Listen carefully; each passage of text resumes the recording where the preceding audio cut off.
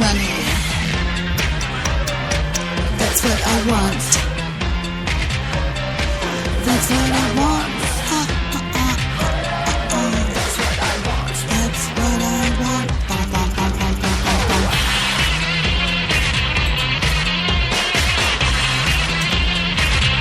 This is a radio USSR coming in from money don't get everything is true.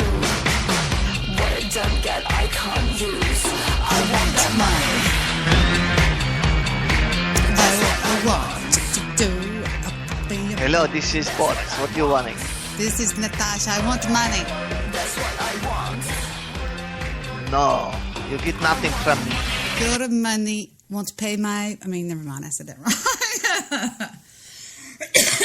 Hello, Steve, person, man, Russian Boris. Don't ever call me unless you are going to buy me some government cheese. You know the rules in which I live by. God, they're not going to convert you. Are they? How is Putin? Me and Putin have good times. We went out one time on our separate horses, don't get homo, and we went out to the lake, and we saw many gooses. Nice. I know. I told Poots. I said, listen, Poots. Poots. We were talking about Trump, the great Trump. I said, Pooty, do me a favor. Don't kill the gooses. And he says, why? I kill anything I want. I said, don't do it. We still never got to finish that conversation. Anyway, Trumpy, with your great wall, how the Americans must fall. I want money. That's what I want is muchos centavos. Maybe I'm better off from Colombia. This is all being brought to you, ladies and gentlemen, on PeSkY out of Chicago, and also simulcasted on Telemundos and ThOsE. Ocho.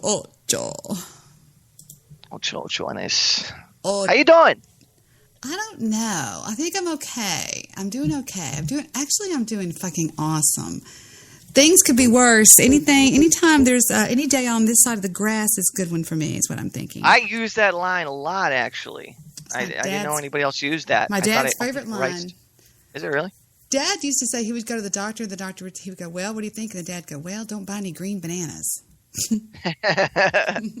That's an old man joke, people. If you don't get that, then don't even try. He was an old man. Hey, how about the cigarette, old man? Oh, you have an ancient Chinese cigarette? You want to share with me? I would love to know, no? You still live by swimming pool with big fat Jew? Well, I don't talk about my client, but I will say one thing right now. He don't mind that I have wee-wee. He just tell me all the time, long time, short time, all time, saying, come here now. And I do. I get my $50. He say, look at him row. Look at him row. Look. Gosh, I was outside so long and I started coughing, like a coughing thing. So this is the new time schedule for me, Deb. This works out perfect, 7:30 Central in the United States, because that means I could actually get to sleep at a normal hour. And most of our normal listeners are still asleep or they're still over gaming with somebody right now, playing one of those online games. I know nothing about what they did or will do. I don't know. Let me check this chat room here and see if we got one. Do we have one? Are we on the air? Are we somewhere? Are we? I don't know. I don't even know if I hit on the air and go live. I don't even know. We're live. We are live right now with absolutely not a word, you fuckers. Guess what I found? I was talking to a guy today about doing my website, and I'm getting ready to just take all this over and put it on a website. And it's on a different kind of a website, and it's a situation where I think you'll like it. Okay. Cool. Anyway, listen, that was a good idea that you just said. What was I saying? Oh, and the guy was wanting to know what kind of a chat room, what kind of a site do you want? What kind of a site do you want? What kind of site do you want? And I said, well, I wanted to look. What does Vic want? Hello. Hey, I just sent you a text message from Cafe Amore. Mm-hmm. right over my parents. Uh-huh. A place we got Italian food. Uh-huh. And so their menu. Do you want? Are you hungry? Do you want anything from there? Yeah, I liked the pasta that you got last time. That was really delish. Do you want to order it? No, I have to do that. Wow. Okay, I'll order it. What was it? It was penne pasta with... I don't know. You got it. The bread was good, too. I don't remember. You surprised me. chicken in it. No Spoiled. chicken. No chicken, just vegetables. But they don't make that. See, I think my mom got it made special for you. Well, just tell them not to put chicken in it. Can they do that? It's no big deal. I guess. What about Steven? Want to see anything? I don't know. You'd have to call him. See, I'm on the air right now with Steve Rush. Okay, I'll call Steven. All right, bye, darling. Yeah, I'll be expecting your call. Excellent. I can't wait till Vic calls me. That was our boss, or so he thinks. Anyway, yeah. Yeah, well, if my boss treated me that good, oh my God, I'd be at work 7 days a week. Shoot. I'm spoiled rotten. Yeah, you couldn't tell by that call. I don't know. You mean I have to order it too? And he's Well- like, no, I got it. I got it, my love. Don't stress. People are all, like that stupid girl used to always go, "Poor Vic," and I'm like, "Poor Vic." It's more like Poor little old me. poor Debbie. What was I going to tell you? Oh, so I told him, I said, here's what I want to do. So I went to the Internet Archive, which is called the Wayback Machine, and it's where you can see anything that's ever been on the Internet. And I went and I put in DebiDaily.com, and there were several screenshots of my old website, right? Right. And on the website that I showed him, it still looks just like it used to look, okay? And there's a place where you can click and it says Show Archives. And there was a show archive that said, "First time Steve Rush calls in." Wow. And I downloaded it. You want to hear it? Yes, that. Now, this should be me just calling in saying I like the show or something like that, right? And asking for a reading or something I didn't even know who you were. Yeah, I didn't even know who I was. Okay, but I have to warn you, when I listen to it, I'm having a very bad day on the show. So when I answered, I'm like, "What?" It's funny. Here we go with from August the 5th of 2010. But now this is when Jake uploaded it to the website. Yeah. So I thought it was earlier than that, Deb. yeah, because see, I got bumped off of Blog Talk Radio. I got 404 June 29th of 2010. So this is when I had my own network going. Yeah. So I don't know when you called in. It had to be in 2009 probably. I'm thinking 9 for some other reasons that I know that were happening. Things were happening in my life. You know what I mean? Okay. Well, we'll just take a listen and see. It's pretty lulzy. Here we go. Lovely. Here we go with the first time I ever talked to Steve. Hey guys, welcome to the Debi Daily Radio Network. Jake here, and you're listening to the first time that Steve ever calls in. He just basically comments on how well Debbie keeps her show up and stuff like that, and then he talks about his career, what he's done in his life and stuff like that. If you go to the right here, you can see the little download button, and once you download, you can listen to on your iPod or something like that. Okay, so listen to it, and thank you for listening. Okay, bye.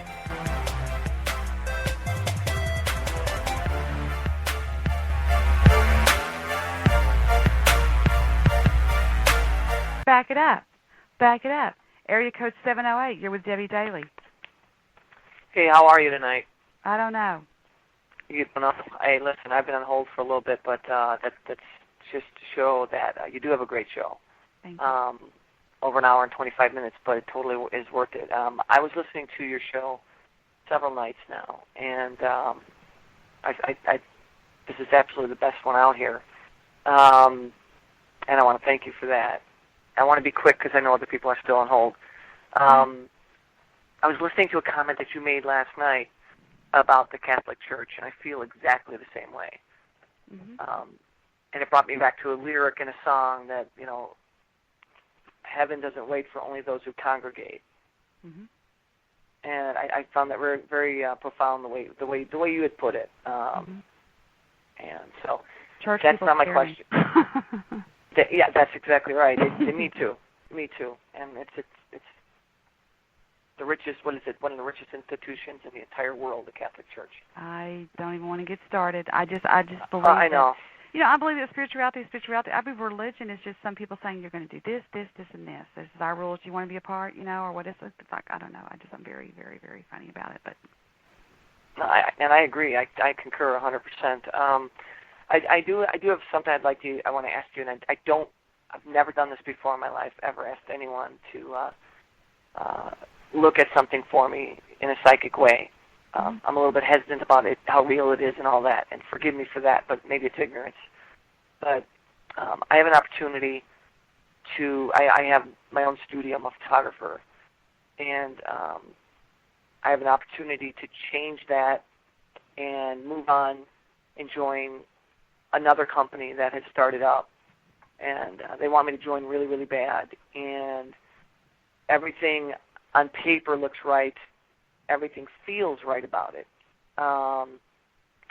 But after 23 years in this industry, it's real difficult if you work your butt off to get your own studio and your own name out there.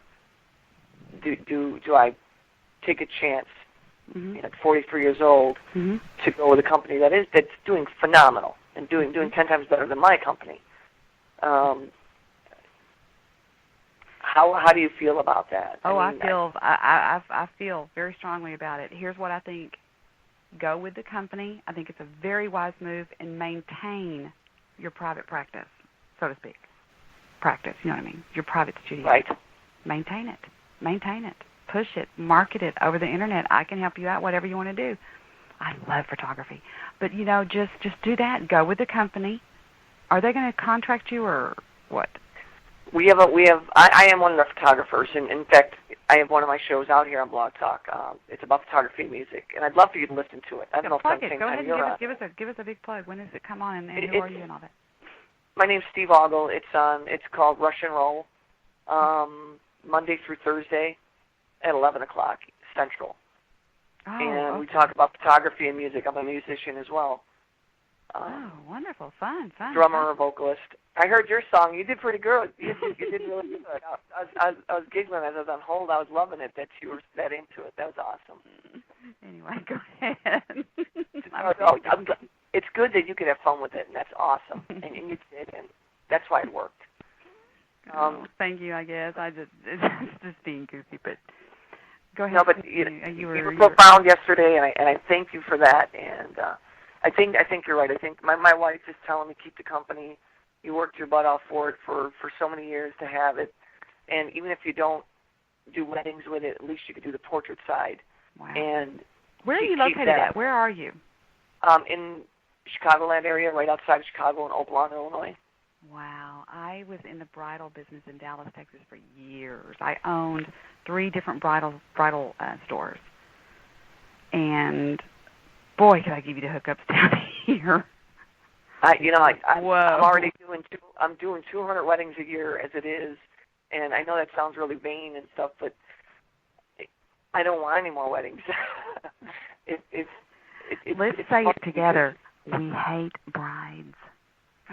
I hate bridezillas, and there's just more of them because the economy's so tough and their money's so tight, and they want everything in the world for the same price that you can't buy a pack of gum with.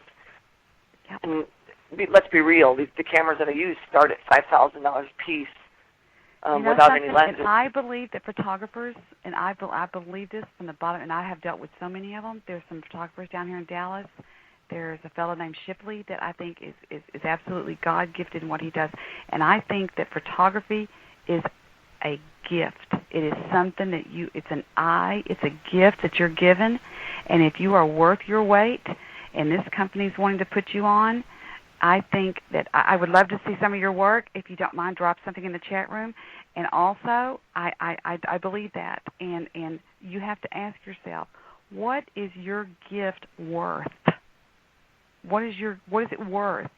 And if you are good at capturing that image for whatever it is, if it's not brides, whatever, I frankly think that you're worth your weight in gold. And thank you very much. And you're right, and I say that to a lot of photographers who work for me. This is about a passion, and you have to love what you do. If you don't, it's going to immediately reflect. And I love what I do. I do nature, and I do landscape. And you could just Google my name, Steve Augle. I'm in your blog. How do you spell your last name? Augle? Correct. Wow. And you could just Google me, and you'll see there's 90,000 pages. I've been around the world and shot all over the globe. I'm excited. Oh, I would love to. You don't shoot horses, do you? Shoot horses. Oh, animals. I love animals. Oh, my God. Shoot horses. I found not shoot, no. I know. I found a photographer one time that specialized in taking pictures of horses, and my God, these were the most beautiful pictures I've ever seen. It's amazing. Some of these guys are just amazing. I mean, this guy would just drive up and down different cities, and he would just stop on the sides of roads in snow and have horses. That's how you do it. Oh, That's exactly how we do it here. We don't have the horses that you have, but there's some stables just outside of Oak Lawn in LaGrange, and I pull my truck over, and I have my gear with me, and I go out there, and you just get a couple horses jumping in the air at each other. Yeah. The dust kicks up, and after you're done editing, or you can have one. You can have one just suddenly turn and look at you, and you can zoom in tight on that face and those eyes. They have human quality eyes almost. They're gorgeous animals. They're incredible creatures. Well, I'll tell you what. I'm excited for you, but do it. That's what I would honestly just tell you. Just go for it. And now I'm going to go and check you out after the show goes off the air. Steve Augle. I hope you do. Thank you so much. AUGLE. And you are a blessing for this. Correct. You're a blessing out here. I tell you what, it's the most refreshing show on Blog Talk, and I went through all of them. I swear, I feel like I have anyway. And we can get I aspire to get my show to your quality. Wow. I really do. Oh, thank you very much. I don't take criticism. I take criticism better than I take flattery. Well, me too. And you know why? Because we're both perfectionists. Yes. We both want it right. We don't take no for an answer. We want to know why it happened, and it needs to be fixed. That's right. And that's exactly how I am. Oh. Well, Steve, thank you, and let's all go over there and do his show sometime real soon. I thank you for calling in, but good luck with everything, okay? Super good luck to you, all right? Thank you so much. Thank you. All right, bye-bye. Bye-bye. Well, that pretty much makes up for all the rotten phone callers we've had all week. That was a very sweet call. Aww. Wow. History in the making. I mean, history. Good Lord. Who would have thunk it? And here we are, all these years later. That's crazy, Eight man. years later. Wow, that's so cool. And now, anyone with any sense who thinks that I kiss your ass, I've always spoken that way. That is the very first time I ever spoke to Debbie. Yeah, I didn't even know I treat women with respect. I didn't even know who you were. I think I can't believe I doxed myself so bad because I didn't know about the internet like that shit. I was just getting to know this forum and stuff like that. So I gave out my last name. I spelled it. I gave out what town I lived in. What street address? At the time. I don't think I gave the address. Almost. No, I almost gave my social security. You said it was on the corner of such and such and such and such or something. Did I really? I was like, what the fuck? Wow. Oh, yeah, I did the same thing. But, when an innocent, thing goes into a den of wolves, I was like Kurt that night. I had no idea, right? Kurt is so cute.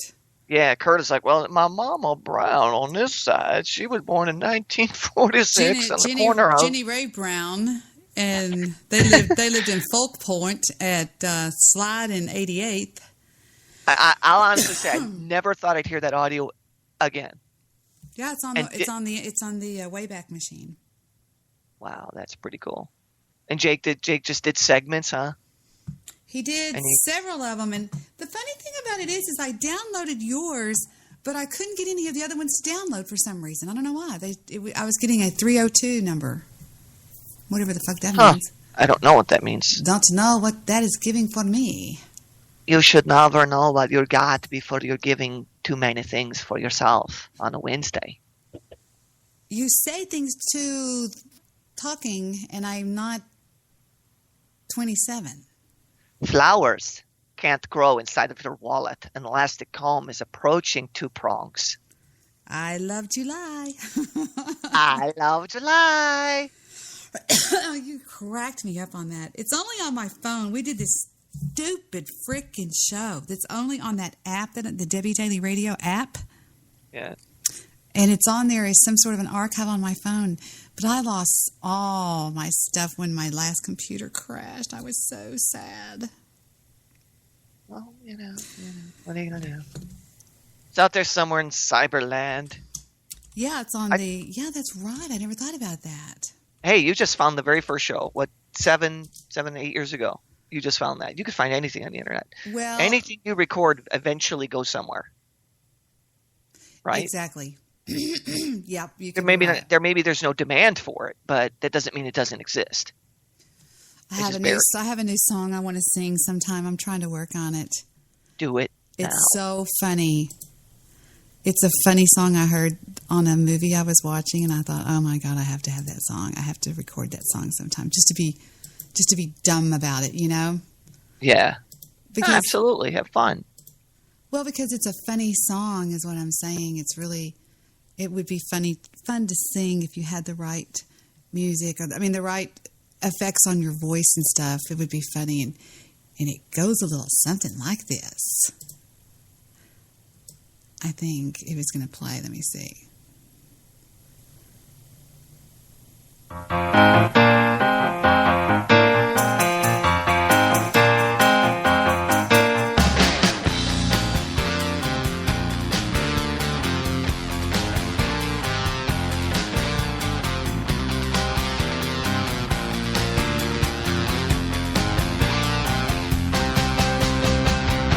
The best things in life are free, but you can have the birds and the bees. I want money. That's what I want. That's what I want. That's what I want. Your love gives me such a thrill, but your love won't pay my bills. I want money. That's what I want. That's what I want. I'm playing with my sound. That's what I want. And here's where we do nothing, Boris. It sounds fantastic. It is this time we can play with our computers, Boris. I am going to hack Mr. Trump today. Trump Tower, my ass. Money doesn't buy everything, it's true. But what it doesn't get, I can't use. I want money. That's what I want. That's what I want. That's what I want. Money. Lots of money. I don't know the rest. See, I don't know the rest of the song. It starts going like money. You don't need to know more. You just keep singing the song and banging the tambourine, Deb. Just keep playing. Good. You don't quit. It's like saying, let's stop sailing. Ouch. Let's just drown. Really? Oh, sorry. Blaine. Horst. Sorry. Yeah, I thought that was a funny. See, I heard it. I heard this one. The person that did the most wicked was... She was called, they were called the Flying Lizards. Listen to this chick do it. I love it. This is from 1979. It's 1 minute and 21 seconds long. Listen.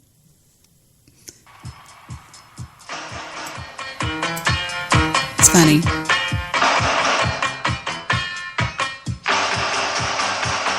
The best things in life are free, but you can give them to the birds and bees. I want money.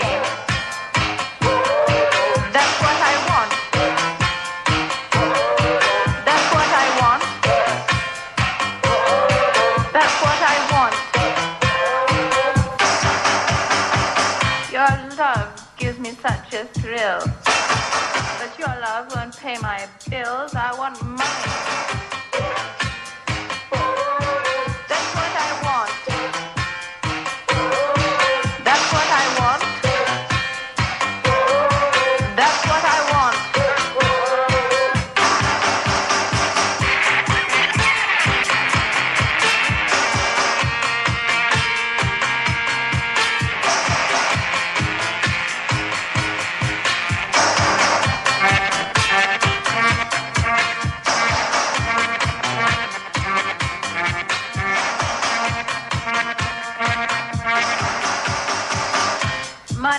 get everything, it's true.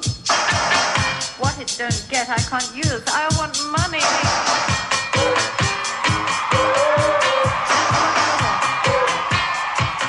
A very, very techno punk type of a band Yeah.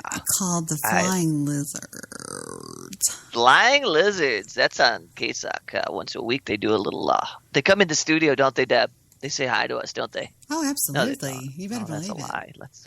You better believe that. I'm saying no. And No, you're they like, do. yes. They come in all the time. They're all the time here. We have everybody all the time here. They're good people. That's all we're saying. I like them. Guess what? I have something for you. Is it money? I like money. Is that what That's you all I want? That's all I want. That's all Just I give want. it to me. Your love gives me such a thrill.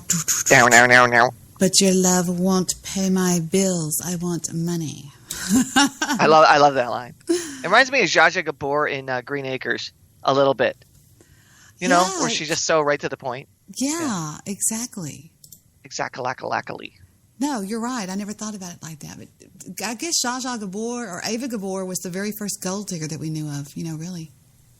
Yeah, it's before I got married. So, yeah. Well, it was before I was even born. So, yeah, I can imagine it's before you got married. I got married at 3. I feel like I got married at 4. Eva Gabor. Thank you, Bloviator. Thanks, sir. It was Eva Gabor. Eva Gabor. Eva.com. Evitios Matakas. I want to tell you something. I once fought her in mad wrestling, and she kicked my ass. I want to tell you something amazing. It's called Tragic Stories of People That Won the Lottery. All right. Now, these are true. These are amazing. And how money will not buy you happiness. So this is exactly in direct correlation to what we were just saying. Well, adjunct to what we were just saying. Wednesday's Powerball jackpot is now expected to be $500 million. Blah, blah, blah. Number 1, RuSsIaN. Chicagoan RuSsIaN found out the hard way that the lottery isn't always a winning game. The 46-year-old had sworn off the lottery except for one more. So he bought a scratch-off ticket at his local 7-Eleven, and he wouldn't even need a single ticket more after he revealed a $1 million jackpot. Khan chose to cash out the reward in one lump sum instead of taking installments. While waiting for his $425,000 check, he would pace frantically. The check was issued on July the 19th, but Khan didn't even have a chance to cash it. He was pronounced dead that day. Authorities determined that his death was of natural causes due to hardened arteries and didn't even conduct an autopsy since foul play wasn't suspected. However, when a relative pressed for more through autopsies in August, the medical examiner's office conducted an extensive chemical test. The subsequent result came back as a shock. He had been poisoned with cyanide poison. Apparently, somebody was going to poison him and take the cash. Boom, boom. Hate when that happens. Andrew Whitaker. Whitaker may have been the wealthiest man ever to win a major jackpot lottery. When the 55-year-old West Virginia construction worker president won a $315 million Powerball in December of 2002, the largest jackpot ever won, he was already worth $17 million. Whitaker knew how to distribute the new mega wealth, pledging to give 10% of his fortune to the Christian charities, $14 million to his Jack Whitaker Foundation, and he gave a $123,000 house, a new Dodge Ram truck, and $50,000 cash to the woman at the convenience store who gave him the ticket. But even Whitaker couldn't escape his own demons. Beset by legal difficulties and personal problems, he began drinking heavily and frequenting strip clubs. On August the 5th of 2003, thieves stole $545,000 cash from his car in a West Virginia strip club parking lot while he was inside. In January of 2007, Whitaker reported to the police that thieves had completely emptied his bank accounts. In January of 2004, robbers once again broke into his car, stealing $200,000 in cash that was later recovered. And in a string of personal tragedies, on September of 2004, his granddaughter's boyfriend was found dead from a drug overdose in his home. 3 months later, his granddaughter also died of a drug overdose in his home.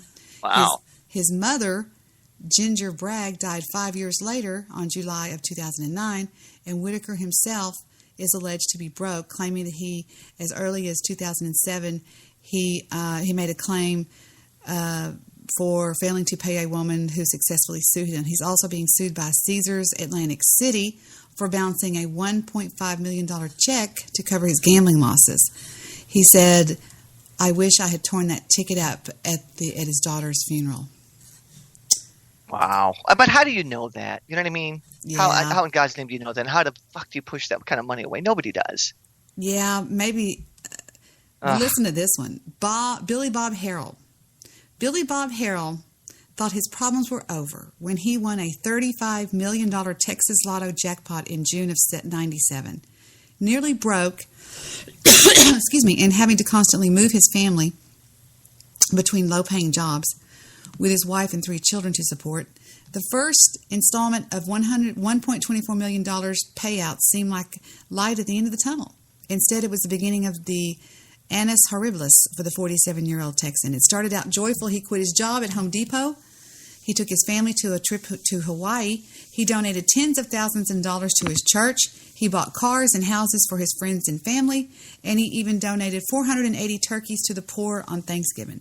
But his lavish spending attracted unwanted attention, and he had to change his phone number several times after strangers would call him demanding donations. He also made a very bad deal with a company that gives lottery winners lump sum payments in exchange for their annual checks that left him with far, far less than what he had won. When Harold and his wife Barbara Jean separated less than a year later, it was the straw that broke the camel's back. His son found him dead inside his home from a self-inflicted gunshot wound on May 22nd of '99, barely 2 years later, shortly before he was set to have dinner with his ex-wife. While family members disputed the idea that Harold could have committed suicide, he clearly wasn't happy with his life. He told financial advisors shortly before his death, "Winning the lottery is the worst thing that ever happened to me." Man, see, I'm of the belief that those negative things were going to happen regardless. You know what I mean? It had nothing.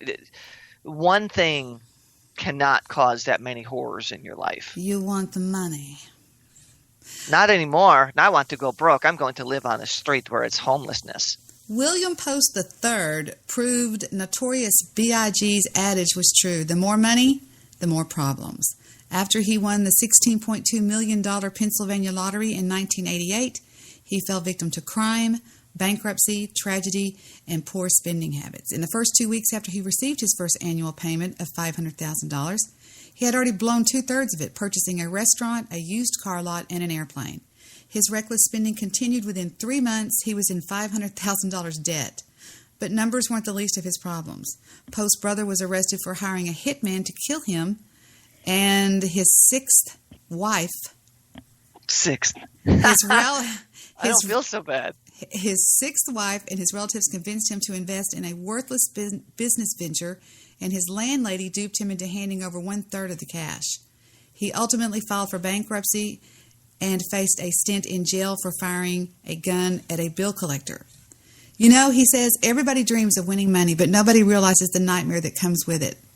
It seemed unlikely that the windfall could do anything but good for Post, who had already endured a hard-luck childhood in an orphanage and a nomadic young adulthood. According to the Post, he told reporters that he was surviving on disability and had a mere $2.46 in his pockets the day he won the millions. Still, the win did little to improve his lot in life, and he claimed, "I was much happier when I was broke." He died of respiratory failure in '06 at the age of 66, leaving behind his 7th wife and 9 children. Wow. Okay. You know, they need to give this is depressing. Give it to somebody smart. Yeah, that Oh, wasn't wait a till you very hear this intelligent one. human. Keith Go. Wait, it gets better? No, listen to this one. Keith Go didn't squander the majority of his windfall fortune. A group of con men did. After Go's wife, Louise, hit the jackpot in '05, the family spent their wealth normally. They bought a luxurious new home, and Go rented a $560,000 luxury box to watch his favorite soccer team. But when he began drinking out of boredom after quitting his job at a bakery, he told newspapers that his wife left him in '07 while being treated in rehab. He met James Price, a dastardly named con man who convinced Go to join him in a series of shady business deals, allowing him to tap Go's bank account to the tune of $1.1 million. Now, here we go. It says Go was also renting a $1.6 million home and paying annual salaries to gardeners and chauffeurs. But his riches wouldn't be enjoyed for long. He died in March of 2010 of a heart attack, believed to be brought on by drinking and stress. And at the time of his death, he had $1.3 million left in the bank that his ex-wife got. Wow. Okay. Wait to hear this. I've heard a lot. Oh, there's more? Yeah, this is number 7. No, this is number 8. Wait to hear this one. Dubbed the Lotto Lord in his native England, Michael Carroll did exactly what those who come into sudden cash are advised not to do. He blew it all on drugs and hookers. According to the Daily Mail, the 19-year-old collected his $9.7 million, which would be $15.5 million in American money, in '02 while wearing an electronic offender's tag, distributed some to family and friends, and then unapologetically frittered away the rest on drugs, gambling, and thousands of prostitutes. The British tabloid reported that in '03, Carroll was allegedly smoking more than $3,000 worth of crack cocaine a day and throwing indulgent parties at his $500,000 home. Perhaps not surprisingly, Carroll's behavior drove away his wife and his young daughter. Just 8 years later, Carroll had already spent all of the winnings. He went back to living off $67 a week with unemployment and said that his humble lifestyle suited him just fine. Well, I guess the party ended, he said. It's back to reality. I've got 2 pennies to rub together, and that's the way I like it. Okay. I don't know. I doubt that seriously. I've had money. I've liked money. Wait to hear this one.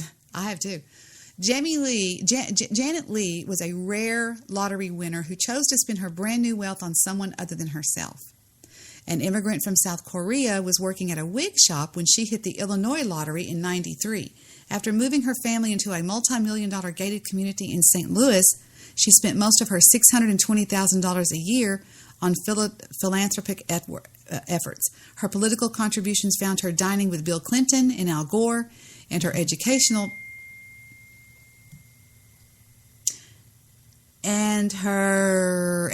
donations put her name in the reading room at Washington University School of Law. But she sold the rights to her annual payment for a lump sum, and in less than 10 years, she was in bankruptcy court to put her debts to rest. Okay, you hear it so much, so there has to be something wrong with these people. They obviously had no idea how to manage money, right? No clue. So when they got it all at once, of course they were going to piss it away. Man. If you get it all at once, you don't know what to do with it. British teenager won $3 million. She showered her families, and her name was Kaylee Rogers, showered her friends and families with luxurious gifts. England treated her loved ones to presents such as cars, homes, lavish vacations. She lived in Cumbria, England. She also spent hundreds of thousands of dollars on partying, breast implants, designer clothing, but in '09, the Daily Mail reported that Rogers was facing bankruptcy. I just wanted to make people happy by spending money on them, but it hasn't made me happy. It just made me feel nervous, and people were only after me for my money. And her final words were, when she moved into her mother and took up a job as a maid, was, "My life is in shambles, and hopefully now all that money's gone and I can find some happiness." And now she can get a job at Hooters because she's got her boobs. Yeah, she could sell the boobs. There's the upside. Yep. And I have make a little bit back from that. I have 2 more. This one is another one from Illinois. Jeffrey Dampier used the $20 million that he won from the Illinois lottery in '96 to start a popcorn business and purchase presents for family members, including his sister-in-law, Victoria Jackson, with whom he was having an affair. But Victoria turned on him in '05 when she and her boyfriend, Nathaniel Jackson, no relation, plotted to rob him. After the couple bound his hands and feet, Nathaniel, her boyfriend, forced Victoria to make a choice. Either shoot him or I'll shoot you. Victoria pointed the gun at the back of his head and put a bullet through his head.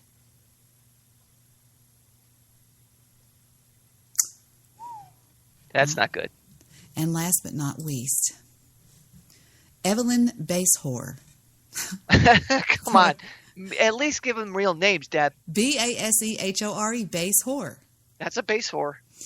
Won $5.4 million in 2 separate lottery tickets. She hit $3.9 million in a PeSkY jackpot, and then won $1.4 million 5 months later, beating the odds of 1 in 15 trillion. But she could not rein in her spending habits. She gave away much of it to her friends. Much of it went to her hefty gambling habit at slot machines in Atlantic City, and ended up saying, winning the lottery isn't always what it's cracked up to be. Everybody wanted my money. Everybody had their hands out. She recently admitted to the New York Post that she still plays the lottery from time to time, thinking, can lightning strike thrice? Yeah, it could, I imagine. I don't know. I don't know. I'm going to get my calculator out and tell me, let's say you win the lottery tonight. Just all right. By some crazy stroke of luck, right? Yeah. And it could happen. Well, I got to play first. Starting tomorrow morning, let's say you win $15 million. 10 million. Give me $10 million. $10 million. $10 million. Okay. All right. What do you do? First thing I do, and I can spend it right away? Well, of course there's you no can. waiting. There's no government. This is just a little play. Okay. Well, if you get the massive payout, they'll take 52% for taxes. If you get the big payout. I buy Jade a house. Wait just a second. Steven. I just fucked up my computer. Hold on just a second. Quit notes. Okay. So we'll make it easy. How much is their houses going to be worth, though? Say $500,000 each, because I would have them in an elite suburb out here. 2, 3, 4, 5, 6. So that's $1 million right there. Minus 1, 2, 3, 4, 5, 6. All right, we've got $9 million. Then I get my house. But wait a minute. Wait. We're fucking this up. You don't get the whole. If you take the lump sum, would you take the lump sum or take the yearly payout? Because when you said 15, I said let's just call it 10, and I'll consider the taxes and everything's gone. So this is the spendable money. Oh, so you would have won a $20 million lottery then? Right. So I got half of that. Right. So you're left with $10 million, and you took the bet. Okay, go ahead. So my kids got homes, and my grandbabies are secure. Right, they're safe, and that's good. So I would buy myself a house for probably $1 million because I'd want a big studio and a music studio and all that shit. Fuck! So. You won't believe who's calling in. Is it DJ? DJ what? He's in the chat room. Just gird your loins. That's my buddy. He's all right. No, don't start that buddy fucking shit. He's all right. He doesn't bother me. He's a good guy. He doesn't bother me either. What? Wait a minute. Where's your fucking intro? You beat me to it. I want some money. Hello? Hello? Hello? Is this the Debi Daily program? Yes, it is. What do you want? I would like to order. That's not my song. No, enjoy hold on. Hail to the chief, his name is Debi. What the fuck? Stop. That's not the right song. You want Boom Boom Hiss? What's it called? No. I need cocky. If I can't have cocky, you know what? I'm going to hang up. I need cocky. No, you're not going to be here. You're not going to hang up. What is that song I always used to play for you? You used to want me to play. It's called a Cocky. Cock-y. Cock, like penis with a cock-y. Cocky. Oh. Let's get this. Hold on. Should I put my teeth in? Yeah. Because you sound like a slubbering idiot. Do I sound like an AIDS-infested Bill Wagner? Hold on. Oh, you sounds like you got 2 days to live. These dentures. Oh, hold on. You know what? If you only put the bottoms in, it's really bad. Hold on. Sound like a beaver that got a pipe instead of wood. Hold on. These taste slimy. Where'd you have them? No, they're slimy. They're slimy dentures. Don't get slimy dentures, children. It's a bad thing. DJ, you're not supposed to leave them in the Vaseline. Why are you yelling at me? Debbie, can we have Cocky, please, by Kid Rock? Maybe. You let me know. Look, I'm only going to live so long. But take your time. There we go. Shall I sing?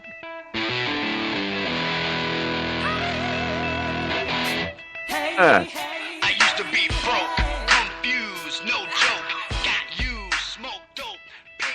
DJ Bad Guy, get the kids off the streets. Should have pulled that. The guy we love to hate and hate to love. What's up with you, you rotten piece of... You rotten to the core. You rotten to the core, man. You fucked up. I am. So, let me interrupt your program a minute. You started extremely early. I can only assume because you want to hear my show later. Is that what the deal is?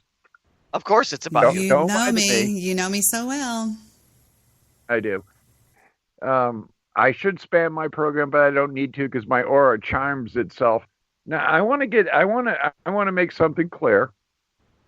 I meant to invite you to the first real evil show, Return. It may not be a good thing because we have people that shoot themselves. That's not funny. I'm just saying in the past we've had co-hosts that just can't take the program and they off themselves. Darling, Steve, this is Debbie fucking Daly. Couldn't come on the first show, but Steve, he said he was going to say some naughty things to you prior to coming on the program. And I don't know. I listened to your show, and I think one of the best episodes you had was when, and I do listen to the program, and I actually turn the audio on because it's good stuff. But Steve and Angry Bong were arguing a couple episodes ago, and it gave me like almost I'm going to say an 8 as far as the erection meter, and they were going at each other, and wow, I shouldn't have taken that last pill. Hold on. And I didn't interrupt him, you liar, pants on fire. I never said you interrupted him. You always... Guy Shay, Jesus, you lie like you were 25 Exactly. People so Steve wonder. said he's going to tell you to go No, fuck he didn't. yourself. No, he didn't. No, he didn't. No, he didn't. No, he didn't. People Yes, he wonder did. why Don't lie, people Steve. like the likes Don't of Steve. people wonder why the likes of Guy Shay and I are so cocky. It's because if you could have seen me and Guy Shay 20 years ago, you'd be cocky too, motherfuckers. Okay. Now, you need to admit on your own program that when Steve stared at my testicles less than 6 months ago. You mean the 9.8s? I forgot.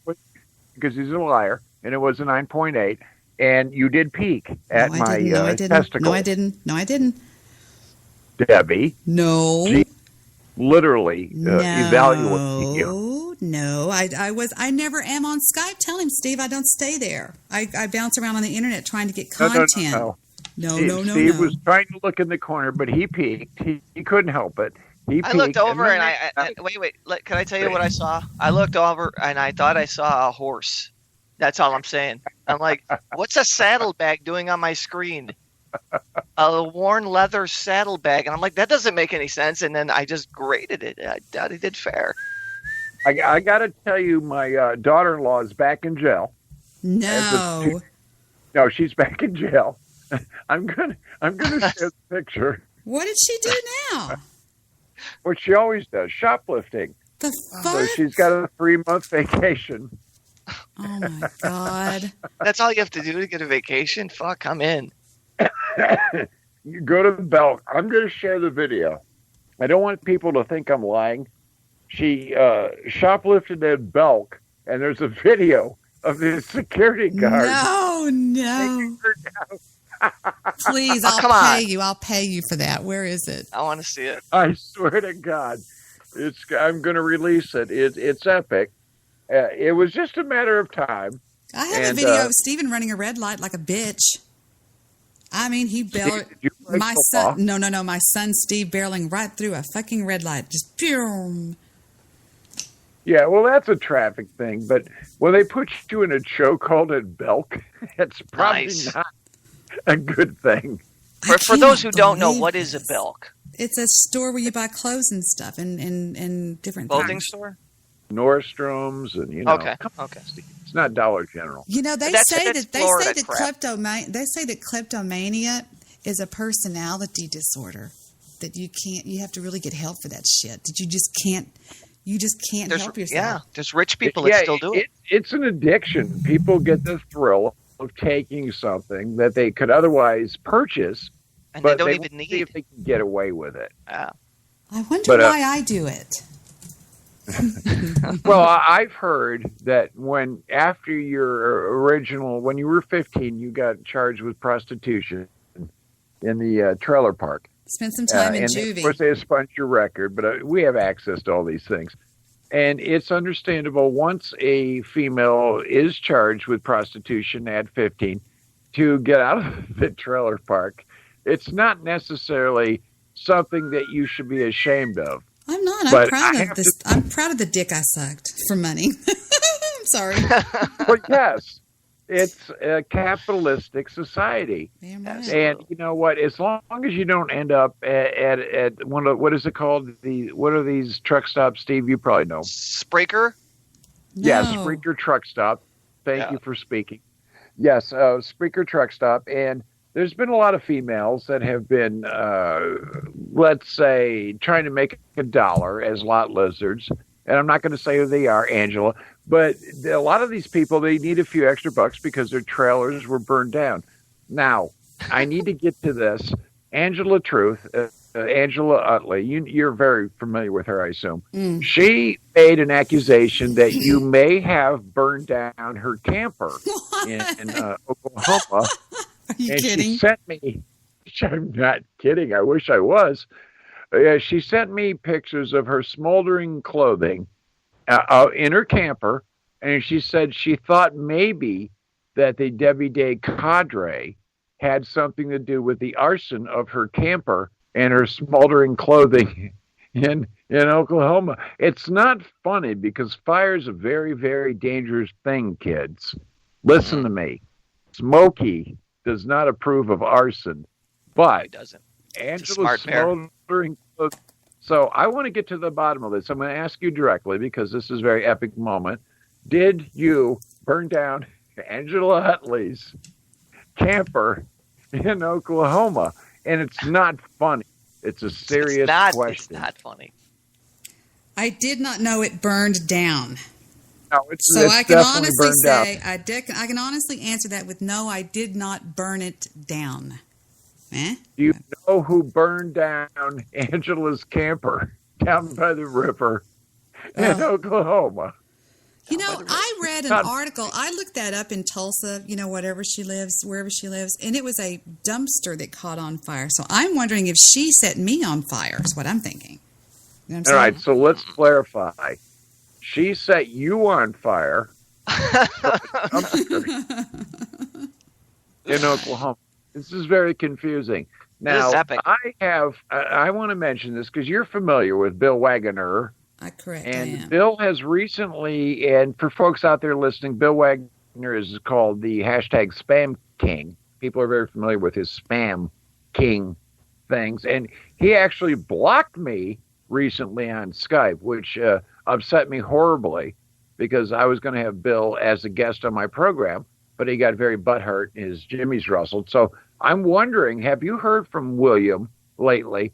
And before you answer that, let me say this. I helped Bill Wagner 6 months ago, not even that long, when we were on a video call on Skype, and he called into my program, and he accidentally had the video on, and it looked like he may have had spam AIDS, and his hair was in the buzz cut, and obviously he was living with his grandmother.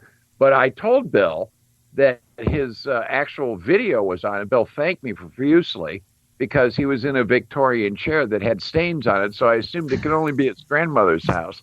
But do you know anything about Bill recently? I'm very worried about William. Oh, yeah. He called into my show the other night. Did you hear that? No, I did not hear that. I'm worried that when I saw Bill, he had lesions on his face, and he had his hair buzz cut, like maybe he was in Auschwitz or something. No, so I'm worried that Bill has contracted an STD, maybe AIDS or something, or spam AIDS, and I'm worried about William. So I want to make sure he's okay. It's only buzz cut in the front. You've never seen the William Wagner hairdo? Now, I saw the little thing in the back, what do you call it, the handle for his significant other. But I'm trying to understand why William would block me, of all people, because I am enduring and loving and understanding of all people ever on Spreaker.com. I just don't get. I don't understand why William would block me, of all people, on Skype, the one that stuck up for him after he pissed on an American flag. I just don't get it. It's a little confusing. I don't know. I very- really don't know. I think Bill should call in the show. He's probably listening.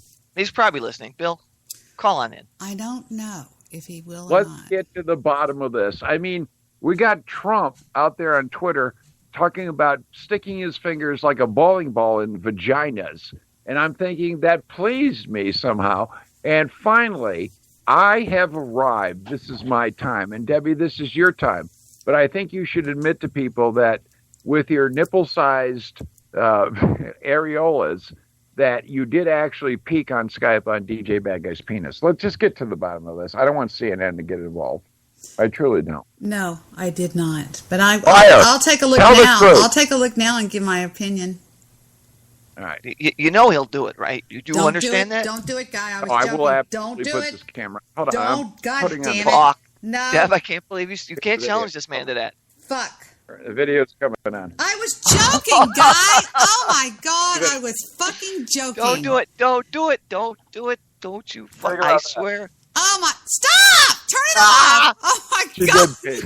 I did. Ah! There it is. Oh, my God. You're horrible. You're a madman. What was that? I couldn't make it. It was too I close.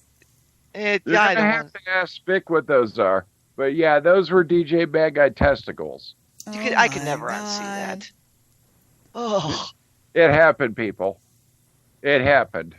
Another epic moment. You know, the funniest thing you ever did was one night when your son and I were talking we were both on webcam, and you took a donut and held it in front of the look at his face. He looks like a god or something. Look at his teeth. Look at his beautiful teeth. Those teeth look very expensive. Yeah, they're 2,000. I'll sell it half price. Give us a chop like that. And Fuck, I'd see what you had for lunch. He takes a donut, and then after he takes the donut, he takes a wiener. Look at that beautiful face. Such a dork. And he starts sticking the weenie inside the donut. And I thought I was going to lose my shit laughing. It was funny. It was a glazed donut, by the way. Yes, it was Well, pretty afterwards, Krispy Kreme. I mean, we normally use Edamons, but Edamons chocolate makes me feel like I might be a race trader. So we like to stick to our own glazed donuts. I agree with you. You know a German something? thing. You have a mouth that makes a heart shape when you smile. I do too. You That's see that? not sort of gay. You see that heart smile? See how it makes his lips make a heart? Looks like the Joker to me. You've been out in the sun. What have you been doing out in the sun? Being a hacker? No, that's my natural skin color. I'm my Germanic part of me, my DNA. Believe it or not, I assume there were Sicilians that fucked the people when they took over Germany back in the days of Rome. This is a lot of DJ Bad Guy. This is a lot. I have a natural we're learning. olive complexion to be mixed with my Irish self. So German, Irish, and probably Sicilian fucking in there. So I got a natural tan, not to be confused with non-Aryan. Look at my screen. We have a lot of DJ Bad Guy that started flashing at us. Well, I don't know. I just I don't know what I was going to say. I'm from Scotland and Ireland, originally from Germany, but they migrated to Ireland, I believe, or something like that. What is that in the corner of my mouth? Hold on. I feel like a faggot. I don't know. Hold It's on. white. It looks like you just got done pleasuring something. It is. God damn it, the glory hole didn't pay that good tonight. Hold on. The guy's got to make a buck. That's horrible. He's really shy. That's what you don't understand about this guy. am. No, I know you Very are. reclusive. I know you are, Very because you're reclusive. just as red as a beet right now. You get so embarrassed on webcam. It's funny. I love it. I do. He pulls his dude jigger out on camera. I know. He's really shy. It's very embarrassing for me to do that. He's very proud I only of it. I only pull out my genitals for certain people in public. Well, we're honored that this is the second time we got to see your junk. Yeah, I mean it's like Toys R Us and the Debi show, you know. I'm very honored. Yeah, exactly. Slinky. Remember that Right, song? so- yes. I don't care. Yes. That reminded me of other. We annoying zoom in. things. We're almost zoomed straight into your nostrils. It is. You know, I picked my nostril hairs earlier. Oh my today. God! Do you mind? I swear to God. It's very annoying when you hit a certain age, over 50, you get nostril and ear hair. I have I'm serious, look. 27 inches of nose in my screen. We have a DJ Bad Guy billboard. Absolutely. I'm going to start a GoFundMe account because I think I need plastic surgery on my testicles. At a certain age, gravity takes over. It's very, very annoying because you could sit on your testicles and you could collect Social Security people. You could hurt your nuts. Have you worn boxers all your life? Yeah, no, I don't wear boxers. I wear I'm sorry. Is my time up? Is the eggs done? What was that noise? No, nothing. I was There's just no noise. I heard a ding. Maybe it's me. I should have taken that last pill. But what was the question? I said, did you wear boxers all your life? No. You have to keep your shit coddled and warm.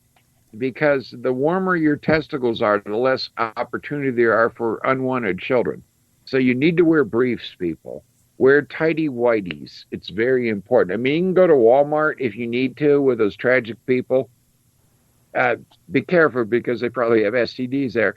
But you want to make sure you get very comfortable briefs. Do not get boxers because your nuts will sway and gravity will take over. And if you wear briefs, it will make your testicles warmer, hence less tragic unwanted pregnancies. I feel like we just knocked on the door. Steve, look at it like this. We knocked on a door, and there's a giant in the house, and it's DJ Bad Guy. Literally, That's if the you guys door. could see it, there's a massive screen, and all you see is his face, his mouth, and his nose. It's funny. And sometimes his size. Huge. It is huge. So I'm going to pull this down to my testicles one more time because Steve didn't give me the right No, I rating. saw it. No, we're. You know what? Are you sure? I dare I'm you. I positive. will You're at 9.8. screenshot you and own your ass. Oh, no, that doesn't bother me. Trust me. He doesn't fucking care. I do not care at all. So thank you for allowing me on your program. I have to prepare for my shithole program on this fucked up cell phone. And thank you very much. People, man. press Wow. like on Debbie's program. If you don't, I'm probably going to TI you and dox you. Seriously. He's not joking either. He's just acting like he's joking. He will fucking own you. Absolutely not joking. No, he's not. All Don't right. let the laugh fool you. DJ Bad Guy Exactly.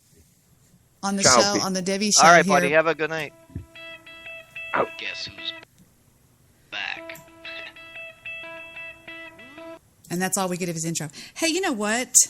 What's that? Goofy Bone did a show last night. He was on BTR simultaneously on TalkShoe and simultaneously on Spreaker. He had nobody at his Spreaker chat, nobody at his Blog Talk Radio chat, and I didn't check on TalkShoe. How are you two doing? Are you guys getting along? How old is your girlfriend? 29. I can tell because you're starting to say everything. How are you guys doing? You said doing. That's a Kardashian. That must have been my mic. I didn't realize. No, I'd never do that. You said doing. I swear to God, if that was a click in the radio, I would never make that sound. But no, she's 29. She's much younger. She's She's too many younger. times younger for you. Well, you know, if you've been doing this as long as we've been doing it, you should pull a live audience. Although technically that's not what podcasting is meant for. It's meant for to be there for the replay. Yeah. Ouch. Is he still on the call? He's on the call, isn't he? He might be. Did he pick back up? But I do. That's what you're hearing. You're hearing that clicking from him. Bad guy, you still on the call, buddy? he is, isn't he? Yeah, that's not me or you. You know that. Look at his screen. Look what he did. He just set it down. Look. Oh, shit. He's just looking up at his... He forgot to turn it off. If he dares to do anything bad on that camera, I'll kill him. He laid his phone down and he didn't hit stop. Oh, my God. I know he's not going to have enough batteries for a show. We're sitting here looking. We're sitting here looking. Let me show y'all what we're looking at. Oh, I wouldn't do that. Because he doesn't know, I wouldn't do that. You know what I mean? I know exactly what you're talking about, Apocalypse, and I agree with you completely. God damn it, he hung it up. I was going to screenshot it. He's funny. He's a funny guy. Yeah, he's very funny. He is. He's like Joe. He's just got that humor about him that's ridiculous. But Joe's a little bit more punchy, a little bit more quick to bite, would you say? Maybe? Yeah, he doesn't like to get it back at him. He has a hard time with that, but that's just how he is. It's fine, Oh, I accept it. The fun outweighs the issues of that. Because we all have our own, like I have my thing where I could be a dick, and I guess we all have our different ways. Everybody has their clique, and that's his clique. Hi, where Mr. he's just White. short-fused. Hi, Mr. White. Mr. White. In the crib. Hello, in the cribizzle. Mr. Bloviator. So many people are perplexed. Like, what are you guys doing on right now? They're like, what's going on? You guys don't do this? Where's Reds? Are you calling Reds Bloviator? No. I am. Well, Bloviator was here. He's right. He was. Yeah, I don't know if they still are or not, but they're there. They were there. I was looking at the image that Apocalypse had posted in the chat room. Joe did a wake and bake just before this with Darren. Oh, okay, that's good. Let's go see what they talked about, shall we?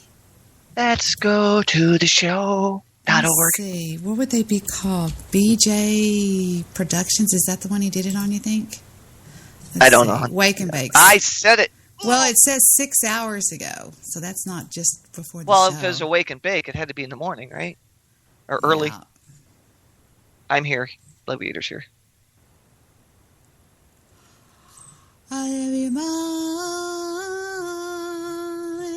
That's what I want. Mm-hmm.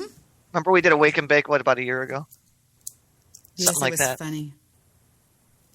Because I got home from work and I'm like, I can't sleep. You want to do a show? Sure. You woke I think it was like 6 in the morning. You woke me up. It was like 6 in the morning.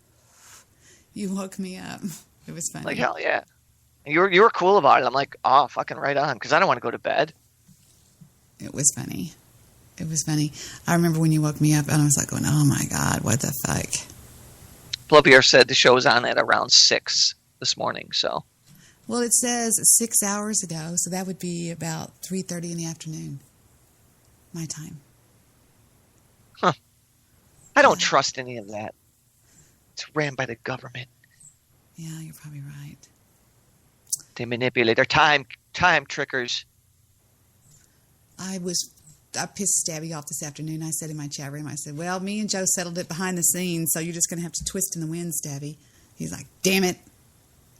Yeah. Mm-hmm. It'll get worked out. It'll get worked out.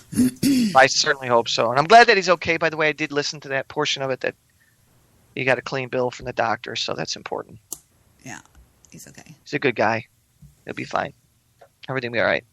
He's all right. He's okay. He's going to beat it anyway. Blah, blah, blah, blah, blah, blah, blah, blah, blah, blah, blah, blah, blah. Well, we're going early today because Steve needs to go to bed at night, he said. So he said. Well, yeah, exactly. I'm sorry. What it is there's certain days of the week I promise I'll be in earlier for lighting reasons, and so I'll be there right before the sun even gets up. And for me to be out here 4 in the morning, it's impossible to feel anything. But there are days when I don't have to do that. So the rest of this week looks like that. So this is Betty true. No, the show I was talking to you about that we did happened a long time ago, and it's on this app here called the Debi Daily app, and it's called Your Daily Rush, and it was December the 7th of 2014, and for some reason we were just off the chain crazy. I don't know what it was. Here, I'll play it off my phone. Listen, if it'll play. Let's see if it'll play. That's good. I don't know. It's My son's an absolute duplicate of me, except I never smoked. Smoked weed when I was young, but never smoked cigarettes. But my son, like, he partied and like he freaking was always in shape and worked out. My son is built like a brick shit house. You know, he works out all the time. He's exactly like me, high energy, always like boom on everything. But he likes to drink a little bit too much for being 24. kind of crazy, but he's a good kid. He This ends funny. God, he makes beautiful grandbabies. Oh, my Lord. Papa? Oh, yeah. Was his papa a Rolling Stone? No, I never laid my hat anywhere, man, because I knew where home was. And when he died... Oh. I'm still alive. Oh, that's right. I forgot. Damn it, that song does not apply to our moment. Okay, I'm seeing that right now. Uh-oh, I am also seeing something else. Oh, Steve-O, must get phone you. Thank you, hold on. Let me get line 47. Line 47. Pick it up. Hello, I want to talk to you about something music. Wait a minute, that's not the funny call. Let me go to the funnier call. We had a funny call that came in earlier on that. It was really dumb. You called it. You nailed it when it came on. You said, oh, you must be calling from, I don't even know where it's at because there's just nothing here but just... Tonight. I'm calling All right, for well, you. give me a favor, call another station that cares. Oh, well, no, we do at K6. Let me tell you what. What do you got on your mind? Talk to us. No, that's not it. It was so funny. We were laughing our asses off with this band. This is one of the funniest times I've ever laughed with you.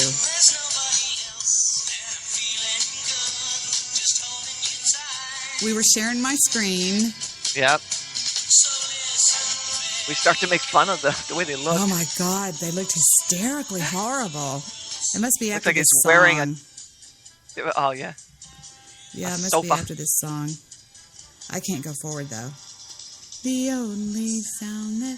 You know something? I can send this to myself. Let me send this to little me. You deserve it. Send it to yourself. Mail. I can send it to Debi Doo-Doo. How about that? Yeah, I can do that. And the subject would be blah, blah, blah, blah, blah, and send. We should hear the jet airplane. It just went... Nyum. There we go. Now we can listen to it on the... A much better quality, yeah. Yeah, because pretty that's awful. kind of getting on my nerves listening to that thing. I have Very something tinny, else. very I high have pitch. something else in just a minute that we're going to do that's really funny. I think you'll like it. Cool. Going to my email, ThOsE. There it is. From Debbie Montoya. And it says, no. Are you friends with her? It sent me a link to Spreaker.com, you mullet. Can you play the link, though, from your computer? No. It's the same thing. Oh, it's there. Oh, my God, it's still there. 2 years ago. Let's see if I can play this. Ooh. Take it to Steve. Oh, that's right. This is the day that we did that, too? That we actually did the demo number 3 that I play sometimes. It goes, and the entire thing, Steve, plays out like this. Listen, it's really funny. Don't ban yourself, Deb. Do what? Don't ban yourself. Somebody from this IP address is trying to log into my Google account. Really? And Google is so secure, they said, we prevented it. Yay. Go Google. They just want to be me so bad. I just want to be her. I want to get into her accounts. I want to know everything about her. I just want to do her. I just want to be her, damn it. I love that voice. That's a good voice. I can never let her go. I can't. I can't say goodbye. She's just the queen of my life. Well, what did she do? She threw me off of her show one night because I was telling her I wanted to hang monkeys from the tree and burn them like baboons. That sounded stupid, didn't it? Well, you can't burn a monkey like a baboon. Oh, God, I'm sick. Oh, you're looking at my screen. That's right. You can see what I'm talking about. I am? See right Oh, here nice. where it says, you look Okay, for now I this IP addresses. And it says, Jose John, California's. I see that. Right by the Guadalupe Freeway. Guadalupe Freeway is brought to you by the people who build the roads that are very good with a lot of government cheese given out on each expressway entrance or exit. Jose, what, Cisco? We've got road to build in San Jose. CC. It's right by Guadalupe Freeway. Get out the ukulele, sing a song for the mama. Okay, Jose. Okay, Cisco. Mama, I'm building the roads in America. I want to come home and eat tamales on your porch. And when I'm coming home, please tell Maria that tomorrow night the bass are going to scorch just like Geddy Lee slapping that bass. That's right. Brought to you by those good people at the Debi Daily Network. That's right. This song, by the way, is downloadable on iTunes. If you go right now, you can get a copy of it. Yeah, it's called When I I'm... believe GuadalupeExpressway.com. What about the Guadalupe Blues? Ooh, we should write a song right now. We should do that. We should be creative. Let me get the slapping that bass back up here. All right, ready? I got the Guadalupe Blues. I'm on the highway. And I gotta build a road. Either that or I'm gonna go back home to Mexico. Eat tamales on the front porch with my mama. Tell Maria I'm coming home soon. Take it to Steve. I want to run away, but I don't have a place to go. Singing this song. Everybody wants me, but I don't know. That's so beautiful. So I'm going to buy a camel, and I'm going to run away. Oh, Stevie's so good. I'm going to go on this show called Debi Daily. That's very pretty. Shut up. What is wrong with us? I don't know. It's too much time, too little time, too many times. I don't know. It's one of those times. What time is it? That's a good question. I don't know time for Let's it. ask people from all over the world. We'll get different answers. There's a kind of hush, ooh, all over the world tonight. All over the world, people just like us are falling in love. No. Forever and ever, there's the two of us, ooh, and nobody else tonight. There's nobody else. What is your mic doing? I don't know. What did I do? What did I do to my mic? No, it's going. I'm not moving.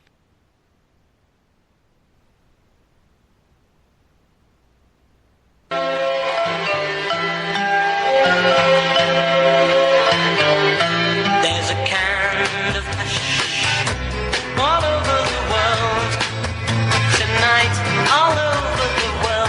You can hear the sounds of lovers in love. You know what I mean?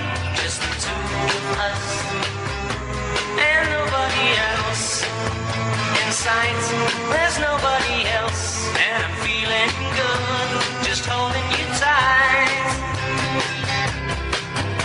So listen very carefully, closer now, and you will see what I mean. It isn't a dream. The only sound that you will hear is when I whisper in your ear, I love you forever and ever. Now I'm with Steve Rush, ooh, all over my show. And now, I think it was when we started listening to that guy. It was the Hermits, wasn't it? Yes, it was Hyman's. Let's. I got to go for it. I got to hear this. I got to laugh. She's a very mean lady sometimes. I don't like her. Little Judas Priest. From 1967. This I like them when they're live. I don't either. Come. I come twice today. How about you? Any good luck? What? I know come. Sick person? I know come today for you. I'm thinking of Zachy person. What Steve and I are doing is we're doing two immigrants who do not speak English well, and they say everything all wrong. And Right. when we're in a really, he called me earlier on my cell phone and I picked it up and we just went crazy doing it. It's real spontaneous and it has to be right at the perfect mood and the perfect timing for it to really click. And he's so much better at, Steve's actually funnier than I am. And but the thing about it is we both just crack each other up. And we bounce off each other really well. Yes, it's funny. And I've got to find this, Steve. Just be patient. I think that no, I believe you did Wrecking Ball on that show too. No. This wasn't Wrecking Ball. Not that one? No. A different sound of a voice. He has mucho voice sound. It sounds like that he has multiple personalities inside of one. Maybe he's like Geddy Lee slapping on the bells. Listen. Could be Geddy Lee. He likes to pick it up and slap on the bells. Nothing wrong with it. I like to slap it at the bells. How many days do you pick it up and you slap on your bells? I slap at that bells on Friday and 2 times on Saturday 14th. I don't know what that means, but it sounds like a sexual moment. I have many sexual moments on Friday at 3-9. 3-9? 3-9. That's the size of my caterpillar. I know. I see caterpillar mini muchositas, time tacos, enchiladas. I like July. Don't talk to me right now, sister. That was when you go, I like July. I'm like, what the fuck? Okay, then we go into Sister Christian singing that stupid song. And then Winter Christian School. This is a true story. So No, not of which you speak. Be up your skirt. Take it to Steve. Go. Put a box of Gritto in a glass of water, then listen to it fizz. And Gritto spelled sideways is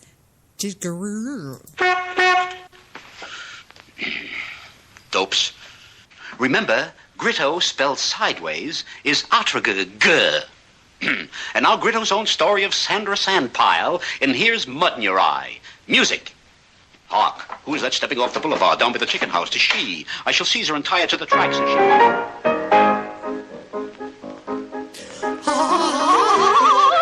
I hear the voice of spring in you.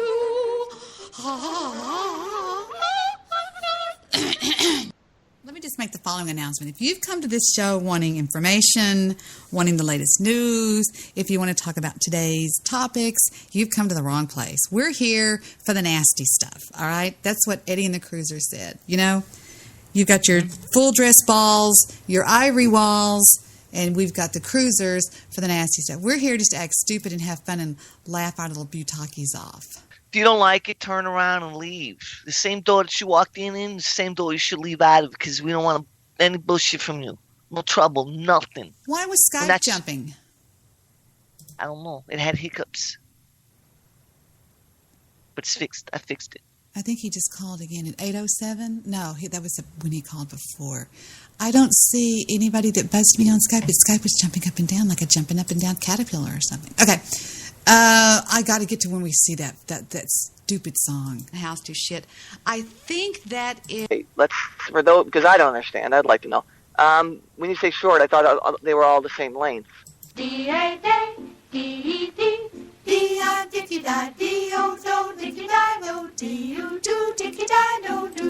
in the front row, she points to her eye, left it, she points to her left. That's who we think is stupid as Texas Aggies. Up in Chi-Town. Well, you know, up in Chi-Town, here's what's happening, Debbie. Let me give you a little... I was Tom Sawyer, and we...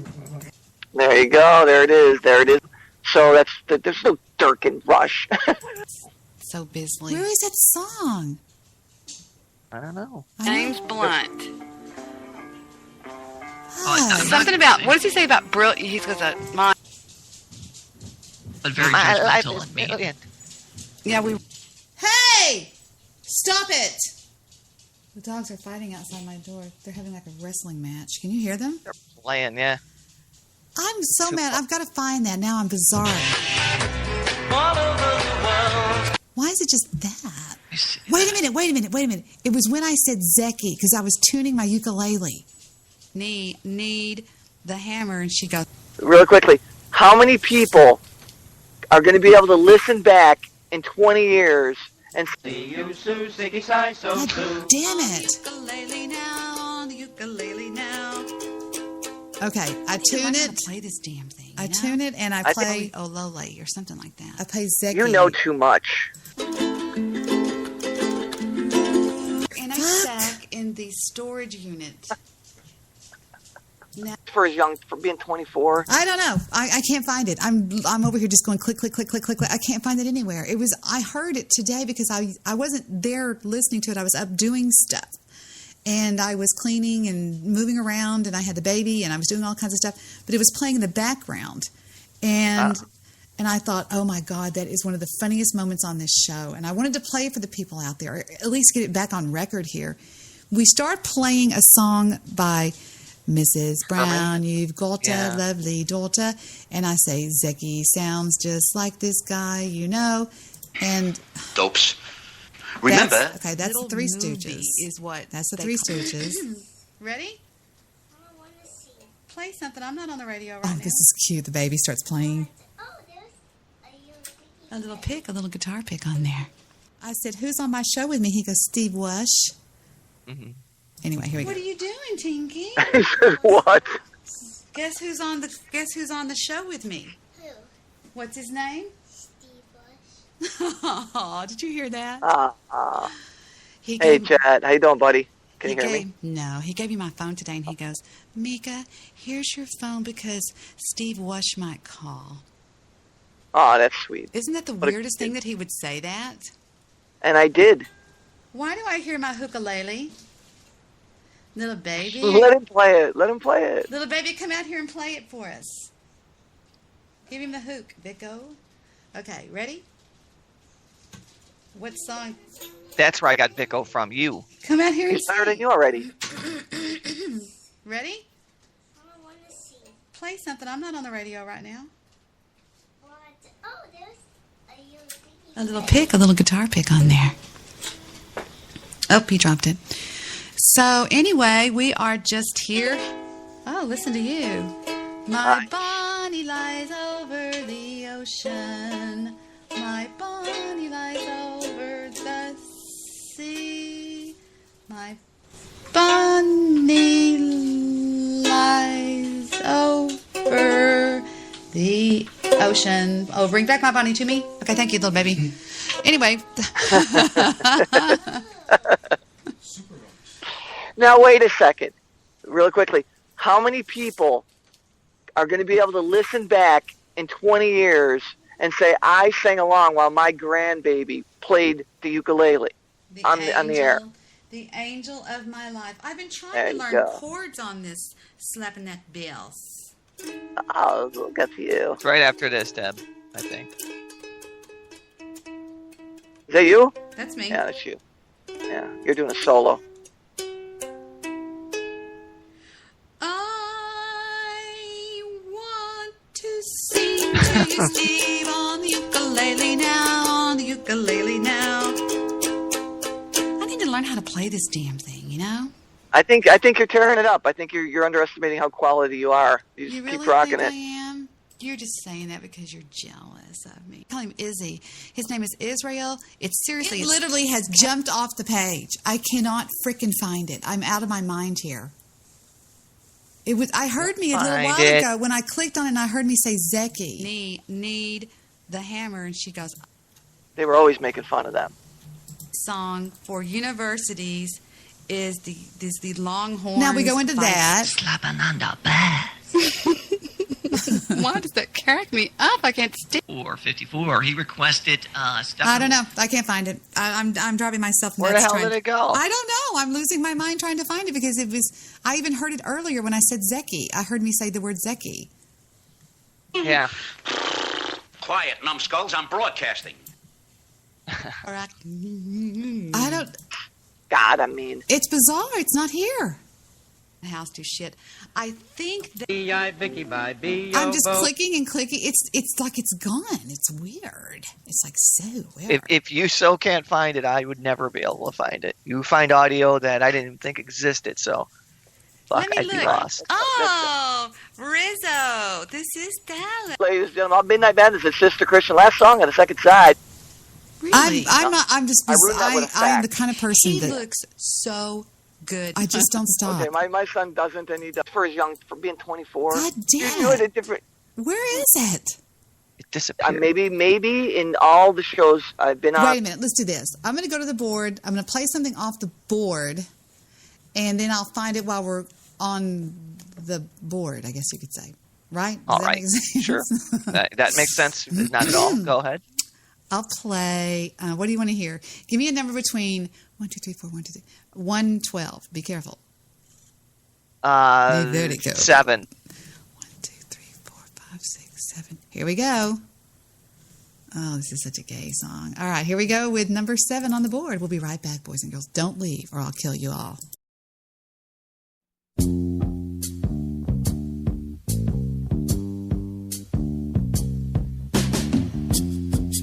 Hey, say, wait a minute. Where you going with that suitcase? Hey, wait a minute. Listen.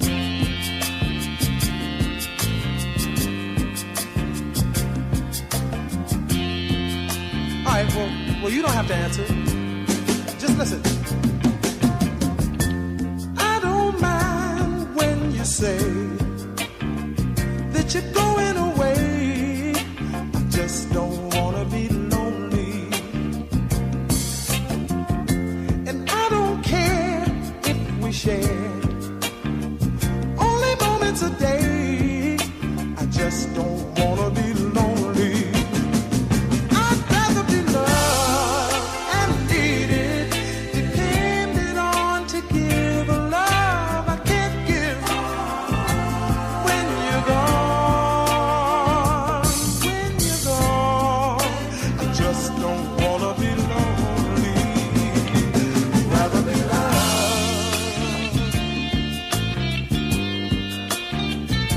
I'd rather have your sweet love, sugar.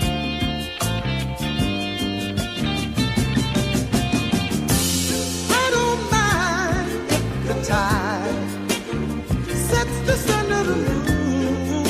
I just don't wanna be lonely.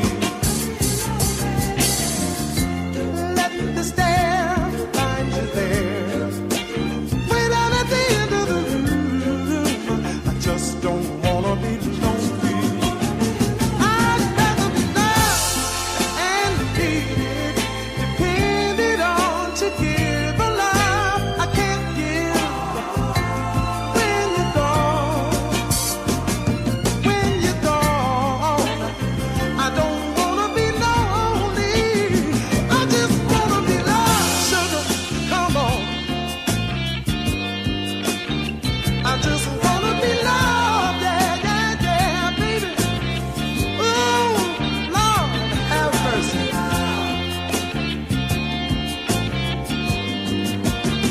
I'd rather be loved and needed, depended on to give a love I can't give when you're gone. When you're gone, I don't wanna be lonely. I wanna be loved, baby. Yeah, come on. Give me that sweet love, sugar. I wanna be loved, baby. Give me that love, sugar. Give me that sweet, sweet, sweet love, sugar. Give me that love, baby. I don't wanna be lonely, baby. No, no, no, no. Give me that love, sugar. Come on. I don't wanna be loved, no, no.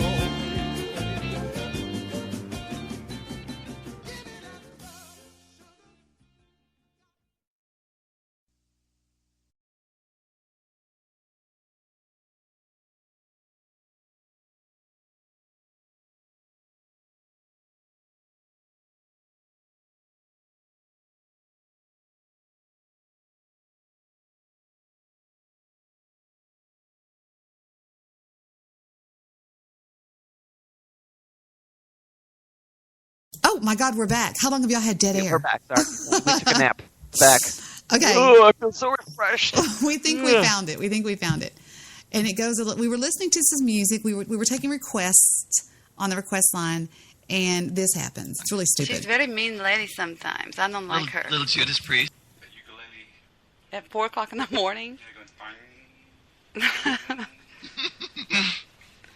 Ignore the sound of the little bitch in the room now. Hey, you know what? If I heard that at 4 in the morning, Oh my God, I was so mad at Vic that night. You won't believe what he did. He pulled a maroon move on me. I was so freaking mad. I know. I just pulled away into a different subject right away. Yeah, that's why I said ignore the little bitch in the background. I was so fucking pissed off at him. Well, maybe I better not tell you. Yeah, that's good. Let's go. Keep going with this. Okay. I want to hear this audio. All right. Breaking me some ukuleles. That's all I'm saying. Heather said, what did Heather say to Jet? She goes, do it again and I'll break this guitar. And I said, she's a guitar breaking mama. That would be a good metal song. She's a very mean lady sometimes. I don't like her. Little Judas Priest. From 1967. Guess who's actually in the studio? Go ahead and let him in the studio. In the studio. Guess who we have tonight, Deb, with us? Now watch Steve fall right in line with me. Right in line with me. He just falls right like playing dominoes. He just places the next domino down, and that's hard to find in this business. Herman's. Hermits. Come on in, boys. 60s. Hey, welcome, guys. You guys look great. Oh, I like the bell. Plug it in right over there. Help him out, Matilda. Yeah, that's fine. Yeah. All right. Line 5's open for them. Let them use that channel. There's a kind of hush all over the world. Look at that guy, Steve. Tonight, all over the world. Look at him. You can hear the sound. Look at him smiling. Goofy idiot. You know what I mean. Just the two. And nobody else. In sight, there's nobody else. And I'm feeling good. Just looks like he's going to throw up. Can you see him, Steve? Yeah, he's scary looking. This guy didn't have a microphone. Look. He's still singing here. You know, I love that jacket. Was it? It looks like somebody's fucking sofa. It does. In 1960. Like they popped the buttons off and they took the material off a jacket of a sofa. Made a jacket out of it. Look at his face. Look where he's looking over to the Looks right. like he's going to take a shit. He's got this look on him like I'm constipated. Look at his face. Look. I got a poo. Tell me that isn't I got a poo look. It does. He's looking at one eye. Look at him. That's the ugly. That's the original La La guy. The Trolley Yoli Yoli guy? Mm-hmm. Look at his face. Steve, have you ever seen the Trolley Yoli Yoli guy? Oh, here's another one that you love, Steve. You sang it one night when I was on my other show on Blog Talk Radio.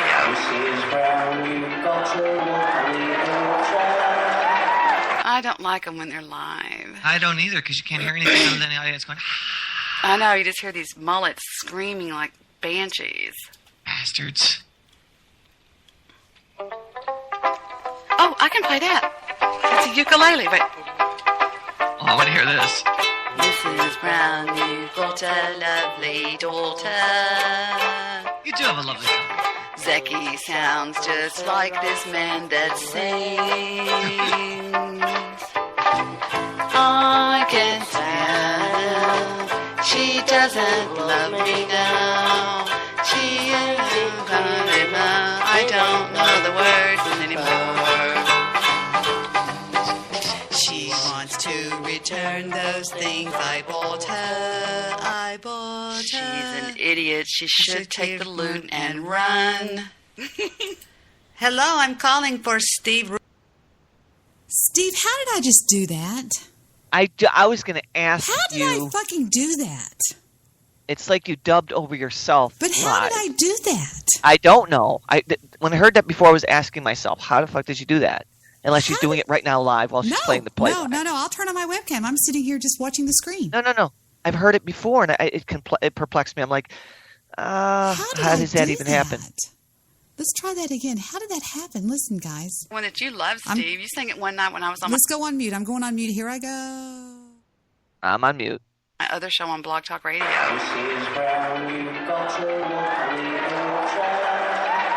I don't like them when they're live. I don't either, because you can't hear anything other than the audience going, I know, you just hear these mullets screaming like banshees. bastards. Oh, I can play that. It's a ukulele. Wait. Oh, I want to hear this. Mrs. Brown, you've got a lovely daughter. You do have a lovely daughter. Zeki sounds just like this man that sings. I can tell she doesn't love me now. She isn't I don't know the words anymore. She wants to return those things I bought her. I bought her. She's an idiot. She should take the loot and run. All right, tell me how that's conceivable. If that was one take live, I don't know, because it was not a replayed show. That is weird. Every time I've heard that, I've heard you do that from the very beginning, and I didn't know how it was done. I've never heard that before. I have heard that before. When I listened to that freaking show, I heard that before, and I'm like, how did she do that just now? Maybe she has a delay somehow with the mic. I'll leave it at that. But how did I've I sing always along? questioned that piece of audio. How did I go? She should take the money and run. How did I do that? And you did it, and you could, if you listen, it's just off a little bit. It's the same pitch because it's the same person singing, obviously, but it's just a little bit off, so you know it isn't. Yeah, because I killed the back. I killed the playback of the song when I did that. Right. That was weird. I don't know how that happened. I thought you had I swear to God, I thought somehow it wasn't like an echo, a late echo. It wasn't that because it was a different vocal. You know what I mean? So, and we did that live, so I'm confused. I don't know. Never did understand that one. Never. Here is Zeki. In case you're wondering why I keep saying Zeki. Zeki was considered to be omnipotent. I mean, he was considered. What would you say he was, Steve? He was a very intelligent dude. He was very. He was from Ghost's show. They called him Tzeki. Ghost called him Tzeki, and he started private chatting me in Ghost's chat room, and saying, "Hey, Debbie," and I said, "Oh, hi, Tzeki." And then just one night out of the blue, he's 7 hours ahead of me, and when he was on spring break, which he works at a college, he called into the show, right? Yeah. I mean, but he always brought really good content. He's a very interesting, intelligent guy. Yeah. But he wasn't anybody to mess with, that's for sure. No, he could kill you. Here's Zeki's voice. And his name is Zeki, not Tzeki.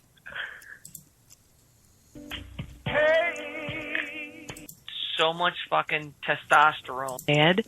He goes, play the song, engineer, and then he goes, I clicked the wrong damn one. No, I didn't. Inside the real Debbie Daily lies a beautiful woman. So I gotta play this song this is for you. All right, let's mute this ass while the what the song plays. fuck is this song first? I don't know. Was that a pirouette on the fag? It sounded like Natural Woman by Aretha Franklin. No, less than that, man. It didn't have that much fucking oomph. That's the weakest. Olivia Newton-John had harder songs than that. What the fuck? But can we just go on record saying right now that Debbie makes Goofy Bone feel like a natural woman? Hey, I'll give you that, brother. Amen, man. That rocks. Gotta see what this song sounds like. Hold on, I got. Girl. In the face. My ears are bleeding. No. I think Goofy's in love with you. Wait. I've heard better stuff on Newgrounds audio portal. Good God. I have. That's the original Tub Guy that went, oh my, on Ghost Show. I had Tub Guy, Zeki, I had Note Party, Steve, and Bebop. One thing to say. That guy sounded like he was on so much fucking testosterone fucking pills. It's ridiculous. And then he plays the weakest song in the history of fucking music. Wait a minute. Wait. Are we forgetting something? Did you not hear what he said? He goes, play the song, engineer, and then he goes, and then he goes, I'm sorry, I didn't know you were in the bathroom. I had my ears planted on that. I thought, no, but I'm saying he absolutely is becoming Ghost. Oh, my God. Let's call this idiot again, please. Please, Deb. Let's fuck him up. I mean, I know that Hoodie is standing by with George Takai, with an epic line. That's Zeki. And then I personally would like to have a chance to talk to Goofy. Zeki was from London town, right around where they talk very proper. Bebop was from White Castle, where they talk more like they have different accents. I liked Bebop's accent, but here we go. I have to hear the song. Well, that's not fair, Debbie. We could always talk amongst ourselves instead of listening to that appalling shit. On hold, it's what I'm saying. I can't call the show. Is what it, okay. Right. She's stuck. So, but I mean, let's song bullshit it amongst each other, and then when the song's done, let's call back in, because I think it's fair to say that if you're gonna down somebody or bash someone, do me a favor, don't play something so weak and so poor that actually you complimented them. He tried to attack you, and actually with that song, he made himself look weak. Yeah, we got. That's how easy he is. You know the sad thing is, right now. Two-rounds audio. You know who that is? That's Trisha that goes, "Hello, Ghost." That's Note Party. Okay. Really? That's Note Party. His name's Mark. He's a guy. Shit. Hello, Ghost. Yeah. Wow. I think that was your buddy 614, sweetheart. Oh, Hoodie, behave yourself, Chief. There's a time and a place, and that wasn't it. I would just love to know. That's what's got to be ticked off, probably. I'd be perfectly honest, I'd rather know what the reaction is in the chat room if I can get in and talk to him and then just shred him. I'm already there. Get the chat log. Go up. That was Hoodie in the background. Hoodie's also known as Tub Guy. Note Party is Mark is Note Party. And the funny part is on number 1. Here it is. I'll play this one. The end of it when we call into Goofy's show. It's really funny. You can hear Zeki. So many people on the board. It is amazing. I mean, the board is like packed. And well, that's a good thing. We do have a hand up on area code 6. We have Note Parties on the line, Cosmos on the line, 267's on the line, 716 is on the line, 630 is on the line, 972 is on the line, and a 504, which is always on the line. And I know who that person is. They're listening. Also, we have an 806 on the line, which is out of West Texas. 630, your hand is up. What have you got on your mind tonight, 630? Hello again, Debbie. It's Bebop. Hi, Bebop. How are you? That's the guy from White Castle. Not too bad. How are you? Oh, hi. I'm fine. That's the international troll greeting is, oh, hi. Let me go to the end when we call Goofy's show to show y'all how stupid Goofy was. Here we go. I don't know why you suck so much, but you're good at it. That explains Vic. That was horrible. Oggs, my God, it's like sexual harassment in the workplace here. It's not. I'm just saying that there's reasons why you do good things and reasons why you do bad things. You can't back it up. I believe it's good. I love you. Welcome to Blog Talk Radio. If you desire to speak to the host, please press 1 at any time. If you were a premium host, you could call other shows. And that's right. Yeah, we're calling Goofy's show. They told me to. They wanted to. I didn't want to. Zeki begged me, and so did Note Party, and so did Tub Guy, and so did Bebop, and Steve. And the host will be notified that there is a caller in queue. Otherwise, please hold and you will be able to listen to the show. Except for the Raider guy. If that Raider guy comes back, I got to kick him out, people. You guys know how it goes. Anyway. We got so many callers, I'm not even... Oh, 347. That sounds like a fucking Blog Talk Radio. What's up? Good evening, Goofy. Is this us? Yeah. Is this the fucking show I told you not to fucking go on and you called my show with it? Did you tell me not to go on a show? Oh, what show are you on? Huh? I am on Debbie Daily show with a couple of other callers. I've got Bebop, Hoodie, and Orcs here with me. Well, hold on. Before we do anything, before we say anything, I got to say this personally from my heart. Fuck you, Debbie Daily. And that's from my heart. And I Go think on, I speak Tozek. for everyone when I say, Fuck you too, Goofy Bone. We love you. What did I do to you to make you hate me? You know what, Debbie? I've announced it to the world. I told you, and I told everybody else that you're a revolving door of friendship. No. You only pick the friends. No. I gotta mute you because you just keep fucking interrupting me. Sit down and shut up. Well, as I said, I mean, that's true. All of us would have torn him apart easily.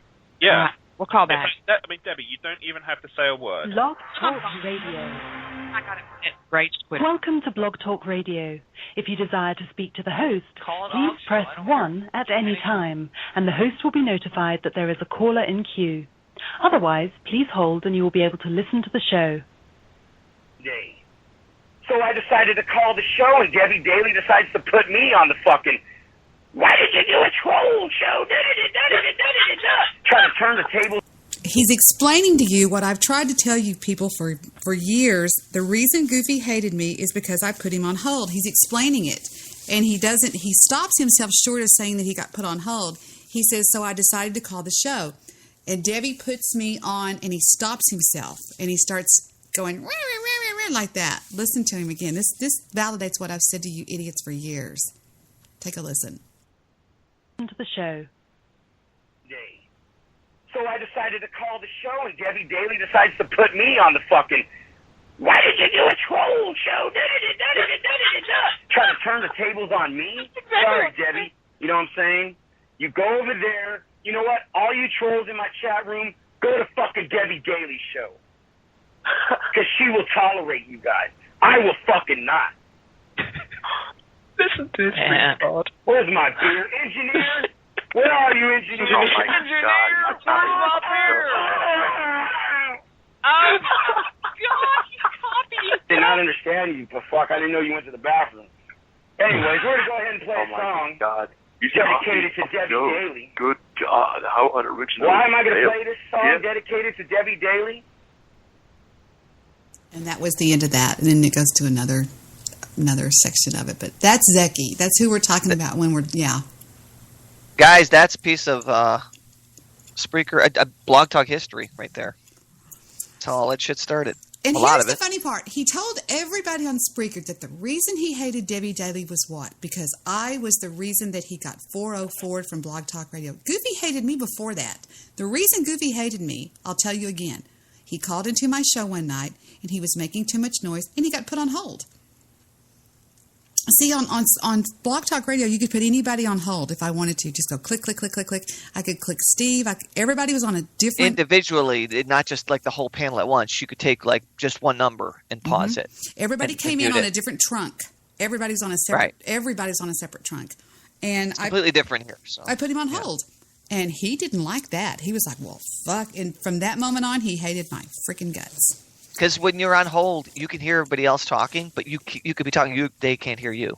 So he was offended by the fact that people were still talking and he wasn't able to. And he just then almost admitted it. It's the truth. Why would I lie about something like that? If I would tell you why Goofy hated me.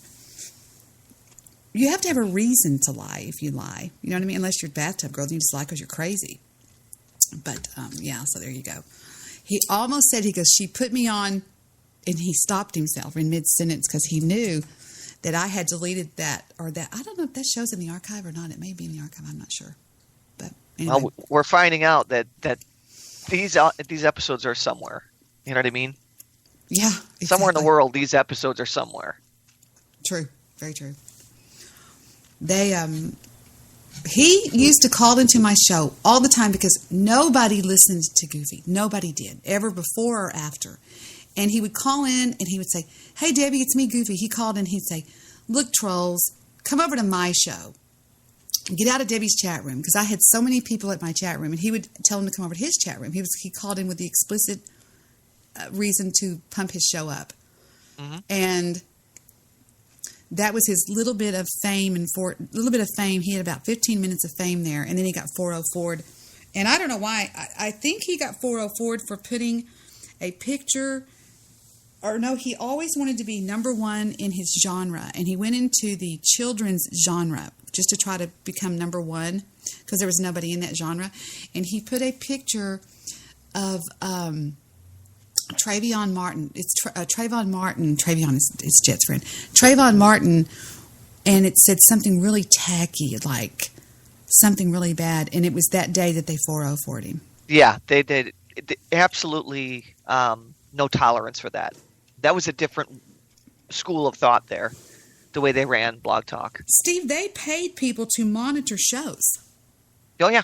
Well, I remember what they did. We said this a few nights ago. I was going to do a 404 show, and I had Debi on it. And the deal was they would listen to every show, even my little minuscule show. If you had somebody that was 404, then you knowingly had them on your show. No, just me. Me and Debi. It was yeah, just well, me. Debi was the number one person because she was the number one, person that they wanted to get. So she came on my show, and I said, Deb, and I talked to her. I said, let's do this. Just come on my show, see how long we last. And I don't know, 20 minutes in, somebody probably ratted you out because the admin stayed there 24 hours a day. There was 20. If you had a premium account, which I did, you had 24-hour customer service. And there was literally a button you pushed if there was something wrong. But they were so aware of the bullshit going on with me that they would zoom in like vultures. And they would go, remember their names were read in the chat room? Mm-hmm. It would say admin number whatever, and they'd just be right. I remember that. Yeah, they'd just be sitting there. And then everybody would kind of behave a little bit. Yep, everybody get real nice. So funny. All the fuck yous turned into, hey, what's up? Everybody got real quiet. Yeah, I do remember that. That's funny you say that. Yep. The admins would sit there, and you'd be like me and Mr. White be chatting, me and Darren or something would be chatting. All of a sudden, you see that person pop up out of nowhere, saying nothing. If you knew they were an admin, and all of a sudden, anything we were saying really vulgar or crazy went to something real nice. Otherwise, we were gone. I was a branded network at one time. They turned me into a branded network, which I had my own whatever the hell that came with it. I don't remember what came with it, but yeah, sucked. Well, you were huge for them. You drew so many people their way, and they knew it. Well, at any given time, there goes Gunner drinking water again. At any given time in Blog Talk Radio days, it was an enormous freaking network, and they had servers like you wouldn't believe, and there would be upwards of to 75,000 listeners at any time of the day, and at one point, I was pulling 6% of their listening audience, is according to Jerry. Yeah, that's a big number. I mean, that's a big number. But they didn't tell you that. They would. I mean, I would average anytime I got off the air, I would have it would say 2,200, 2,300 live, 2,200 live, 2,400 live, 2,000 live. But they wouldn't tell you that because of their profit sharing. I mean, excuse me, I had more than that. I think I was averaging more, like according to Jerry, about 15 to 20,000 live an episode. But they wouldn't tell me that because they'd had to pay me. Yeah. Because why would they do that? Well, they did pay me, but they did pay me, but they cheated me out of what I rightfully should have gotten. Does that make sense? Yeah, well, it sounds like big corporate. That's what they would do. I would get a check for like $400, $346, $401 every month. It would go in my PayPal account, and I think that they cheated us because if they told us the real numbers that we had, the real listening audience, so Jerry took it upon himself behind their back to go through Google and find out exactly how many. He can do all kinds of crazy stuff with websites. Get statistics. Yeah, Jerry knows his numbers. That's what he does. Yeah, he doesn't anymore. He went rogue. Did he really? Well, he went. Excuse me, I'm stretching. I'm laying down. He went on his own to make more money because Google wouldn't give him. Google was paying him about $85,000 a year to do what he was doing, and he wanted about twice that because he was worth it. And they said no, so he said, "Fuck you." Good for him. Yeah, I like Jerry. Jerry was on not very long ago. Was it about a month ago he was on? Yeah, but Jerry got attacked by somebody. I forgot who it was. I'd have to play it back. Me too. I don't know what it was, but... something went wrong. I know. It was something about, are you having a glass of wine tonight, or is it a wine night or not? And he said, yeah, it is. It was a rough day or something like that. He can only call in when Selena goes to sleep, and I think he woke Selena up. He was being so loud that night. Jerry is freaking hysterical on my show. Yeah, he's pretty cool. I don't remember ever doing the show with him, but I'm sure I did. Jerry's very talkative, though. He is. He's a talker, but what he says is funny. I think Jerry should do, excuse me, a show of his own. He's got a lot of information to give people, so yeah. Yeah, but he's got to learn to mute himself a little bit and let other people in. He can That's talk. Oh, it was when he was with Jewish producer and they were talking about getting high. Was it JP? Yeah. That makes sense. That sounds about right. And I just went on mute. I thought, well, fuck it. This is the Jerry and JP show. Yeah. But it was them too. Now I'm thinking about it. Yeah, Jerry. it was. But then he called in after that, and I think I got the bronies invaded me. I think it was Chucky and all those people called in. And something happened recently with Jerry, and he wasn't happy with it, and I wasn't either. I forgot what it was. Me too. You know, people tell me all the time, like Phil Hendry told me not too long ago in a private chat on Skype, he says, you know something? You should pick out like 3 people to have on your show and not do it the way you do it. He said, because you have so many different personalities on there that it's so different all the time. You know what I mean? And I said, well, I would, but I have to be able to rely on people because, you know what I mean? Yeah, I mean, I would love to be here. I would love to commit to a certain time frame, but I can't. So, yeah, I get what you're saying. I can't and either. Somebody says they're going to be here and then they don't show up. I can't You know what I mean? either. So having the same forum, right? And you can't either. Can you talk for a second while I go in there and get my pasta that Victor brought home? Sure. Are you sure? Absolutely. All right, I'll be back. I know how to talk. I've been doing it my whole life. I've been talking since I had a voice. God, that's been a long time. Like to do the chat room shout outs. Let's go all the way down to the bottom. We don't have that much going on. Let's see.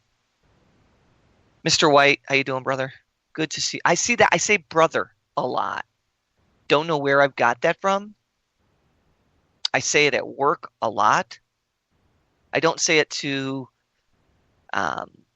corporate people that I deal with that sign my check, but I do say it to like people that I'm comfortable around. So if I say that to you, I do mean it in the utmost respect. Darren's in the chat room as well. Steve Rush is in the chat room. Always great to see that guy. Ronald was here. He said back in a bit, and he dropped some kind of video for International Women's Day. That's very kind of him. Apocalypse, if you're still here, pop up and say hello, even though he's mad at me and he wishes that I would get hit with more than 1,000 buses. No, let's say, get run over by 1,000 buses, Steve, said Apocalypse 29 minutes ago. Why he said that, I don't know. It's my buddy. I thought we were good. Willie was in here, and what the fuck? Why so early? Don't know why he did that either. And I don't know if he's still here. DJ Bad Guy was in here actually on the show, and he's doing his own show in about a half an hour. Keep an eye out for my friend there. He'll be doing something shortly. But he was on here in live and video showing his goodies to everybody. If you missed that, well, you're fortunate. Bloviator, of course, been with us from the very beginning of the show. This is unusual. Me and Debbie have done this before, though, where if my schedule doesn't concur with being up late, and I do want to do a show. I love doing the show. But sometimes I just can't do it that late to where it rolls into 2, 3 in the morning, because then I've got to get up in a few hours, and it's next to impossible. I told her I was on the phone with her today, and I'm like, yeah, I was cussing you out all day the other day. I think it was Monday. I'm like, fucking Debbie. God damn her. I hate her so much. And I'm like, kept me up all night. I'm thinking to myself, it was you idiot. Why are you mad at her? Why don't you just hang up? Why don't you just go away? So this is contagious. When you start doing this, when you start enjoying it and become comfortable, it certainly can become contagious. And you really do want it to be part of your life. There was a time when I didn't want that. When I was getting just attacked. And I was like, it wasn't worth it. But I think anybody would feel that way. So I don't feel like that was unusual for me to feel that way. It was just, not as good. But so anyway, I talked with her a couple times today. I said we got to do a show early if we can. That's why we're out here. So if you're wondering, that's your answer. It's all Debbie's fault. It is. I'm not blaming me. So, Donald Trump, in the news. I know that's hard to believe, but it's true. I wonder if there's any new news. I've not watched any news today. And why in the F is everything breaking news? Isn't that like mathematically impossible? For everything to be breaking? Like Wolf Blitzer will come on. You can tell I listen to CNN, right? Wolf Blitzer will come on and said, breaking news. Swimmer, blah, blah, blah. How is that breaking news? It's not breaking news if it's just about a swimmer who is back in America. It's not breaking news. So ever since 9/11, you remember when you guys were young, or girls when you were young, and you'd be watching TV. I'm 50 years old, so I'd be watching TV. If it was breaking news on ABC, CBS, or NBC, you knew something serious was going on. I knew something bad was going to happen. I knew it was a plane crash, president issue, something bad was going down. It was never breaking news for a good thing. Like, breaking news, you just got $1,000 each in America. No, it was never that. It was always, 200 people die in plane crash.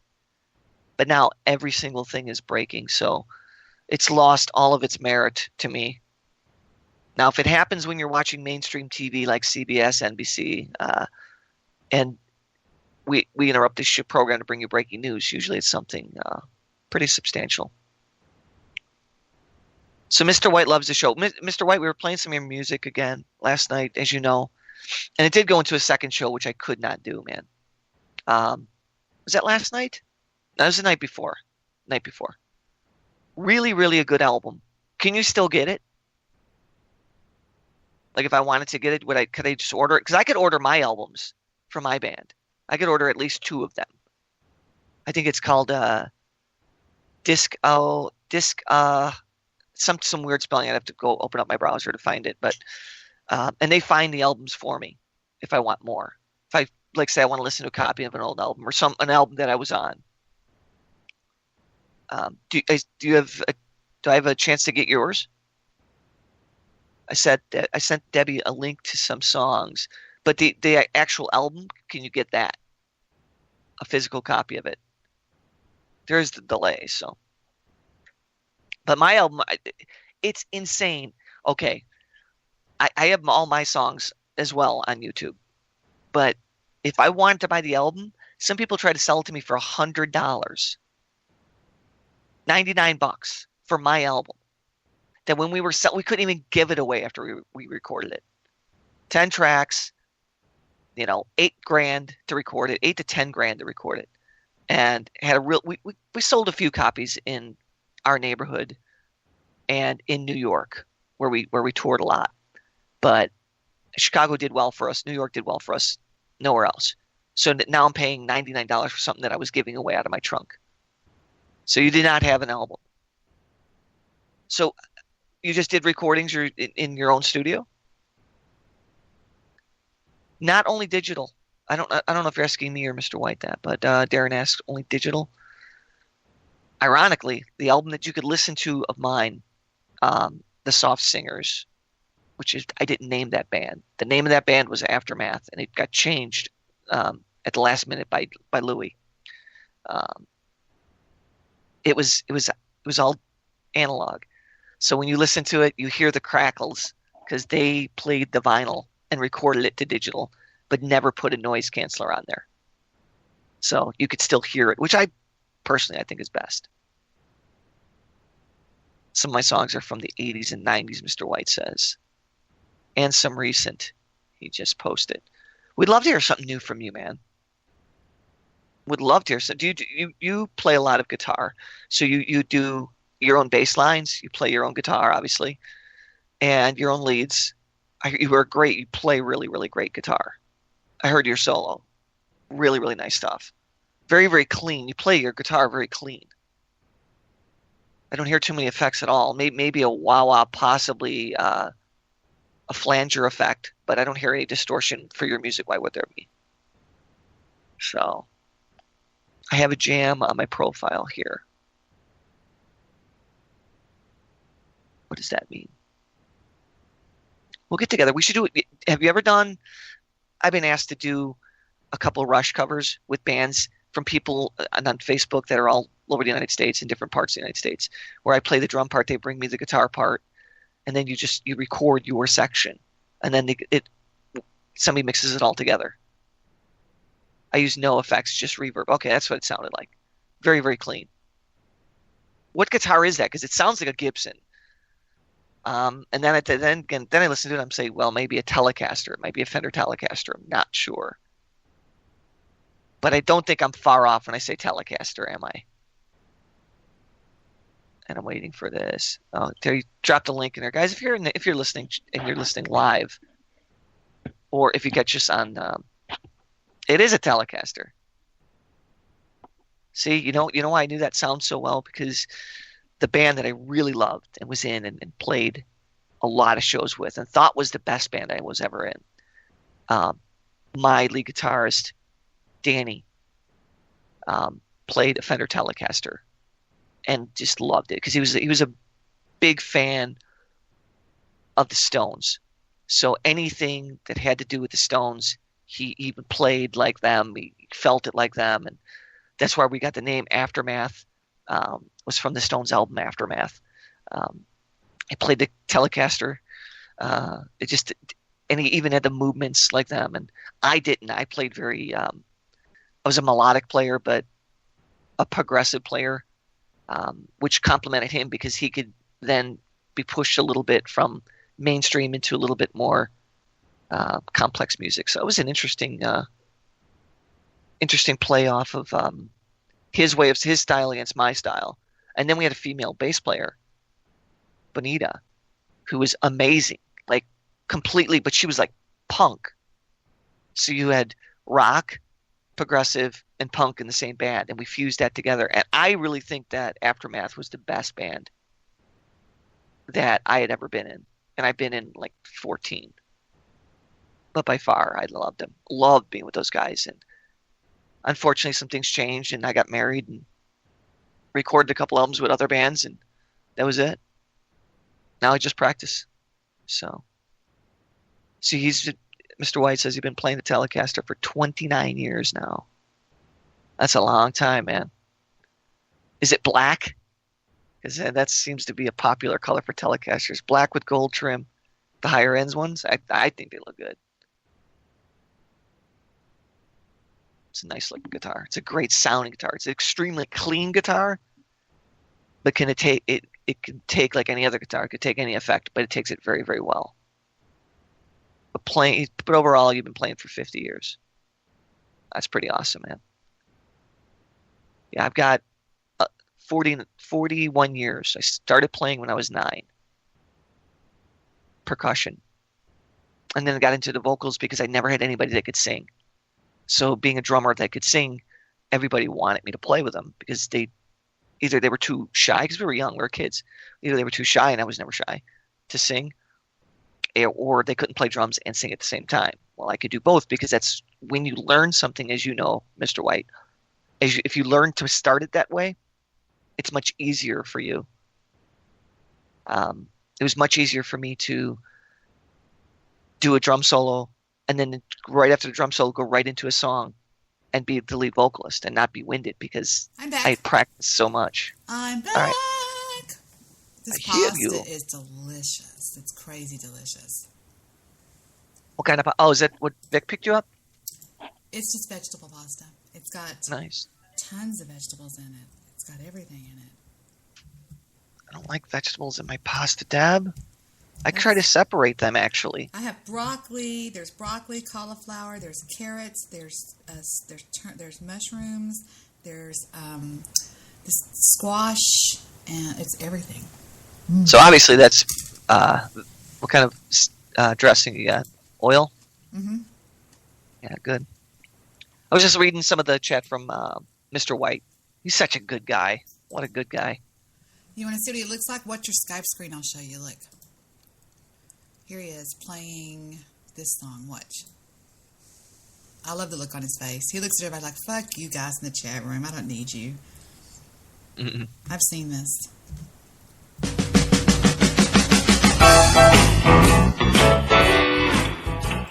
at his face. Look at his face. Yeah.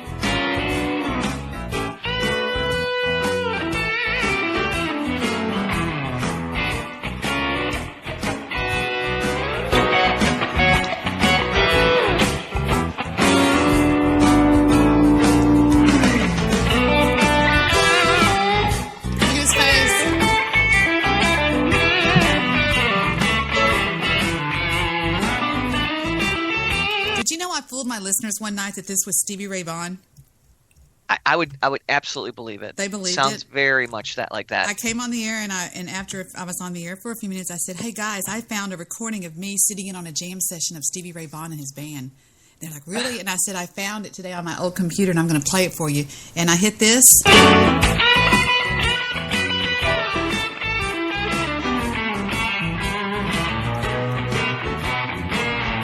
And they were all going, "Where were you at? Were you in Austin or Dallas?" I said, "He came to Dallas." "Wow, you really knew him?" I said, "I was very young, but I did know him." And I let it go on and on for about 15, 20 minutes, and definitely the length of the song. And I said, "Guys, you've been listening to Mr. White." I said, "He's as good as Stevie Ray fucking Vaughan." Yeah. He just feels it. He's been playing for 50 years, man. I have a feeling he was good 25 years ago. Well, yeah, 29 years ago, we started playing that particular guitar, the Telecaster. That's what we were talking about. Just look at, I love the expression on his fucking face. He just looks at like, fuck you. He's just so confident. Yep.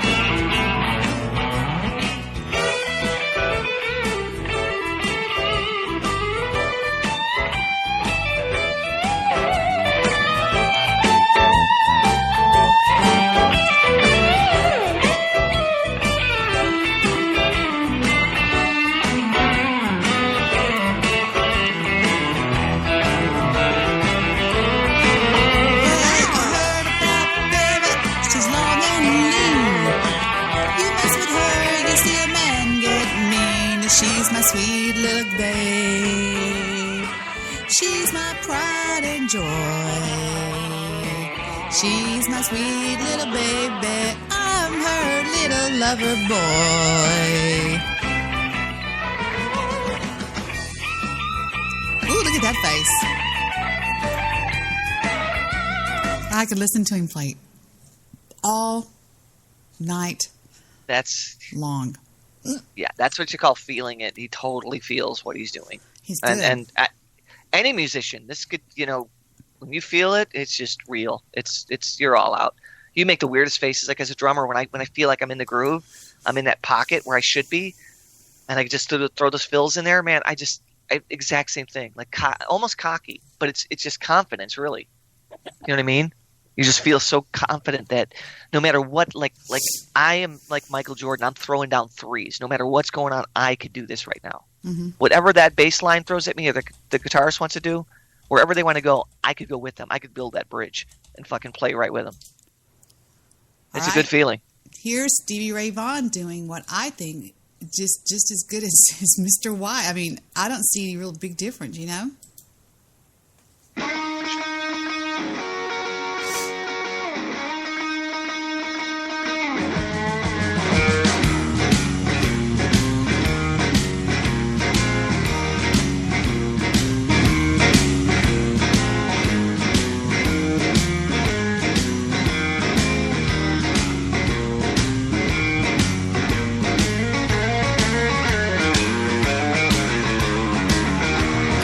About his girlfriend that broke his heart. She screwed around his friends.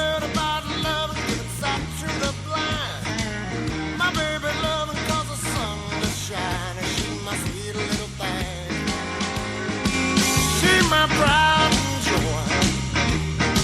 She's my sweet little baby. I'm a little lover boy. Yeah, I love my baby, the heart and soul. Is White still in the chat room? Yep. Mr. White, is it hard to play like that and sing at the same time and remember lyrics and stuff? Because you're really playing... Oh, here he is. I'd love to watch Stevie Ray Vaughan in person. He was so little. Never really a fan of his. I don't know why. See how little he is?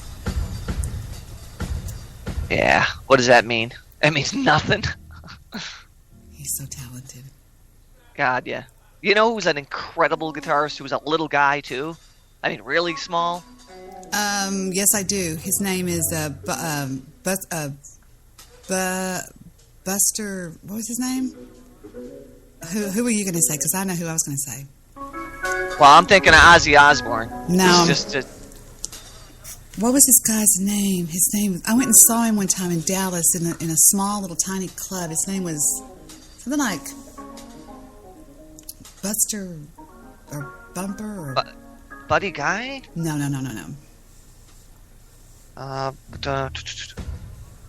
I'm thinking of Randy Rhoads. Randy Rhoads is the guy that like just slayed it for me. 2 albums were just unbelievable. I think that anybody that plays guitar would say that those are probably 2 of the most influential albums from one guitarist.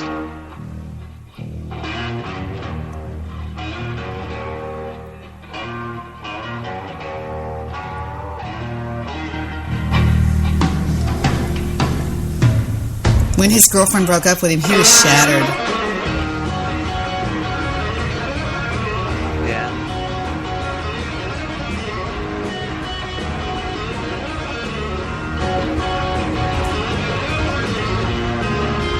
That's how fast he's doing that.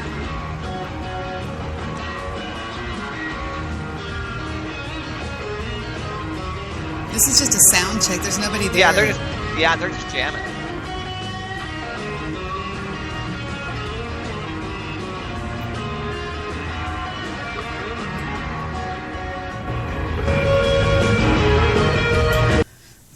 You know who else can make a lot of noise? You're born with that. That's I don't care how long you train, you are born with that because that's all mood. This little old band from Texas can make some frickin' noise when they're live. Yeah. Oh, this isn't live. They're so stupid, Willie. Here they are. I think they're live right here. Senors y senoritas, ladies and gentlemen, it's fiesta time. 3 men, watch the noise they make. It's my exquisite pleasure to present to you that little old band from Texas, ZZ Top.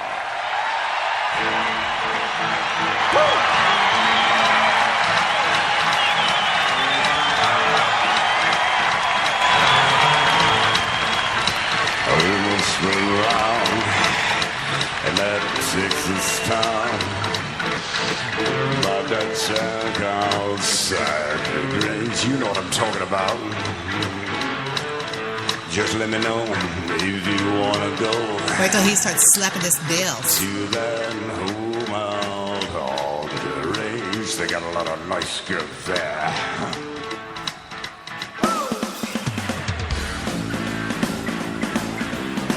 Have mercy!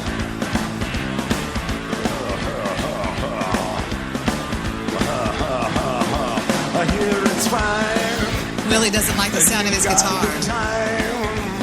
He's trying to get somebody's attention. That looks like Ghost. Look. It's got a... It does. It looks like... I bet you that's where he got it from. Look at that. We just found something. We just found That's Ghost. Him. Wait a minute. Let me screenshot this. Hold on. That is exactly where he got it from. It's a skeleton with a cowboy hat on. Ghost. Same tone, everything. One more time, I want to hear it from Jeff Beck, Carlos Santana, Eric Clapton, B.B. King, Jimmy Bone, John Mayer, Robbie Randolph, Albert King, Mighty Waters, B.B. They are so rich. Oh my God, they're so rich. Yeah. They're rich. Actually, Gibbs is doing a show with Dan Rather, The Big Interview. I think it's on tonight. And Audience is the name of the channel. I don't know. You're telling me. So it's going to be I'm just saying it's going to be pretty cool because he's a good guy. I like my son loves this band. This is my son's favorite band. Is it really? Yeah. He's like, Dad, you have no idea how good they are. I'm like, son, I know. I'm just not a big fan of their stuff. I like a couple of their songs a lot, but the overall. Look at this. It's just he's like, it's the best.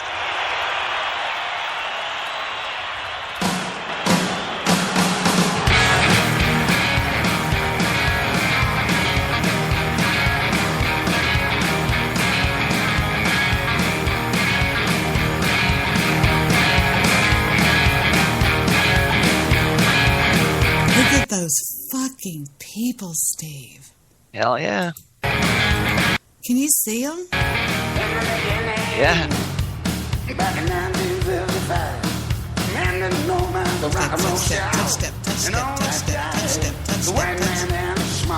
You know, you can see Victor and David, my brother, at a ZZ Top concert in Dallas. I mean, AC/DC in Dallas when they did in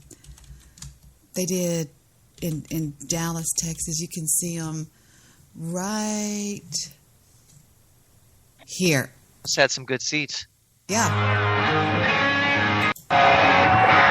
No, it's not a fan video. It is their video, and he walks down the runway. Yeah, they put on some big fucking shows, man. Love or hate them, they had massive fan. This is it, I think.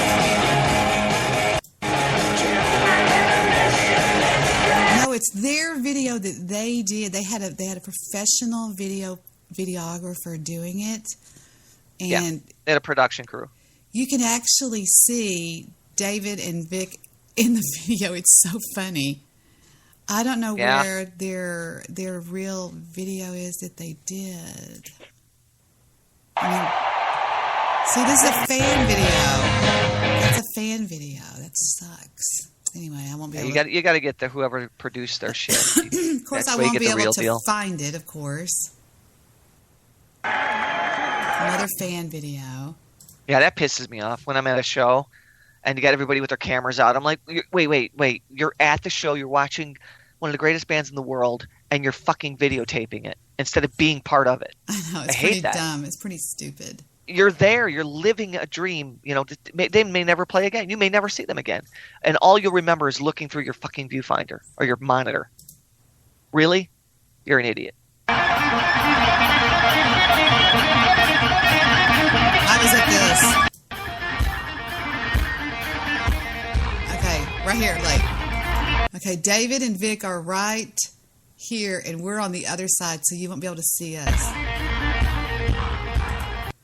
Whenever you light it up, David had on a white sweatshirt, and Victor had on, and you can see him as plain as day, but it wasn't this one. It was this concert, but it wasn't that video. It's so funny. I've screenshotted it before and said, look, here's my brother. Maybe this is it. This is it.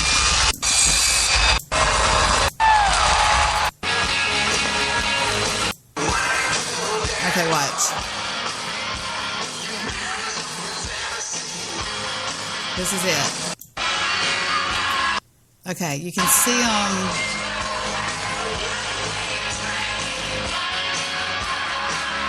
You can see them right here. Wait. Okay, watch. All right, they are. Where are they? You can see them perfectly. I mean, it's just like they're standing. A lot of people. Wait a minute. I found them one time. They're on the end, right? By the way, they're on. Like if this is an aisle, they're the first two seats right there. And first it's David, and then Vic's next to him. And David's got on. I forgot now. I'm trying to think of what David had on now.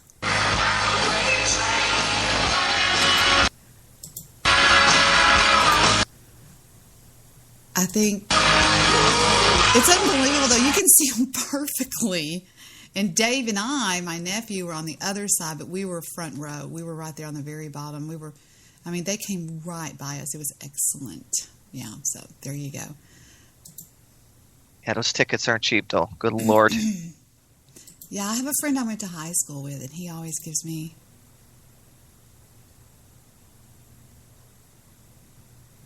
You there? Yeah, I'm just looking at... okay. I just know they were right.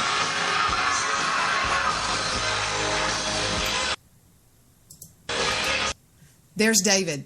David's got on a white and striped golf shirt. And Victor's sitting next to him. Isn't that funny? You can see him on the video.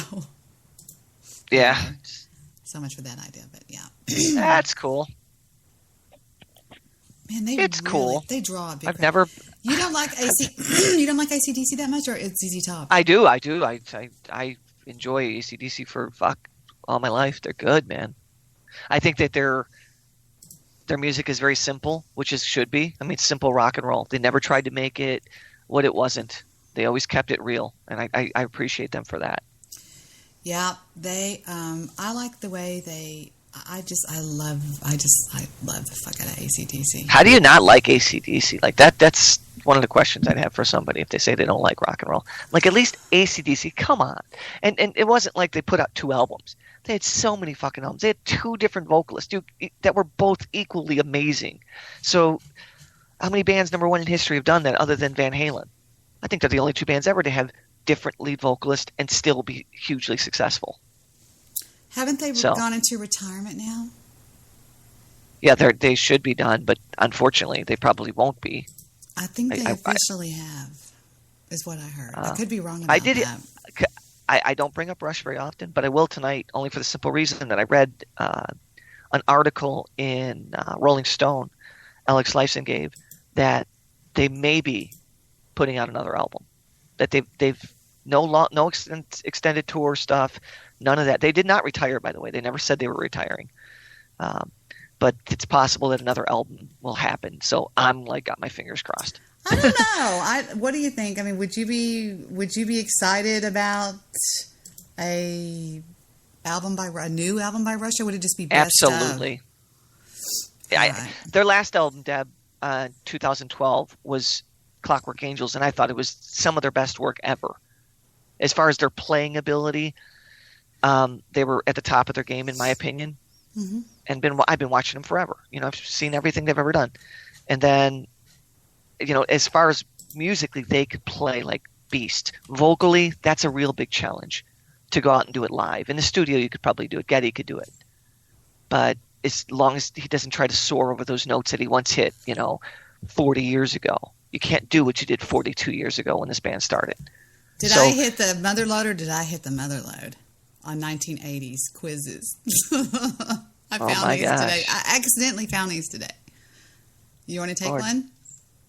Sure. Okay, it's called Can You Name These 1980s Rock Songs? And start the quiz. Will I be able to see it because your screen is on? Yeah. No, you won't be able to see it. Okay. Just beat it, beat it, beat it. No one wants to be defeated. Showing how funky strong is your fight. It doesn't matter who's wrong or right. Well, that's obvious. Well, yeah. Oh, you're going to read it? You're reading it? Michael Jackson's Beat It. Yeah, just look at your screen. You can see the answer. See. I see. Okay. That was dumb. They gave you the answer. That was stupid. That's the very first words of the answer. Mark my words. Believe my soul lives on. Don't worry now that I'm gone. I've gone beyond to seek the truth. What are my options? I can't see that part. I don't know how you're reading that. Oh, we have a delay. Iron Maiden, Hallowed Be Thy Name, White Snake, Still the Night, or Fugazi, Waiting Room. It's got to be Iron Maiden. Correct. For sure it is. Correct. All right, next. I like when they play the music, but you're reading it. I got you. But they don't have the music. Okay, Steve walks warily down the street. Oh, that's Queen. Another one bites the dust. Okay. Because that's my name. Next. Turn it down, you say. Well, all I got to say to you is time and time again, I say no, no, no, no, no, no, no. Isn't that Quiet Riot? I mean, Twisted Sister? I don't know. Wait. Yes, it's definitely Twisted Sister. Correct. Next, we have... Me and some guys from school had a band and we tried real hard. Jimmy quit. Jody got married. I should have known we'd never get far. Ryan Adams, Summer 69.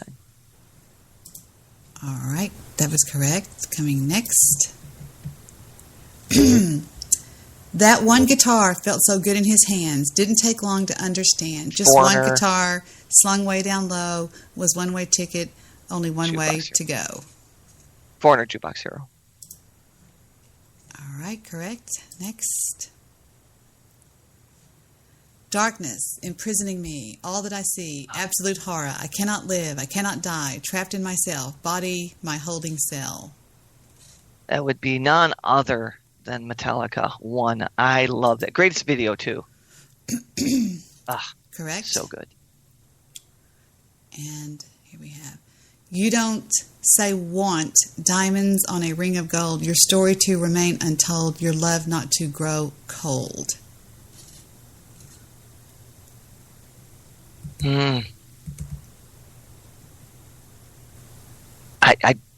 What are my options? I don't even It didn't ring a bell. Skid Crow, or U2? I'll go with U2. I don't know. Correct. That was a good guess. That was a lucky guess. Yeah. I just eliminated, possibly. All right. Burned down in a dead man's town. The first kick I took was when I hit the ground. You end up like a dog that's been beat too much till you spend half your life just covering up. That's Bruce Springsteen. Born in the USA. Yep, that's correct. Next question is... You're doing good. I keep looking at the sky because it's getting me high. Forget the hearse because I'll never die. I got 9 lives, cat's eyes, Speaking of AC/DC. using every one of them and running wild. Back in Black, AC/DC. Back in Black. You have the vocal fry. I love that. I love that music. Have you seen them live? No, I should. I should have. Though his mind is not for rent, don't put him down as arrogant. His reserve a quiet defense, writing out the day's events. The River. What are my options? Corey Hart, Bruce Hornsby and the Range, or Rush? Really? Yeah. Well, okay, they mixed that up. I'm going to go with Rush. Tom Sawyer. Wrong. No, I'm joking. Mm-hmm. Next.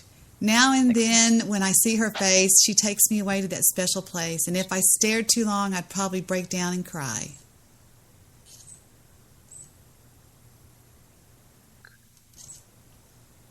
Sweet Child of Mine, Guns N' Roses. Took me a minute. I had to sing the song in my head. Wait a minute. My computer's locked up. It won't click it. Oh, correct. You got it. Okay. Correct. That was right. Next. Hey, come on. Take a bottle. Shake it up. Break the bubble. Break it up. That's got to be Def Leppard for sure. Pour Some Sugar on Me. Yeah. All right. Next question. That was correct, by the way. Next question. Are you ready? Hey, are you ready for this? Are you hanging on the edge of your seat? Out of the doorway, the bullets rip to the sound of the beat. Another one by Queen. Wow. The same song, too. It was? Yeah. How stupid. All right. They gave different lyrics to try to trip you up, I think. You got that one right. Tommy used to work on the docks. Union's been on strike. He's down on his luck. It's tough, so tough. Bon Jovi, Living on a Prayer. Bon Jovi, vocal fry. Do I vocal fry that bad? You vocal frying a little bit. Okay. Sorry. Drink of water. I've listened to preachers. I've listened to fools. I've watched all the dropouts. Who makes their own rules? One person conditioned to rule and control. The media sells it, and you live the role. That's Ozzy Osbourne. Crazy Train. Amazing song. And next, I wouldn't have done Speaking of Randy Rhoads, I love that guy. Face to face, out in the heat, hanging tough, staying hungry. They stack the odds. We take to the street for the kill with the skill to survive. A Survivor. Eye of the Tiger? Okay. Yeah. Backing up. I saw him dancing there by the record machine. I knew I must have been about 17. The beat was going. My girl. Stong playing my favorite song. That'd be Joan Jett. What is this? Oh, I love rock and roll. Oh, you know who it is because you're seeing the name, so it could only be that person. Unless, that'd be cool if they gave you like the same artist but different names. I know. And it says you got $1 million. 18 out of 18, and it says from Ozzy to U2, you know your 80s rock. They just don't make rock anymore like they did in the 80s, do they? We had so many songs to choose from. Blah blah blah blah blah blah blah blah blah. There you go. All right. Well. 18 out of 18. I'm happy with that. Boink. Let's see. What can we do? 1980s song lyrics. We just did that one. Yeah. That's pretty fun. Lost in Space. Fun. That was cool. Mr. Midnight Movie could do this one. Can you name your Western movies? I bet you I can't. I bet you I can't name one. I bet you I cannot name one. Mr. Midnight Movie could name every single I know he one could. of them. And he's like me with the music. He hears the first note and he's good. Ooh, a tricky spelling test. I'm a spelling whiz. Should I try it? Go ahead. Are you sure? I don't want to do it. All right, start the quiz. And it says, can you pick the correct spelling? Intelligent? Oh, that's dumb. Of course it's that one. Okay, number 2. I got that right. The correct spelling. Pernicious. Correct. I'll just nail this because I did one of these today for English. I was working with Jet. Mm-hmm. That's a good thing for him. Is he grateful or grateful? He is grateful. I always do that one.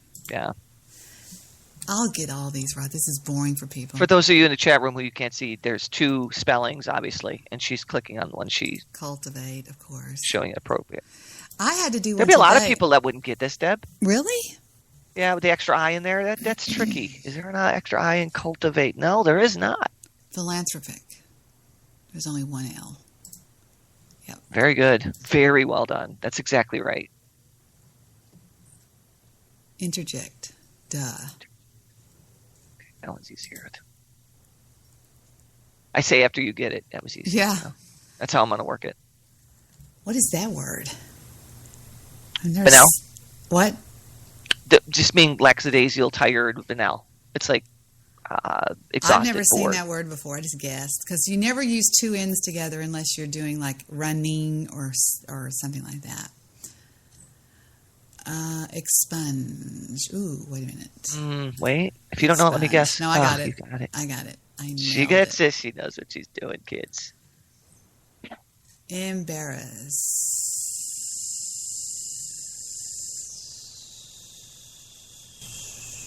Only one R, or is there two? Got it. Huh? I thought. Yeah. There you go. That was a tough one. Okay. Exhilarate. Exhilarate. There's never two L's together. Remember that. Two L's hate each other. Unless it's like poly or... Left her in a hill. Indigent. Boom, one time. Like a boss, guys. He's like a boss. A boss. You just can't beat me on spelling. I know. No, I wouldn't even try. Affront. Oh, fuck. That's a great word. And I know this one, but it's a great word. What do you mean you know this one? This is the spelling because I've used this one. All right, tell me which one it is. It's AFRONT. Wrong. Oh, it's AFF? Then I've used it wrong. There's a double F in that fucker? You just cost me one of my thingies. I'm sorry. So that you would have got that one right.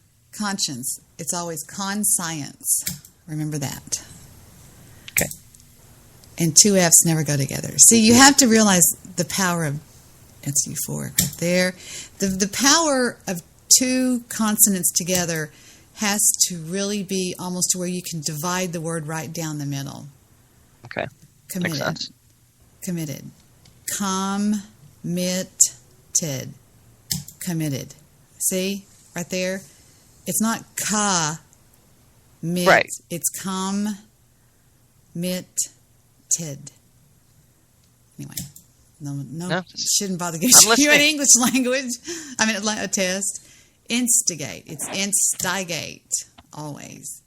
I don't miss. I mean, it's very. I was a spelling bee champion until right now. Changeable is changeable. Okay. Because if not, it's changeable. So you always have to have changeable. It's changeable. There's different little things that you do. Little nuances that the words have. Esoteric. S-O tear. So you don't need that. It's not S-so-tear-rick. It's S-O. So you only have to have S and then O and then tear it like that. Anyway, I taught school for so long. Okay. One more here. Believe. PeSkY. I before E except after C. Oh, I got the vocal wrong. Oh, look at those birds. Oh, too. Look at those birds. Okay. Resplendent. E's love to be together in resplendent and confident. That A very rarely will show up in a word that is an adverb. Kitty cat. Oh, look at a pretty catty. Now this one I hate. I hate double L's on the end, and I always mess this up. But I'm going to guess this. I'm probably going to get it wrong. Huh? You got it right. You got 100% so far. Wait a minute. This is 20. I got 4 more. Benign. PeSkY. And I have 2 more people. Just be patient. Absolution. No 2 L's. Yeah, everybody calm down. And I got encumber. Do you think people would actually put all these double consonants and everything? They're Look trying at to this. get you. Ooh. Accommodating. AC is the beginning. Dating. There's the words. You split it right there. Mm-hmm. AC is the it's the thingy-me-bob for .org. Yeah. Veracity. What? It's veracity? That's veracity. I don't know. Wait a minute. I mean, I'm not saying they're wrong, but what is veracity? Isn't veracity like sharpness, intuitive, or being extremely like on point? Conformity to facts.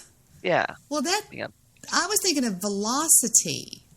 Oh, okay. Well, I missed one. It. There you go. I think I have 1 left, maybe. No, I missed 1. You only missed 1, and the one that I did was wrong, so that's what you get. So I missed, 24 out of 26. That's pretty. It says I'm a genius. Congratulations, you are a genius. Thank y'all very much. Thank y'all. The Queen would like her breakfast in her room tonight. Thank y'all. Please. Thank y'all. Thank y'all. Thank y'all. Thank you. I love these things. I am just a student of life. I could just do This is good for kids. This is great for your grandkids. I had it for Jet. Jet. Like this so good. 6th grade English test. You think you could pass a 6th grade English test, Steve? I imagine he could with you being around doing that. No, you. Oh, I'm not doing any tests like that. A 6th grade English test? Mm-mm. I don't do that kind of shit. Do you know how I taught my kids how to count? How I taught my kids math? Because they were having Stephen was having a hard time with it. With playing cards. And I said, okay, we're going to play some card games. And I tried to make it fun and involve them in it. And they learned numbers that way. And they learned how to the quicker that they could solve the equation, they would be happier with themselves. And it really worked out well. So I love this website. I found it today when I was working with Jen on some stuff. Quizly, what is it called? Quizly. Quizly what? .com or? In case somebody wants to check it out. .co. Oh, Quizly.co. Show it to your kids, you guys. If you guys have grandkids, children out there. This is really cool. It's a cool site. And you can go to, is there any genre too? 70s, 80s, 90s. Pretty cool. Country music too? They have, I don't know. They have personality quizzes, like the ink blot. Have you ever had the ink blot test? It's really not had cool. It, but I know somebody that did. It's really cool. It is amazing. Like you start and you go you start and you say what do you see there, Steve? Frog. I'm a photographer, so I see things and I say it immediately. My eyes are. I see a chicken. Okay, you saw a frog. Okay, it's amazing what it'll tell. It's amazing what it'll tell you. Okay. What do you see? Same frog that ran over by a truck. I'm just kidding. Frog? No, I don't see a frog anymore. I see. I guess I do see a frog again. It just now it looks like I got hit by a car. Frog. Okay. It's not going to. I can already tell you what you're going to be because of the color. What do you see there? Wow, it looks like a sexual. Is there an option for that? I don't know. You have to tell me what you see. It looks like a clitoris. No, I've got the male productive organ or the vibrator or. I don't know what I see. I would fail this. What did you see? I saw like a tree or something, like a flower like that. Like a feather. Like It looks like almost like an angel. It could be, because it's opened. It's in black and white, guys. So maybe a totem pole. Okay, a totem pole. Okay, there's not that many questions, so we're almost done. What do you see there? God, I've never done this before for sure. It looks like a person. I don't know. Female reproductive organs. Now they give me that. Flying man, alien, robot, or drone. Falling man. There you go. Flying man. Except it's going up, which makes no sense. I'm confused. These are pretty amazing, this test. What do you see there? I thought I saw a bat. A bat. What are my options? A bat. Oh, right, bat, butterfly, moth. It tells you how you view life and all this stuff. What do you see there? God, this is so fucking hard. I'm glad I'm not in front of a shrink right now. I see a moth. A moth. Okay, that isn't even an option. It's not a... Well, yeah, maybe it could be a pair of boots because it looks like 2 feet. God almighty. What? This is great. What do you see there? I see a butterfly. Definitely see a moth or a butterfly, 100%. Butterfly or a moth. Got it. And what do you see here? They all look the same for your information who's listening to this. I do see another insect. You see an insect. He there an insect? sees no. An animal? Go with an animal then. Something to do with aliveness. Don't try Something to. that once was alive. What do you see there? I see 2 people back to back, maybe. Two people back to back. Is there a pair of something? No. Pair of rabbits. That's what I meant. Two things, people. God, this is the stupidest thing I've ever done. It's really big time, though. Okay, what do you see there? I see, looks like a star in the middle, kind of, sort of. Is there any options with a star? Maybe a top?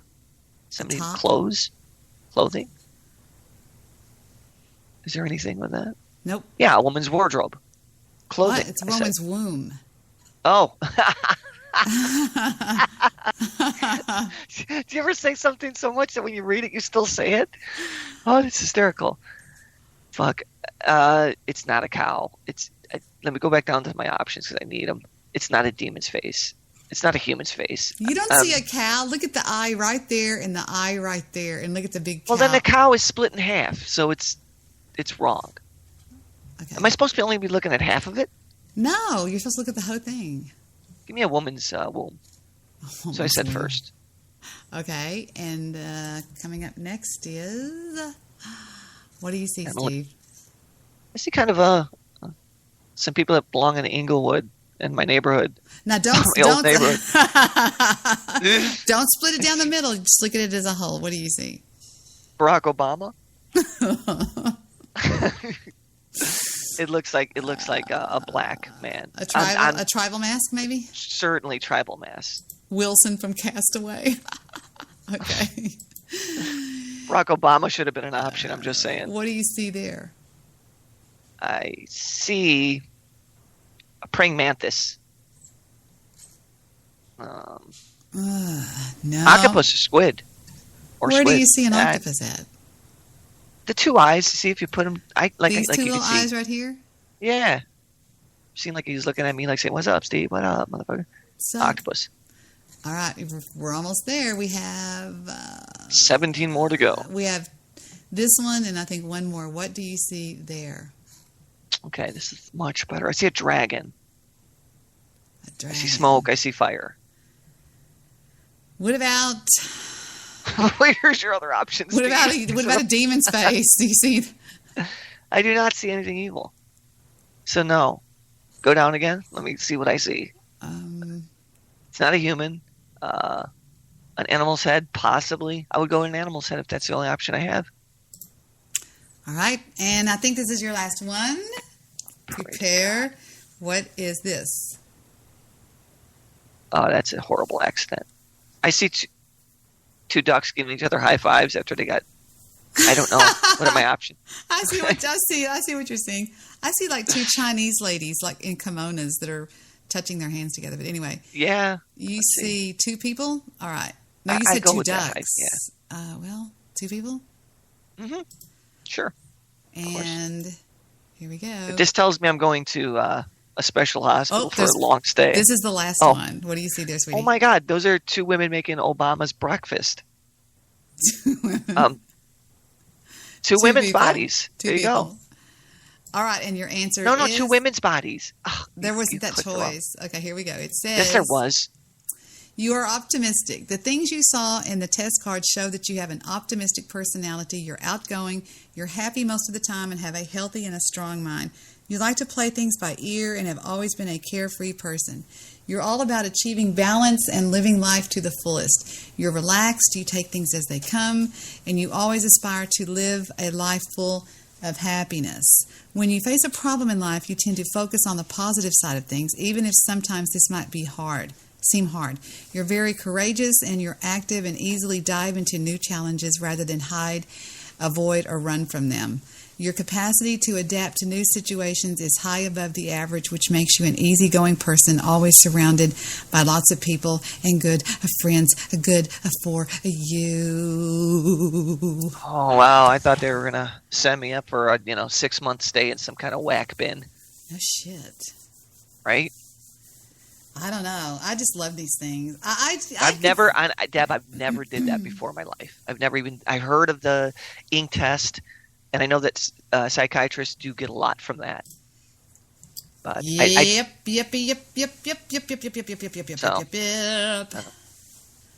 Hello, Uncle Bobby in the chat room, and Apocalypse, and Dennis the Dark, which is Joe, and then Angry Bong is also Joe. Since I finally got the right account. What's up, Joe? What's up, Apocalypse? What's up, Dennis? Yeah, what's going on? We have the vocal fraud. A little bit. Mine's going away, though. But it's time for bed, so it's okay for me. Yeah, we have to get you off the horn here so you can go to bed. Is that right? That's right, young lady. Appreciate coming on early so I could do this because I love doing it. But this weekend I'll be freed up. My grandbaby's birthday is Sunday, he's going to be 1. Mm-hmm. After they lost a little baby, they went and had another one. He's going to be 1, so it's a real blessing. So we're pretty excited. Very sad. Well, we got reason to celebrate, so life is really good. Mm-hmm. It's great to have a guy Shay on the show. That was fun. Oh, he's a nut. Is he crazy? The man is insane. He's crazified. Yeah. People probably showing up going, what are they doing on the air right now? We've been on the air for 3 hours. Yeah, has it been 3 hours? Yeah, it's just 3 hours ago. It's 10:30 now. Oh, time flies. Yes, I can't believe you found that audio. The very first call in. That was really cool. That was fun. That was a nice surprise. You said you had a surprise for me, and that was definitely a surprise. Yeah, that was one of my surprises. Yeah. It was one of them. Good. I never thought I'd hear that again. And I was thinking, and I thought about it, even as of recently, like, what did I sound like 8 years ago or 7 or 8 years ago? I mean, was I nervous? Was I shaky on the call? Because, at that time, Deb, I didn't know if it was terrestrial radio. I didn't know it was a podcast. I just came on. It was on the air. You know what I mean? I knew I liked it. But you had a show going on. I know, but it was different. You were different. It took me an hour and a half on hold to get to you. Well, that was normal for my show, really. Right. I got in trouble by Blog Talk Radio saying, if you're going to take callers, take the goddamn callers. Because everybody goes, Debbie never answers the phone. They wrote in and complained. Because when I had one phone call, I stayed with them forever. Yeah. Until you took my call for, I think, good 5 minutes. 5 minutes. No, I stayed with them longer than that usually until I knew that they felt okay, until they weren't upset anymore or whatever. This pasta is delicious, Victor. Yeah, it's pretty good. You all right, buddy? Mm-hmm. Where are you? Here. You okay? Yeah, full. You sure? Yeah, I can't move. You just tired? Yeah, stuffed. Oh. He overeated it. Big Just old Victor. taking his temperature. That's all I'm doing. Is he not feeling well? He looks tired. Well, that'll be all right. Just put some salve on it. It'll be fine. Back in the, I was watching some stupid old Western, and everything that happened to these people didn't matter. She said, just put some salve on it. It'll be fine. What the fuck is that? She got shot in the arm. Yeah, they're dying of leukemia. Just put some salve on it. Put some salve on that shit. It'll be gone by morning. Mm-hmm. I'll mix some up for you. Let me go to the kitchen. Did Numbnuts ever come on, Guy Shay? I don't know. I've been here. You're very gay too, Mr. Stupid Stoop. Who's gay? Floobs. Why? I'm always wondering, like, why is it everything about here about sexuality? JP, myself, and you were the lady. I was Hercules, and JP was Samson. That's all. I love you. Let me hang up on you now since you're not answering your phone. Bitch. Let's watch. I want to get him on here and give him that movie quiz. I guarantee the motherfucker will nail it. Do you want to bet me my ass? Cool. Get him. You can hang up if you need to. No, if I have to bail, I'll bail. Floobs, pick up. You've been called out. God damn, I can't do it with you on the line because he's so gay that he won't do whatever he has to do to get off that stupid thing. So he is gay. He's a very, very gay man. You're going to stay on your call. Obviously, you got a couple more hours. I will let you go then, and that way you have the free line. All right, TT Face. I love you. All right, love you later. I'm calling Floobs. I'm calling that bitch out. Floobs, where are you? And you're gay too. How much y'all want to bet that he can nail this quiz on Western movie titles?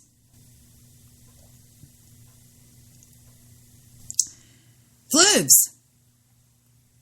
One second. What's up? You're what's up, sweetest pie. You started the show 3 hours ago? Yes, and you were nowhere to be found, dumb shit. Did you see my video? No, not yet, because I have something I want to play for you. I want to show you. It's a quiz. You've been called out. Hold on 1 second. Let me go to the. Can I go to the bathroom real quick? Please do. I insist.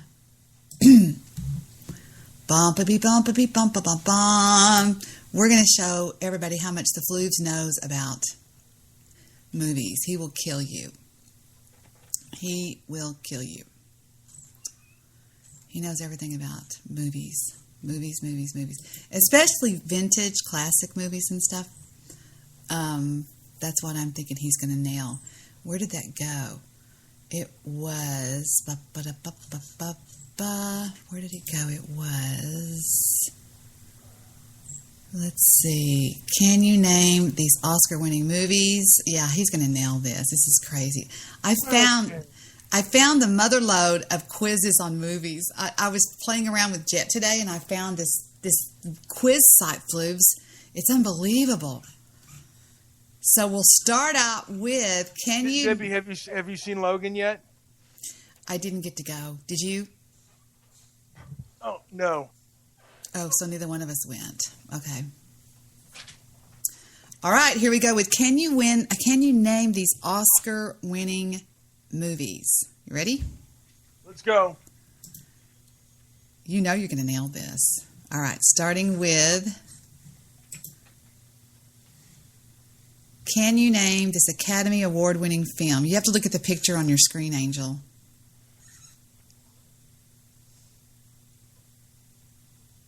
Oh, that's Lord of the Rings. Return of the Ring or Fellowship of the Ring? Oh, my God. I'm not a Lord of the Rings fan, so... We'll just take a guess at... I'm going to say... Give me the three options. Return of the Ring or Fellowship of the Ring? That's Steven Tyler. It's got Liv Tyler in it. Yeah, I'm going to... You know what? I'm going to say Fellowship of the Rings. I was not a Lord of the Rings fan. Wrong. Fuck. See, you sent me... They called me Mr. Tibbs. And do you know which one this is? Of course you do. That is Taboo. No, it's not. That's a giveaway. That's Titanic. Okay. This one is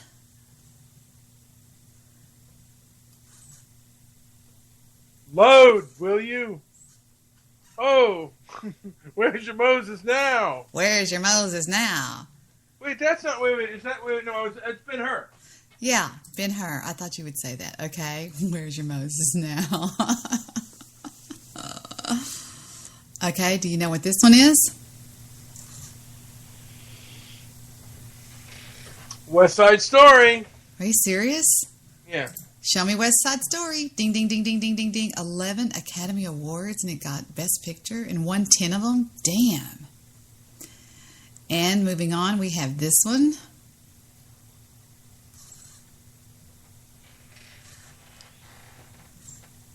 Oh, that is The English Patient. The English Patient. Show me the English Patient.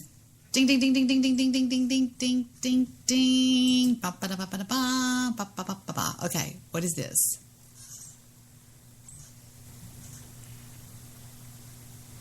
The Last Emperor. Show me The Last Emperor. Ding, ding, ding, ding, ding, ding, ding, ding, ding. I'm going to give you that first one. So we're just going to say you got that one right because that one was too hard. What is this one?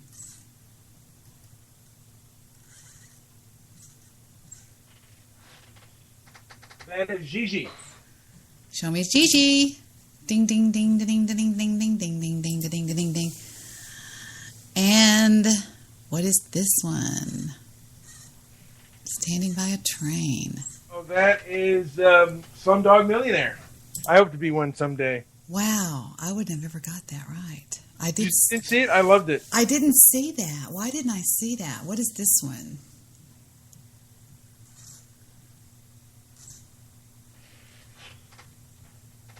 That is Amadeus. Damn, how did you guess that? Amadeus, Amadeus, Amadeus, Amadeus, Amadeus. What is that one? It's about Amadeus. It's about Mozart. This one right here. That is Gandhi. Show me Gandhi. Well, so far he's nailing them. Ba-boom, ba-boom, boom. Oh, look at this. Isn't that, what's it called? That is Cabaret. Cabaret. I love that film, by the way. Life is a cabaret, old chum. So you saw that movie, huh? I just know this. I know the music. Oh, this is a black and white one here. Will he get it? Oh, that's From Here to Eternity. From Here to Eternity. Did you think that guy was handsome, Monty Cliff? No, nothing like what I know. Nothing what I like from the handsome guy from the other thing. Oh, what Marlon is this Brando? one? Marlon Brando. Hubba hubba. That is Breakfast at Tiffany? No, My Fair Lady. It's not Breakfast. It is My Fair Lady? Yes. I knew you would get that. I loved that movie. I did see that one. I never saw Breakfast at Tiffany, did you? Yes, I did. Look who it is. Oh, that's On the Waterfront. It is? I love that movie. Oh, handsome. Really? Yes. Oh, my God. Oh, my God. Such a... You know what? And you know what the truth is? Chicks like bad boys, and he was such a bad boy. I know. I'm horrible about it. I love bad boys. You would definitely, like, if it was between him and Chris Nelson, a young Marlon Brando and a young Chris Nelson when you were in your youth, you would definitely have chosen nasty Marlon Brando. Hello. Duh. Is this Shakespeare in Love, The Bad and the Beautiful, or the... Shakespeare in Love. Shakespeare in Lovito. And... It's the worst Oscar robbery ever. Oh, look at this. Oh, Schindler's List. Show me Schindler's List. JP's favorite movie. Ugh. Man, I saw a nasty video the other day about the... Oh, let's see what you got. All right, and you get 16 out of 16. I'm going to give you that first one because that one was ridiculously hard. That was stupid. Oh, don't worry about it. You know, this is another movie. Oh. How well do you know the lyrics of Hotel California? Now, Debbie. What, dear? What about the movie that I put in your Skype box? Which? And I sent you. Did you play the message I sent you?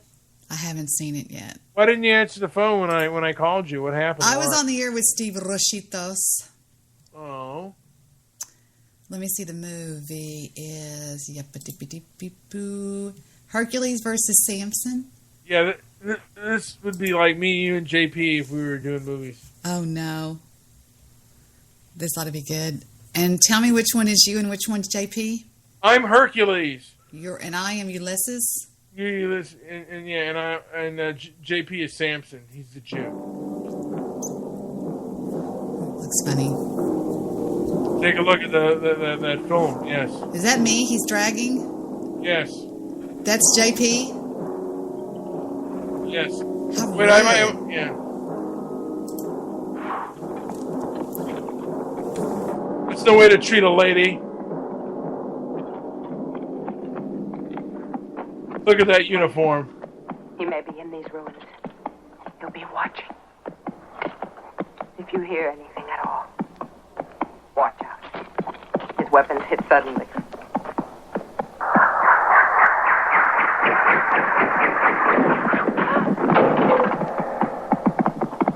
Yes.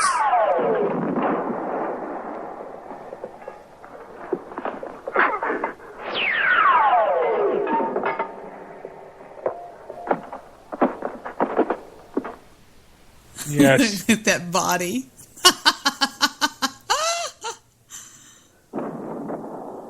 You really need weapons like that? Are you afraid to challenge me like this, man to man? Yes. This will be the first time anyone has ever dared to face me as a foe. And without weapons, you will regret it. Who made this cheesy movie? Oh, come on. This is so great. This is a real movie?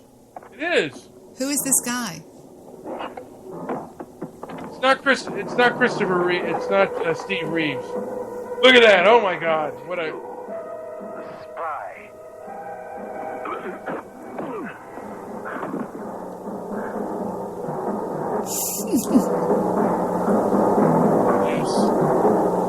So much male nudity. Yeah, you know what? I mean, this was gay porn before they had gay porn. This is definitely gay porn before they had gay porn. Yes.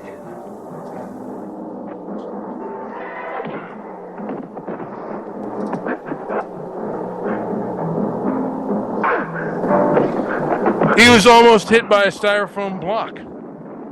Oh shit. Jen spent days on that building that, and now they break it down. How could they? This has got to be the cheesiest thing I've ever... Look at him holding his arms out. This has got to be the cheesiest thing I've ever seen in my life. Where did you find this? I was just looking around and fighting.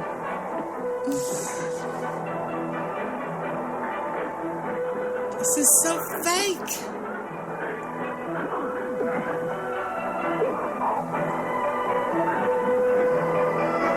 Sometimes I wonder if wrestlers are almost gay. You know what? I mean, seriously. Yeah, you know what?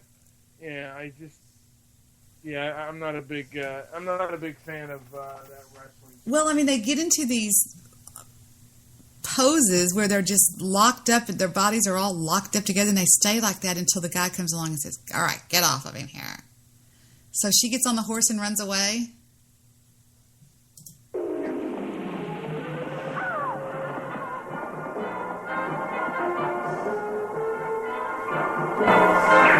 Oh, right.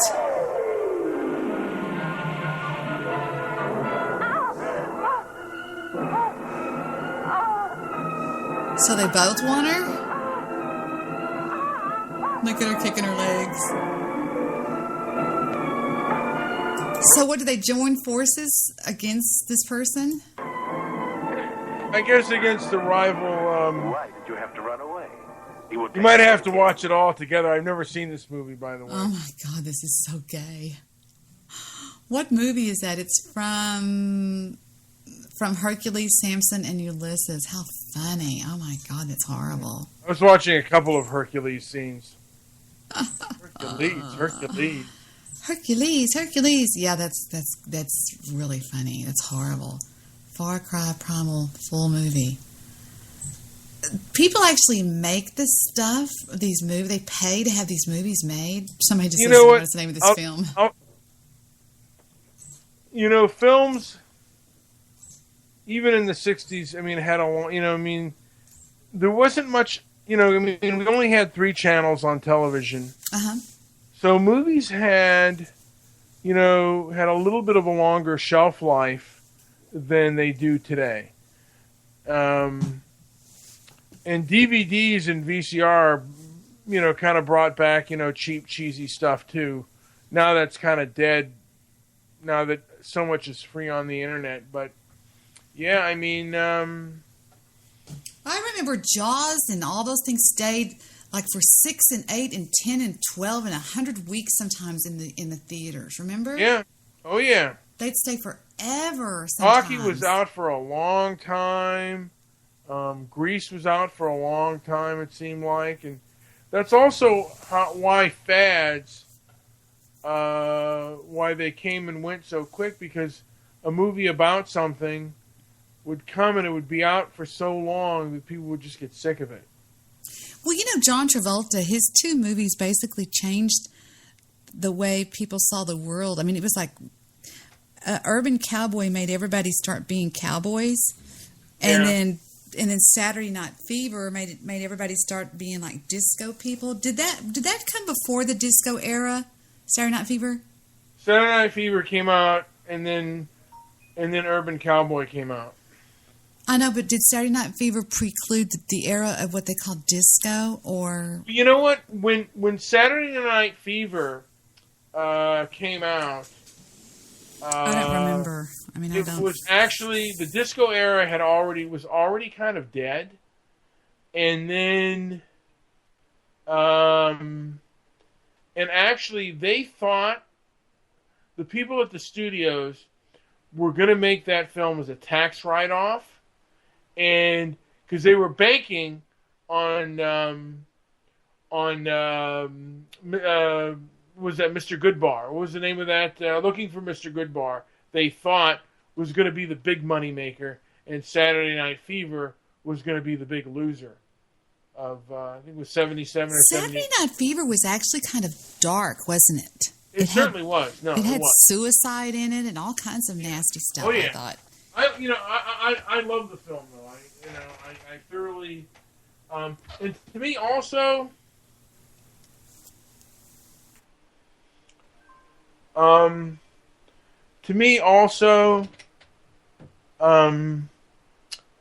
it was a great film about like unrequited love.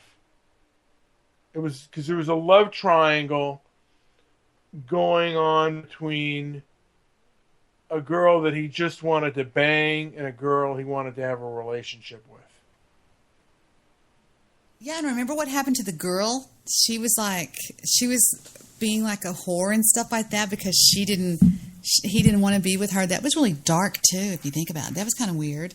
It was, and to a degree, it's a cautionary tale because actually, the other girl was more pretty, but the other one had more, more sophistication and class and more going on for her. But she could not dance for shit. No.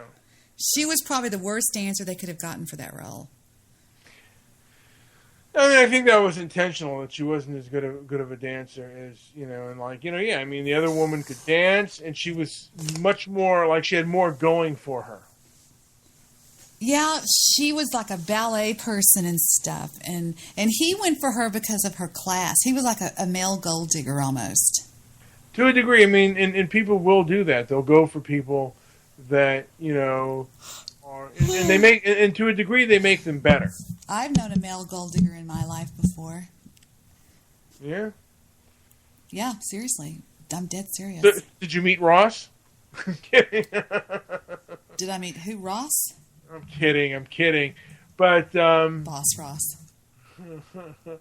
But, how's he doing? Dude, he's not, yeah. Yeah, well. Yeah. He's, in between. But, What was I going to say? Yeah, I mean, in the film Urban Cowboy, I don't know.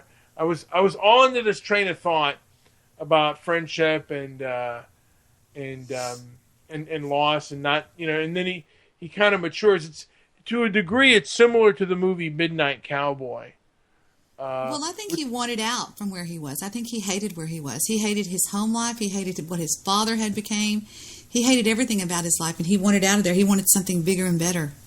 And in the end, he kind of matures. You see not. Well, it was basically like Good Will Hunting. Yeah, and to me, like I said, a film that demonstrates that even more for me was Midnight Cowboy. A person who comes to a kind of come to Jesus moment where he realizes that he can't continue doing what he's doing. I have found a book that is going to change. It will change your life, and it will change all of my listeners' lives. I promise you, I'm not kidding. Wow. And I can read it to y'all. I have it in print. I have actually 3 copies I went and bought today. I bought 3 of them today. One to give to a couple of people that I know in real life. But you can. I'm reading it online, and it is probably. And I'm not kidding. You would love this book. You would not put this book down. I know you. And every one of my listeners would not put this book down until they read it from cover to cover. I would stake everything I own on it. Are you going to name the book? No. Yes. It is called The Subtle Art of Not Giving a Fuck, a counterintuitive approach to living a good life. And it is absolutely the most awesome book I've ever come across in my life. As far as just, it's just unbelievable. I mean, I've read a lot of books, but it is unbelievable. Well, I think his name is Adam Scott or Scott Adams. But he basically said, and not giving a fuck is kind of like reverse psychology. People want what they can't have. And but to me, you have to mean it. You have to really mean, man, I really don't give a fuck. Yep. And you have to, I mean, I have never before, since I have been born, see somebody put in easier to understand language the frickin' reality of life. I mean, it is absolutely unfucking believable the way he says it. For me, it was Roy Masters, and to me, he may even be a cult leader, but he said something that just resonated with me. He said, you should want somebody's love but never need it. Because if you need it, then you'll give into the potential for giving into things you should give into. Now, his thing is, because I'm an atheist, he said, the only love you need is God's love. If you have, you do right by you please only God, and the rest come into play. Yeah, I believe that sorta. I guess I sorta believe that, and then I don't know. I sorta believe it, then I sorta don't believe it. To be honest with you. Why don't you believe it? Well, because I like to think that there's somebody out there that feels like they kind of need me, I guess. They really like me a lot, I guess, is what I'm trying to say. You know what I mean? Well, I like you a lot. I actually do like you a lot, but I want your love, and you should want my love too, but not need it. Oh, I don't need anybody. That's the honest truth. I mean, and I don't think anybody should need anybody, because you set yourself up for really getting hurt, right? You're damn right. You're damn right. You're damn right. And the thing about it is if you set yourself up for needing somebody, you're really setting yourself up for heartache, right? Yeah, and then, like, you'll give in to things you should never give in to. Try not to ever have anybody as your savior, because most people that think of somebody as their savior, they become to be their monster. I had a funny thing I was going to show you guys. It is something I downloaded today. It's called The Guide to Happiness. It is by the same guy, and I want to read the very first part, Mr. Midnight Movie, to everybody. It says, "The man who makes everything that leads to happiness depend upon himself and not on other men has adopted the very best plan for living happy." What did you just say, Brian? What did you just say? Don't depend on other people. Yeah, for your love or for your happiness. It says, in 1997, Billy Harrell, a shelf stalker at Home Depot outside of Houston, Texas, won the lottery. The prize was $31 million. Harrell was deeply religious and had struggled his entire life to provide for his wife, Barbara Jean, and their 3 children. The lottery seemed to be the payoff that he and his family finally deserved after a long life of faith and sacrifice. In July, he arrived in Austin to pick up the check for $1.24 million, the first of 25. Billy bought himself a ranch and horses. He put money away to send his kids to college. He bought homes for members of his family. He donated money to the church. And 2 years later, he locked himself in a bedroom and put a shotgun to his chest and pulled the trigger. A confidant said that Harold was quoted as saying, "Winning the lottery was the worst thing that ever happened to me." Christopher Reeve was born in 1952 to a wealthy family in New York, chiseled-jawed and good-looking. Reeve split his adult life between Ivy League schools in the United States and sipping wine and riding horses around Europe. An aspiring actor in 1978, Reeve hit the big break and scored his role of the lifetime with Superman. He earned millions and became one of the most recognizable celebrities in the world. He made a fortune. He spent his fortune on nice houses, nice cars, luxurious parties, and a passion for riding horses. In 1995, he fell off a horse and cracked 2 vertebrae. He would never walk or breathe again on his own. Reeve then became an advocate for the disabled and spent the rest of his life fundraising for spinal cord research. He was the first celebrity supporter of stem cell research. He later claimed that his accident helped him appreciate life more. It wasn't a joke. He noted that there were able-bodied people more paralyzed than I am, and once remarked, "I can laugh, I can love, I am a very lucky guy." You know what, Debbie? I'd rather be the lottery winner. Human happiness is as perplexing topic to delve into. Debbie? What? I'm going to say this. Wouldn't you rather be the lottery winner? Well, of course I would, but I wouldn't blow my head off. If I won the lottery, I wouldn't give it to a bunch of people I know. I wouldn't buy people and houses and cars. Because people say, they pray, "God, if you'll just let me win the lottery, I'll give it all to cancer research." No, you wouldn't. If you felt like that, you would give $10 to cancer research today. Yeah. And I don't feel like, I would probably spend it on my kids, but I wouldn't spend it on anybody else. Because that's what happens is people, I read 12 people, Mr. Midnight Movie, that won the lottery and it ruined their life. I've heard that too. 12 people. I'd love to take that to the test. Although I do not play lottery. I don't play the lottery. I don't either.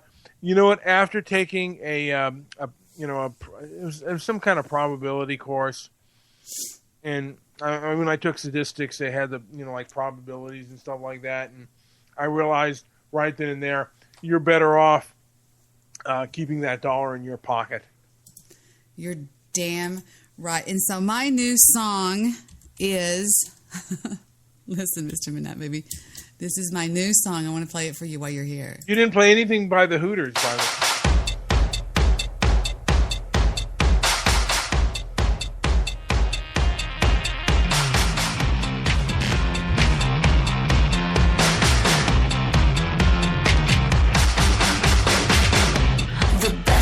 In life are free, but you can give them to the birds and the bees. I want money. That's what I want. That's what I want. That's what I want.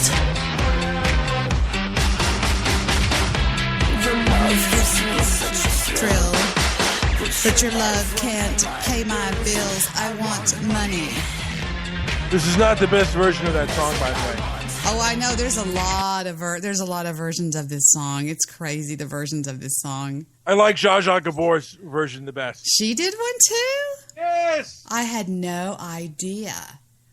I like the Flying Lizards. I'll do those. Wow, I've got this one right here in front of me. This girl is so cute the way she does it. Zsa Zsa Gabor, huh? The best things in life are free. I thought that was Zsa Zsa Gabor. Give them to the birds and bees. I want money. That's what I want. I like when she says, your love can give me lots of thrills, but it can't pay my bills. I want money. Zsa Zsa Gabor? Are you kidding me? Are you sure it was Zsa Zsa Gabor? I thought she did. Let me see if I can find it. She's dead now. How do you spell Zsa Zsa? How do you spell Zsa Zsa? Z-S-A. Z-S-A? Boy, you're so smart today. Yeah, and I know you can kick my ass in a spelling bee. I just won a spelling bee earlier before you called in. Were you good in school at the spelling bee? I was actually a spelling bee champ. Were you one of the kids that liked to read out loud, and, like when the teacher called? Absolutely. I don't see where she's saying that. Are you sure it was Ja or was it Ava? It might have been Ava. I don't fucking know. One of those Nazi broads. I don't see it. Maybe it was the lizard song, the lizard people. I was so wrong about that. Maybe. How about Green Acres? Green Acres is the place to be. Farm living is the life for me. I get allergic smelling hay. Land spreading out so far and wide. Keep Manhattan, just give me that countryside. Da, da, da, da, da, da, da. New York is where I'd rather stay. I get allergic smelling hay. I just adore a penthouse view. Darling, I love you, but give me Fifth Avenue. I didn't Park Avenue. Park Avenue. I fucked it up. Dun, dun, dun, dun, dun. Dun, dun, dun, dun, dun. The Stores.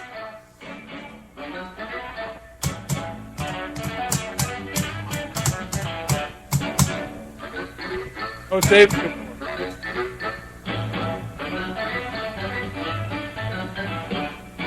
Green Acres is the place to be. Farm living is the life for me.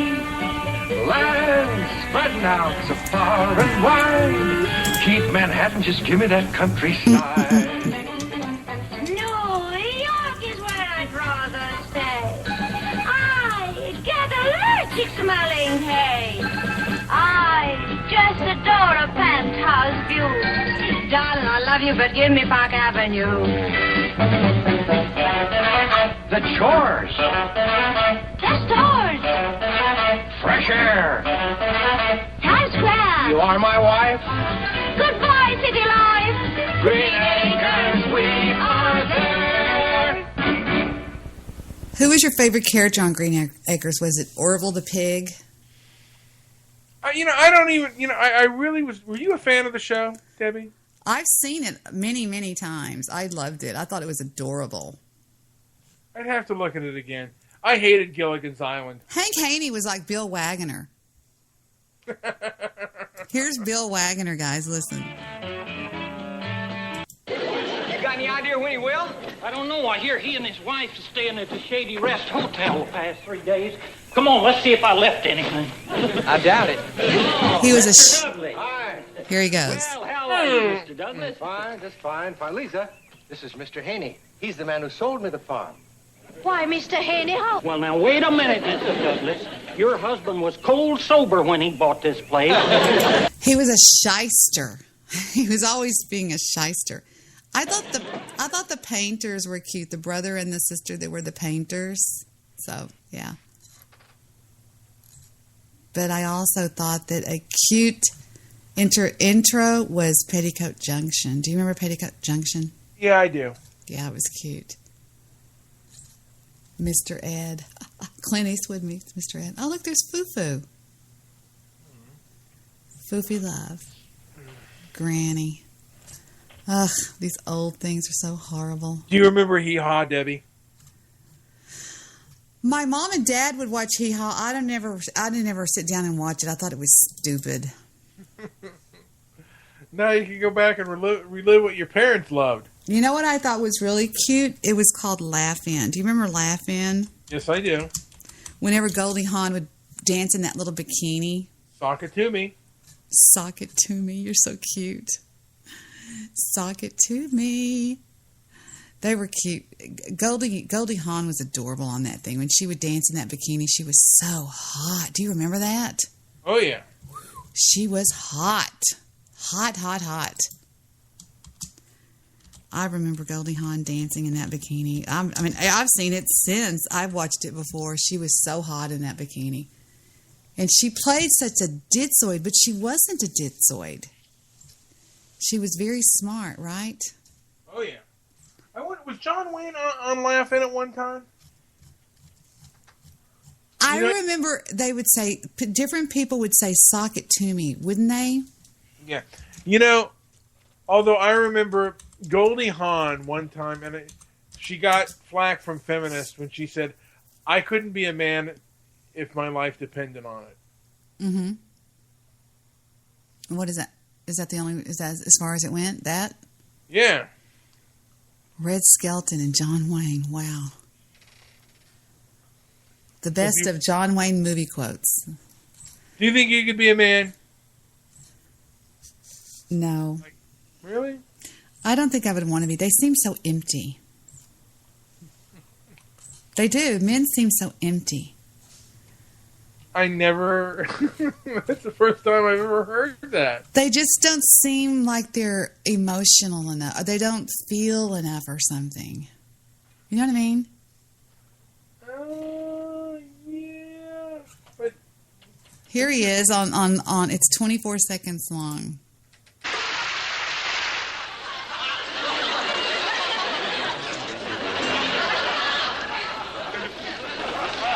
The Sky by John Wayne. The sky is blue, the grass is green. Get off your butt and join the Marine.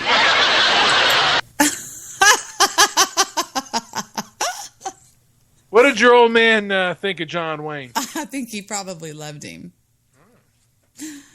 That is funny. Oh my God, that was funny.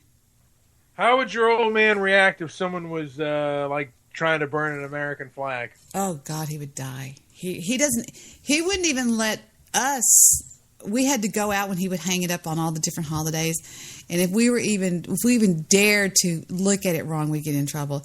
Let's look at the best of John Wayne movie quotes. Tell me where they're from. Could you have like an American flag miniskirt? Hell no. What movie's that one, Joe? Red River. Here we go. The Searchers. God. It hasn't started yet. It sounds like it's Muslims. I'll make him wish he hadn't been born. What was that one? That's Sansa Iwo Jima. Oh my God. Libby, if you get crossways of me and you'll think 1,000 of brick have fell on you. Right. True Grit. Damn. Red River. And sugar like a kid. Well, they whip kids to teach them better. They what? That's a great Right movie, on, by the Keeler. way. Climb to that wagon wheel. No. Well, here's my word. Get the hell off my spread. The Cowboys. Oh my God. Now, we'll all calm down. The Undefeated. Shut the door. He's just a little excited. I know. I'm going to use good judgment. I haven't lost my temper in 40 years. But, Pilgrim, you caused a lot of trouble this morning. Might have got somebody killed. And somebody ought to belt you in the mouth. But I won't. The hell I won't. Nobody. And nobody run in here either, huh? I think that's Rio Bravo. Chance? I'm not going to hurt him. Get up. I don't hold jail against you. I hate a The liar. Cowboys again.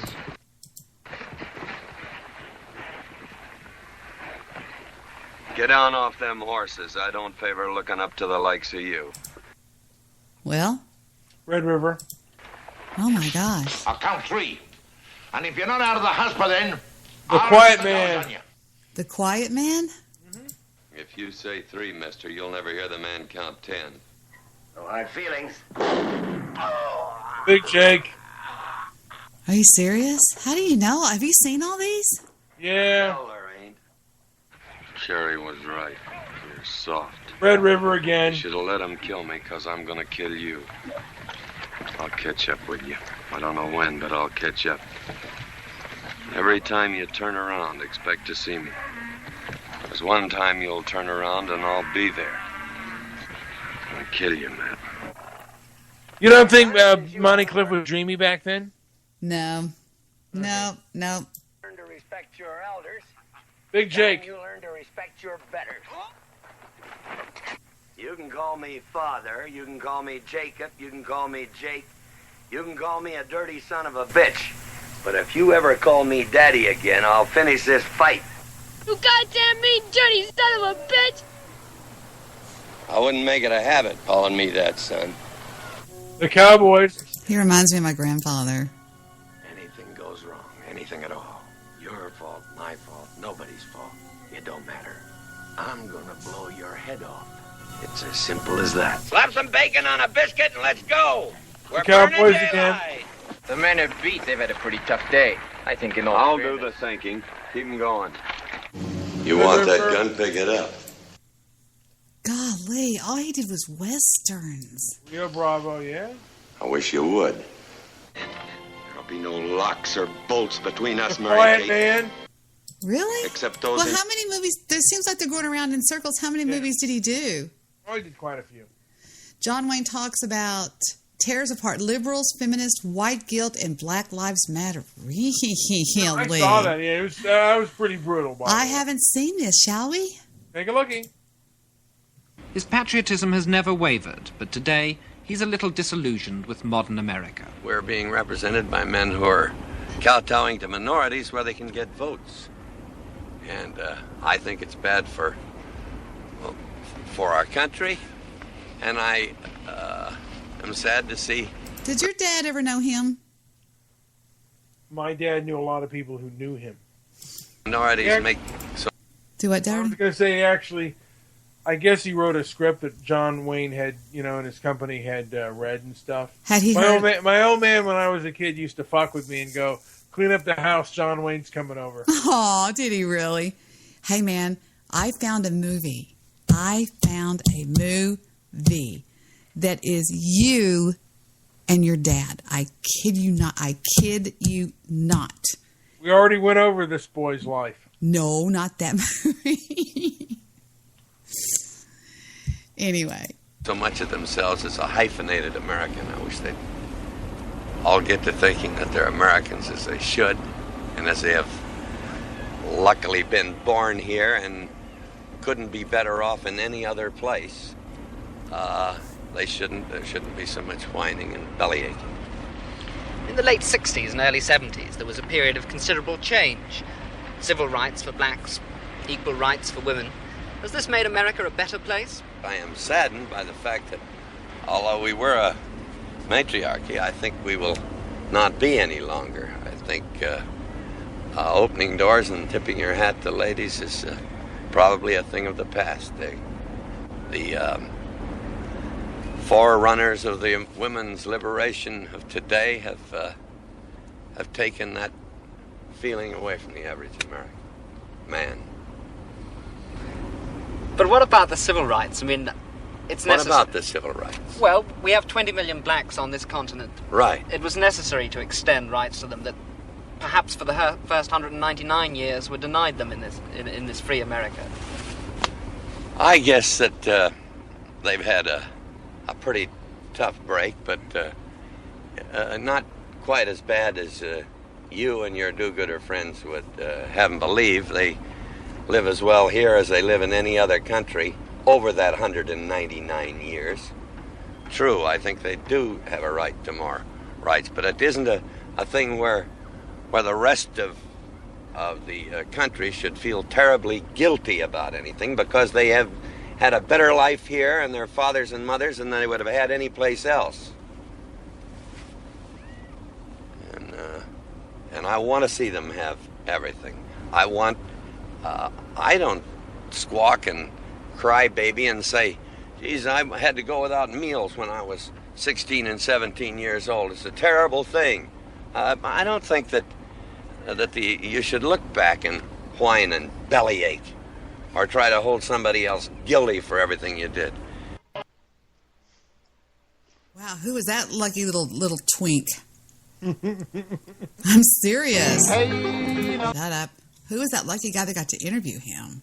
Some Brit. He got interviewed by a lot of guys. You know what? I mean, he was like I said. We did that whole thing on the Playboy interview. Yeah, you thought he was pretty racist. No, actually, you know what? No. You thought he was. You thought he was a. No, what was that show called? It said John Wayne, a patriot or a what? A racist? Patriot or racist? Yeah, definitely. That's the way my grandfather talked. Yeah, I bet your dad talked like that too. To a degree, and he was somewhat. Actually, he was somewhat. Much more conservative. Even in I remember my dad talking about. In 1980, they were talking about how wonderful East Germany was. This was, during the Cold War. And a couple of people said, man, you're full of shit. They built a wall to keep them in. And it was like, I don't know. The communists are, the left wing really start in the 80s. The left wing really began to take over Hollywood. Actually, in the 70s, and then in the 80s, it just morphed into even more so. Like with the Screen Actors Guild, with Ed Asner, and other groups. You either kept your politics to yourself, or you were liberal. If you were a known conservative, you didn't work. You were kind of blacklisted in the 80s. Now, is it true, speaking of how this world our country seems to be changing in front of our eyes, and they're trying to make it so liberal that we're going to turn into a country of bleeding heart liberals. Do you believe that, did you hear that Gaston in the up-and-coming Beauty and the Beast is gay, and they have a gay scene? Is that right? I didn't. I haven't seen it or heard. I've heard two people have told me that. I have not done any research on it because they're trying to make it so commonplace that being gay is so accepted and wonderful, or being transgender is so accepted and wonderful. When in fact they say that a lot of that is where pedophilia. They're trying to get to where they legitimize pedophilia in this country. Do you believe that? I don't believe. I think they're trying to what downgrade. And have sexual mores and stuff. And look, I'm a hedonist as much as the next guy, but I don't know if it's really that good of a thing. Men that are hedonists are pretty shitty, but I don't think they're trying to legitimize pedophilia. I think most Americans are disgusted by it, although a lot of Americans, particularly liberal Americans, are lining up with people who are, who believe in Islam, who are against gays, and Muhammad was a pedophile and a rapist. A pedophile rapist. Because when you marry a 6-year-old and then have sex with her at 9, that's pretty much, a pretty awful case of rape. Let's take a look at this gay scene in the up-and-coming Beauty and the Beast, which my daughter is waiting for. Here we go. Gay scene of Beauty and the Beast. No one thick as Gaston, no one's quick as Gaston, no one's next as incredibly thick as Gaston. There's no man in town if it's manly. Perfect, a pure paragon. You can ask any Tom, Dick, or Stanley, and they'll tell you whose team they prefer to be on.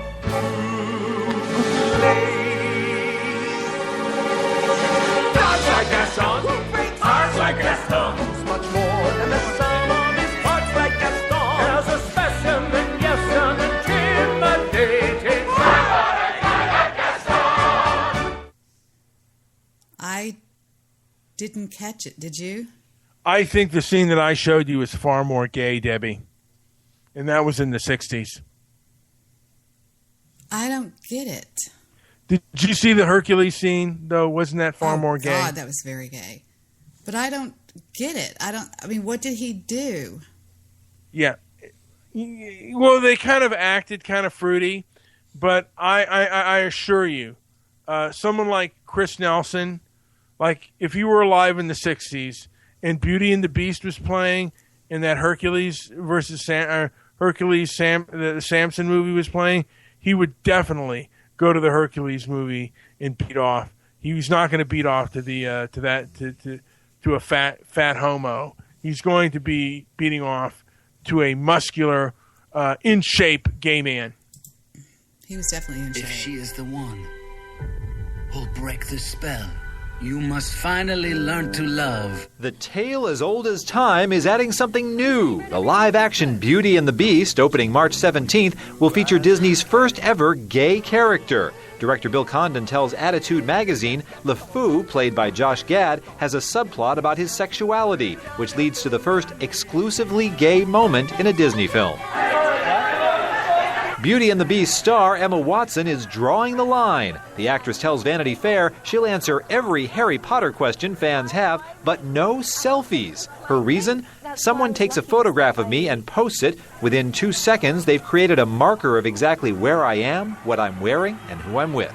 So there's only 2 people in the world right now who know who won, and you're talking to them. 2 accountants have walked their last Oscars red carpet. The Motion Picture Academy says Martha Ruiz and Brian Cullinan will no longer count Oscar votes and hand out envelopes at the ceremony. Their firm, PricewaterhouseCoopers, has taken full responsibility for the wrong Best Picture winner being announced Sunday night and for taking too long to correct the error. No announcement yet whether the Academy will continue to use PricewaterhouseCoopers, which has overseen Oscars voting for 83 years. In Hollywood, I'm David Daniel. What happened at the Oscars? They read the wrong name. Hey, One Angry is calling. Oh, let him call. I don't want him on here. Okay. He's too mean. He's too mean. I'm never doing that again. I've tried so many goddamn times it's impossible. It's just impossible. Yeah. But I just don't see the gayness in that. I don't see it. It's not, to me, it's not that big of a deal. There are films that really offended me and made me very angry. I mean, for example, that TV show Dear White People on Netflix, that angers me. I haven't seen that. What is it? Have you not seen the trailer for Dear White People? No. What is it? Dear White. What is it? The TV. It's a Netflix series. Right. What's it about? I mean, what? Tell me something.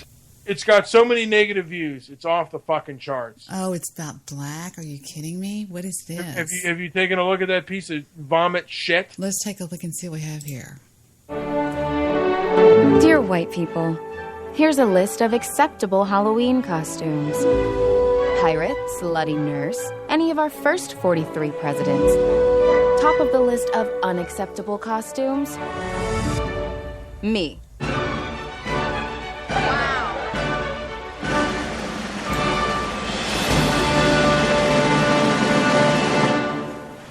Fuck you, Netflix. What is the big deal? I don't get it. You know what? They're having a thing where a white sorority, they dress up in blackface. Who the fuck does that? It's such bullshit. I hated the movie. You know what? I could only watch about 15 minutes of that vomit train of Dear White People. It was disgusting and awful. Stephon Mullen, who talks about it right here. Yes, he does. Oh, you watch everything he says, don't you, darling? A lot. He's pretty smart. MTV hates white guys. What? Barbara Walters tells Joy Behar, "You're so offensive, people will give money to folks you don't like." I agree. I cannot stand Joy. I can't stand Why her. won't she retire? Go back. How the hell whose dick did she suck to get a job? I think it was her husband's, to be honest with you. But I'm just saying. Must be some kind of agent or some shit. She's not funny. She's not smart. She's horrendous. Ugh. I got to see this. Hold on. I just can't stand this woman. Okay, look. 420. See where it says 420? Almost every clip I see is 420 on YouTube.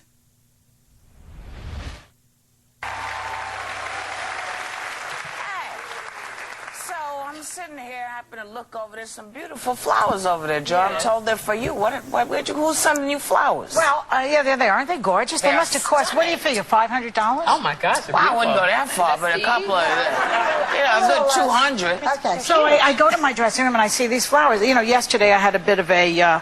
How shall we put it? Contretemps on the air with Miss Sharon Angle. You better say what you said. She calling you? You say it, Barbara. What you said yesterday? You say it. Go ahead. I want to hear you say it. Well, I don't remember your word. You remember exactly, Barbara. I'll meet you in the backyard. No, she said bring it to the... She said bring it to... She asked me to tell her. Oh, she said you remember. Okay, well, I remember. You called her a bitch. She said bring it to the Bronx. I mean, this is a nice, sweet show. She called Sharon Angle, who is running against Harry Reid in Nevada. He's also running racist ads. Okay, so in Nevada. Okay, you asked me. Okay, so Joy presented her point of view, which is what we do in this program. She called her a bitch, and she said, "You better come to the South Bronx and see what happens." Bring it to the Bronx, bitch. Bring it to the Bronx. I'll meet you at Reset, homie. No, here's the thing. You told her to go to hell. You told her she was I said she's going to go to hell. I mean, nice, sweet. It's a little different. Okay, so she then... definitive. So she then sent you flowers with... Yeah, so I will continue the story now. Yes. So, this morning I get these flowers from Sharon Angle. I mean, I look in my that's a brassiere moment. And it says, Joy raised $150,000 online yesterday. Thanks for your help. Sincerely, Sharon Angle. A sense of humor. Well, I don't know if it's a sense of humor, but I'd like to point out that those flowers were picked by illegal immigrants. And they're not voting for you, bitch. Okay, so I would like to say... Another $150,000 in the coffers. But what it turns out... Reid, I'm sure, got some money for it yesterday also. So we will find out which side is winning on this one. What it also says is that you are so offensive to many people that they will raise money to whomever... you disapprove of. Okay, that's fine. I love that I have criticize so much them, they power. raise money. You know, I have a lot of power. I don't want to help the Republican side, but I think that, what did she say? I'm offensive? You know what's offensive? Watching those ads and watching people who work for a living made to look like villains. That's what's offensive, not what I said. Okay? Let's get that straight, America. The left doesn't get it. Ugh. No. Well, why don't we see Laura Ingalls' ads? I'm just curious to see. Not Laura Ingalls. What's her name? Her name is Sharon. Hold on. What's her name? What's her name, Debbie? Her name was. Hold on. I got it right. It's right here in the background in the picture. Her name is Sharon Angle. All right. So we look at Sharon Angle ads. They're supposed to be abominable. Sharon Angle racist ad. Here we go, everybody. Gird your loins. No. We don't watch the Young Turks. They make me want to throw up. Here we go with 47 seconds of Sharon Angle's racist immigration ad.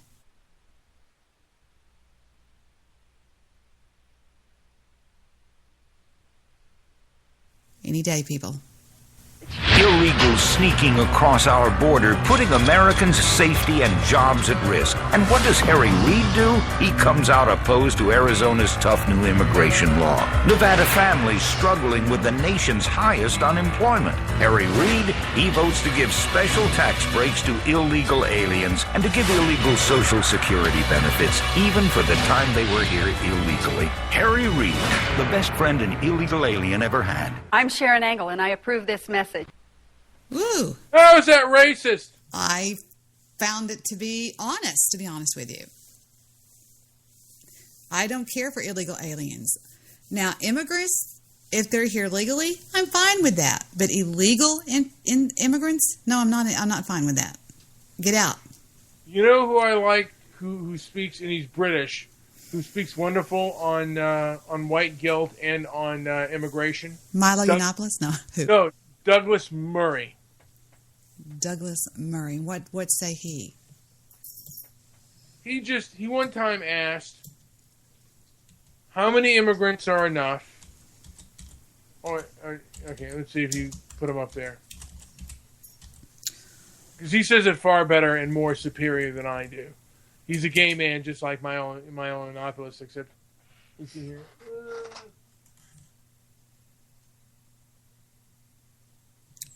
Trying to find one that, here we go. Please. Hello, my name is George Fotopoulos. I would like to make a point to Mr. Murray. The last point you made in favor of the motion was that the people of Europe have the right to protect their identity and that their politicians should respect that right. And I would like to ask you why you feel that the presence of 1 or 2 or 1,000 people with a different identity within a society threatens the identity of the people who were in the society originally. Whether you believe that is a legitimate concern or a primal fear, and whether you agree that when a primal fear drives a crowd, they become a mob, and that a politician should follow a mob and not provide leadership by calming the mob down and giving them a reason. That is my question. Thank you. And towards the back.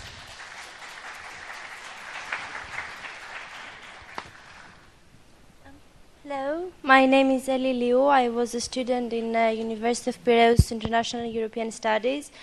And I won't be very quick, but I am against the motion. And I would like to say that the European Union was an ex-colonial power. So most of the countries of the Third World were exploited from us. So now we cannot say that we don't accept them because most of their riches and their wealth were taken from us. And as for what Mr. Voridis said about our values as Europeans, it's the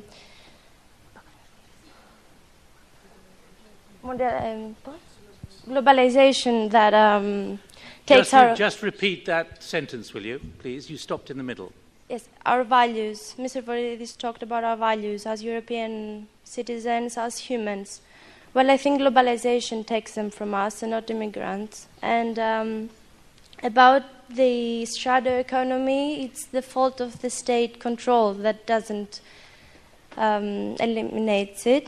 And right, okay, that'll do for the moment. I think there are a lot of points to pick up, particularly your challenges here to those speaking for the motion. But I want to hear voices as well who are against the motion and would like to challenge those sitting on my left. But let's first of all get those points picked up. Douglas Murray, your response particularly to that challenge to you. Right, very quickly. First of all, if I were Hassan in Syria, I would hope, among other things, that I would help to rebuild my country after the Assad dynasty had wrecked it so completely. I'd hope that I would stay and help to rebuild the country after the devastation caused by that family. Secondly, the gentleman here who said 1 or 2 people, the gentleman here said, why are you threatened by 1 or 2 people? I'm not threatened by 1 or 2 people. Nobody is threatened by 1 or 2 people. The figures I gave you showed we're not talking about 1 or 2 people. The figure I gave you at the very beginning was that people who identify as white British citizens are now a minority in their capital cities. So we're not talking about 1 or 2 people, and it is very disingenuous to pretend that I was. Thirdly, the lady at the back, you say colonialism. I'd like to return the question to you. I don't deny the crimes of colonialism, not for a moment. I'd like to ask you a question. How long do former colonial countries have to be punished for then? How long do we have to have our identity erased for? Is there any end limit to it in your eyes, or is it only at the point of complete negation? And finally, why is it that it's only European former colonialist countries? One of the largest and most significant and longest colonial powers in history was the Turkish Empire. Do we do this to Turkey? Do we say to Turkey, you must have your identity erased as well as punishment for the past? Almost every single people in the world at some point has done something historically they could be punished for. But why, I wonder, is it that it is Europeans that we are always being heard, Douglas being Murray. offered that choice? Douglas Murray, thank you. Before we go to Makis Faridis,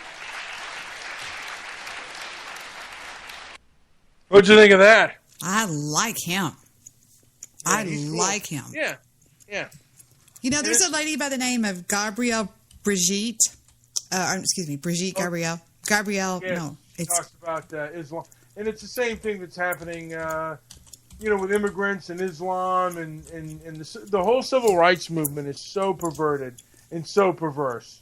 the answer she gives is absolutely unfucking believable, Mr. Midnight Movie. Have you ever heard this answer?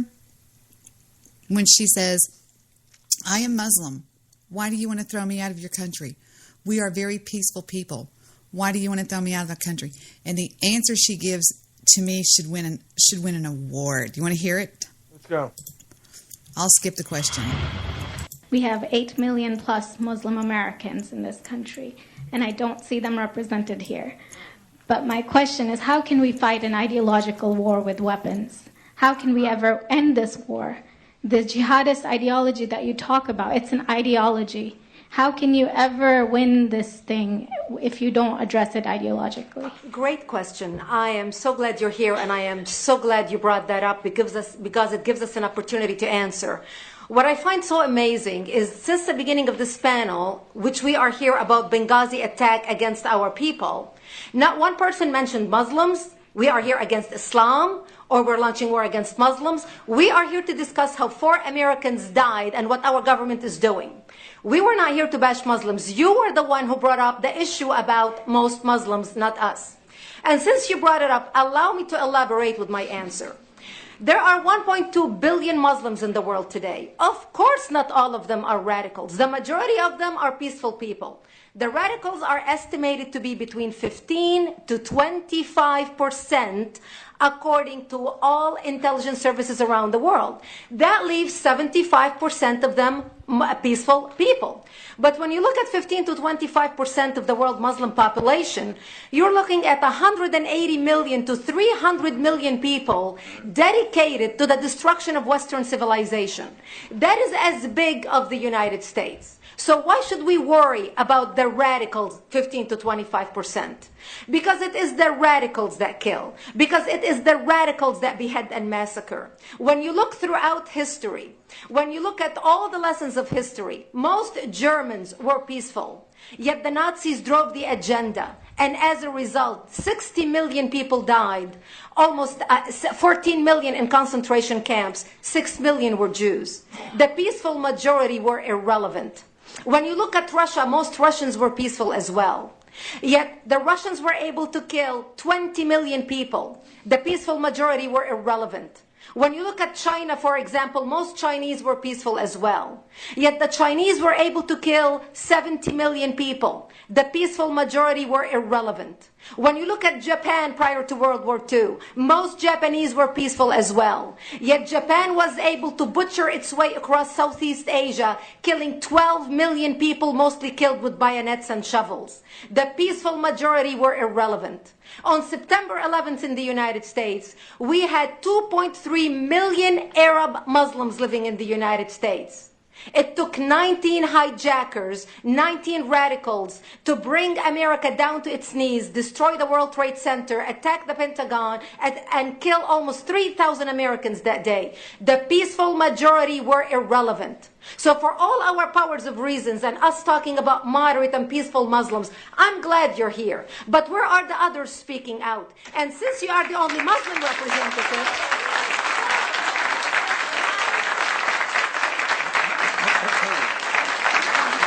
save the applause till the end.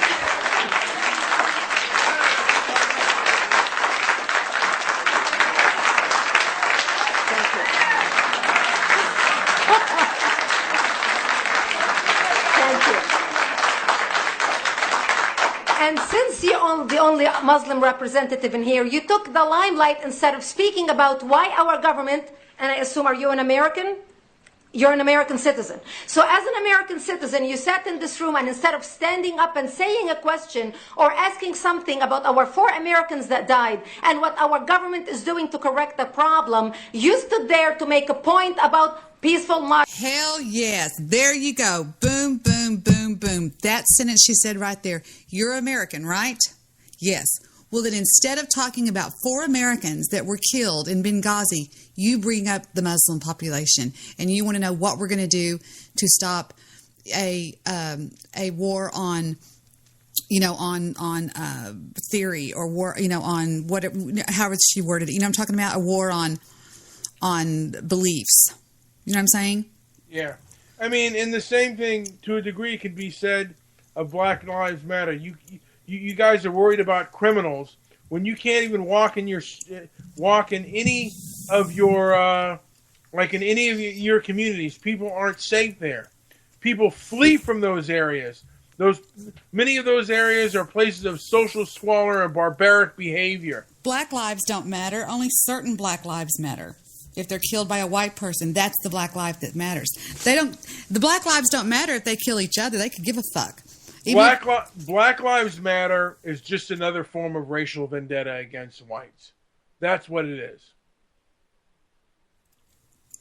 Now, Mr. Midnight Movie, do you remember the fuss I made over the killing of the gentleman in New York City?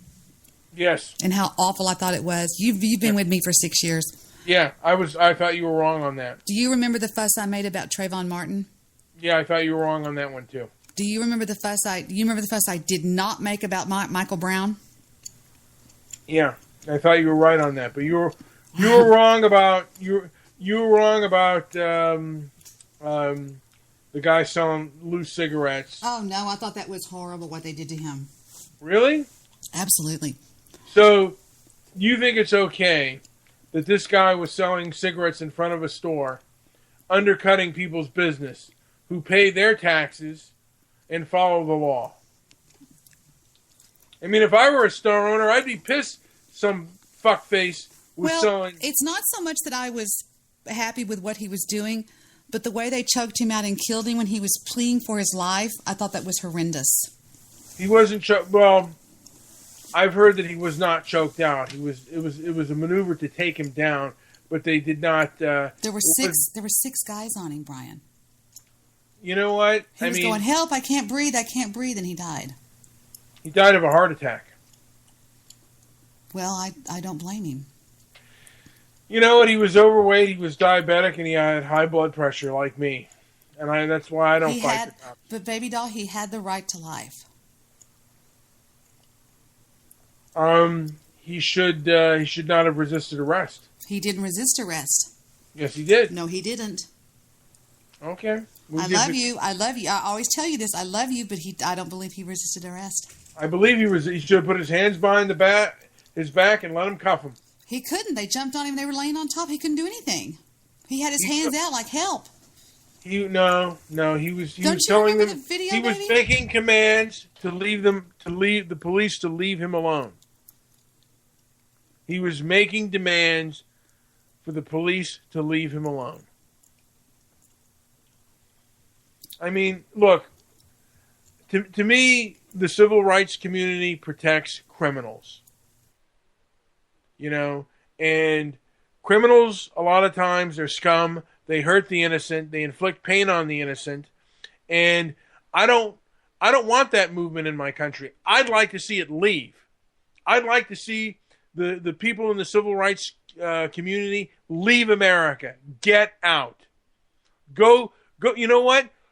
To me, South Africa is the canary the canary in the coal mine, and we're seeing what's happening there, the mistreatment and the murderous behavior, and the same thing's going to happen in America if we're not careful, because they have vindictive murder on their mind and murder in their heart, and racial vendetta. I mean, our racial vendetta in their heart. But I think that what that guy said a minute ago, that smart guy that talks like Zeki, I think, how long is long enough? Yeah. How long are you going to blame the whites for what happened to your your great grandfathers and mother. How long are you going to do? How long? You're going to beat us and blame us for what rogue cops do?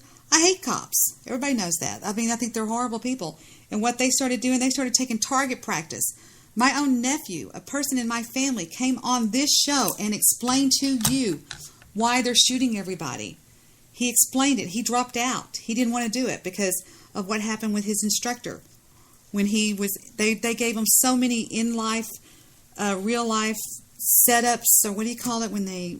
Scenarios. And they come out of the academy nowadays trigger happy. They're ready to shoot. And Dave was in a scenario, my nephew said, and his instructor was there, and Dave screwed up, and Dave goes, what should I do? And he goes, if it were me, I'd take that guy out and go in there and see what's going on. And just shoot the guy in the head. And Dave goes, what the fuck? I mean, people that have never experienced death in their life of somebody in their family, they don't know the brutality and the destruction that it does. They don't have respect for it. You know what I mean, I don't know until I'm faced with that situation what I would do. You know, I mean, when you're faced with someone who might shoot you, or might hurt you, and you have a weapon near you, you know what? You're going to use that. You're going to use what is ever necessary to repel that attack and to defend yourself. And, you know, I think the police are just, a lot of times, they're acting on righteous instinct of survival. You know, Quanell X went to a shoot, don't shoot scenario. And he changed his tune for a little bit. He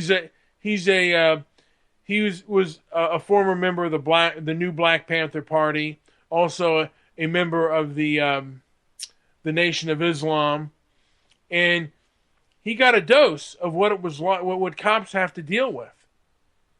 And it's like, I mean, these people are so full of it, man. It's like, if it's so bad, why don't you build your own society? Like I say to a lot of them, why don't you make South Africa your Israel? Why don't you build something else? If white people are that racist, why don't you move away from them? Why don't you build another country? They look like you. They must have an understanding, you know, and there'd be no racism. I mean, there are there at least less of it. Put your money where your mouth is. I'm sorry I'm bloviating, but that's just my feeling on that. I was listening to every word you said. I was just addressing an idiot in the chat room that said, you know, you can tell the health of a Spreaker Show by its chatters looking pretty bad. I'm just putting it out there. Hi, Annette. Hi, Mr. White. The contentiousness in the chat room is getting it's the Jew. It's the Jew. He's just an asshole. Everybody hates him. Who cares what he says? I like to leave him in here so he can show his ass. Now, last night on the show, Joe Seeker jumped my ass. Really? Jumped my ass. What did he do? Ran off, did a show, telling me to fuck off, telling me I was uneducated, telling me all this crazy stuff, which he ended up deleting. And, he jumped my ass. And I didn't think that it was fair what he did. I thought it was a little bit, I want to play some of it for you, and I want you to give me your honest opinion. Okay. And if you're not honest, I'm not going to respect you. I want you to... I'm going to give you brutal honesty, Debbie. Let me get my objective hat on.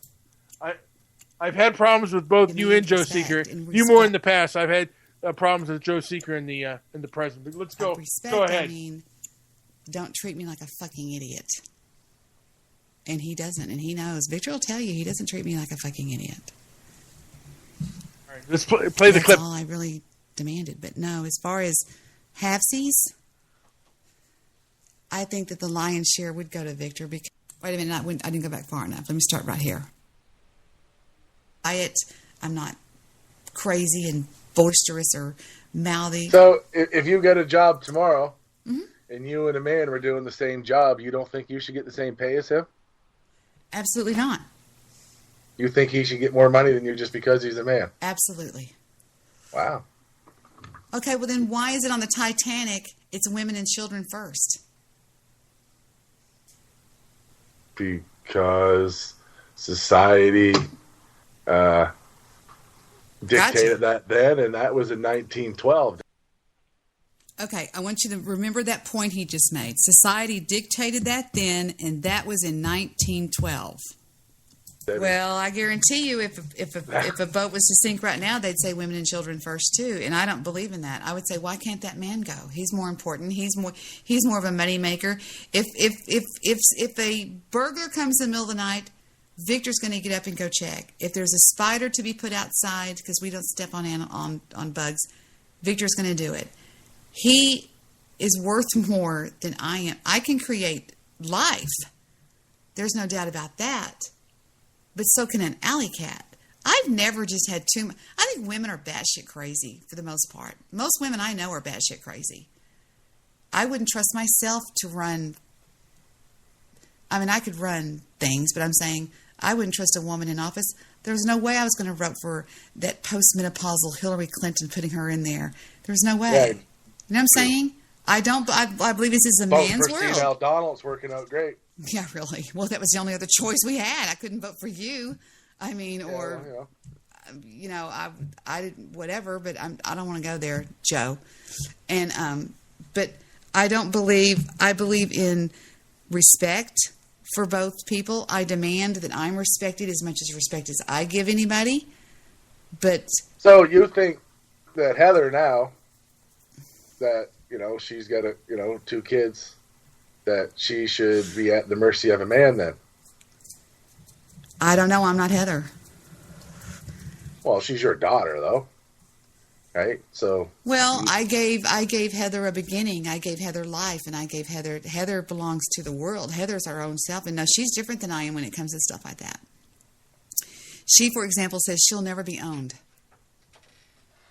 But so then you don't agree with it then? Heather stays home and raises her children. Nobody else has raised her children. In a court of law, Joe would have already been objected and probably held in contempt for leading the witness. He's putting words in my mouth. So what you're saying is it's okay that Heather is owned by a man. And I'm going, where did I say that at? He's putting me on. I figured out his game. He puts you on the defense by saying stuff that you didn't say and having you defend something that you didn't even say. You see what I'm saying? Do you see what I'm saying? It's not done yet. I'm just saying I'm making a point. Would you agree with that?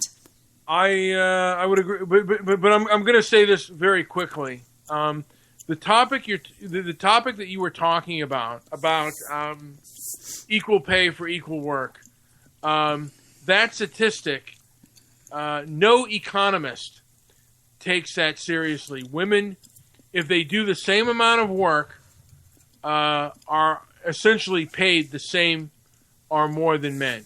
I mean, particularly, you think about it, if you own a company and you can make and you can pay you can pay somebody like 10 workers and you can hire females and pay them less, you'll do that. Because your first priority as a business owner is to your investors. So to me, that argument of should women, and I do believe they should receive as much. That's not the case, though. Like I said, that's an erroneous argument, and no economist worth his weight in salt even believes that. Okay, go ahead. I'm sorry. Okay. I mean, she goes to school part-time and things along those lines, and she works a part-time. I try to keep what they do out of the show because I don't want anybody fucking with them. Yeah, I'm not asking on that level. I don't want to know like that. I'm just saying that then what would be best for Heather then, by the way you view the world, is that she should find a man that she's relying on. Not so much relying. So he just said, so what you're saying is by the way you view the world, she should find a man that she is reliant on. Where would he get that? I don't know. That's what I'm saying. He puts the most bizarre words in people's mouths, and that's his game. That's what he does. And so I'm left to defend something that I didn't even say or I didn't even think. And I didn't even allude to that. I didn't even allude that Heather or anybody should be dependent on a man. I didn't say that. I didn't even allude to that.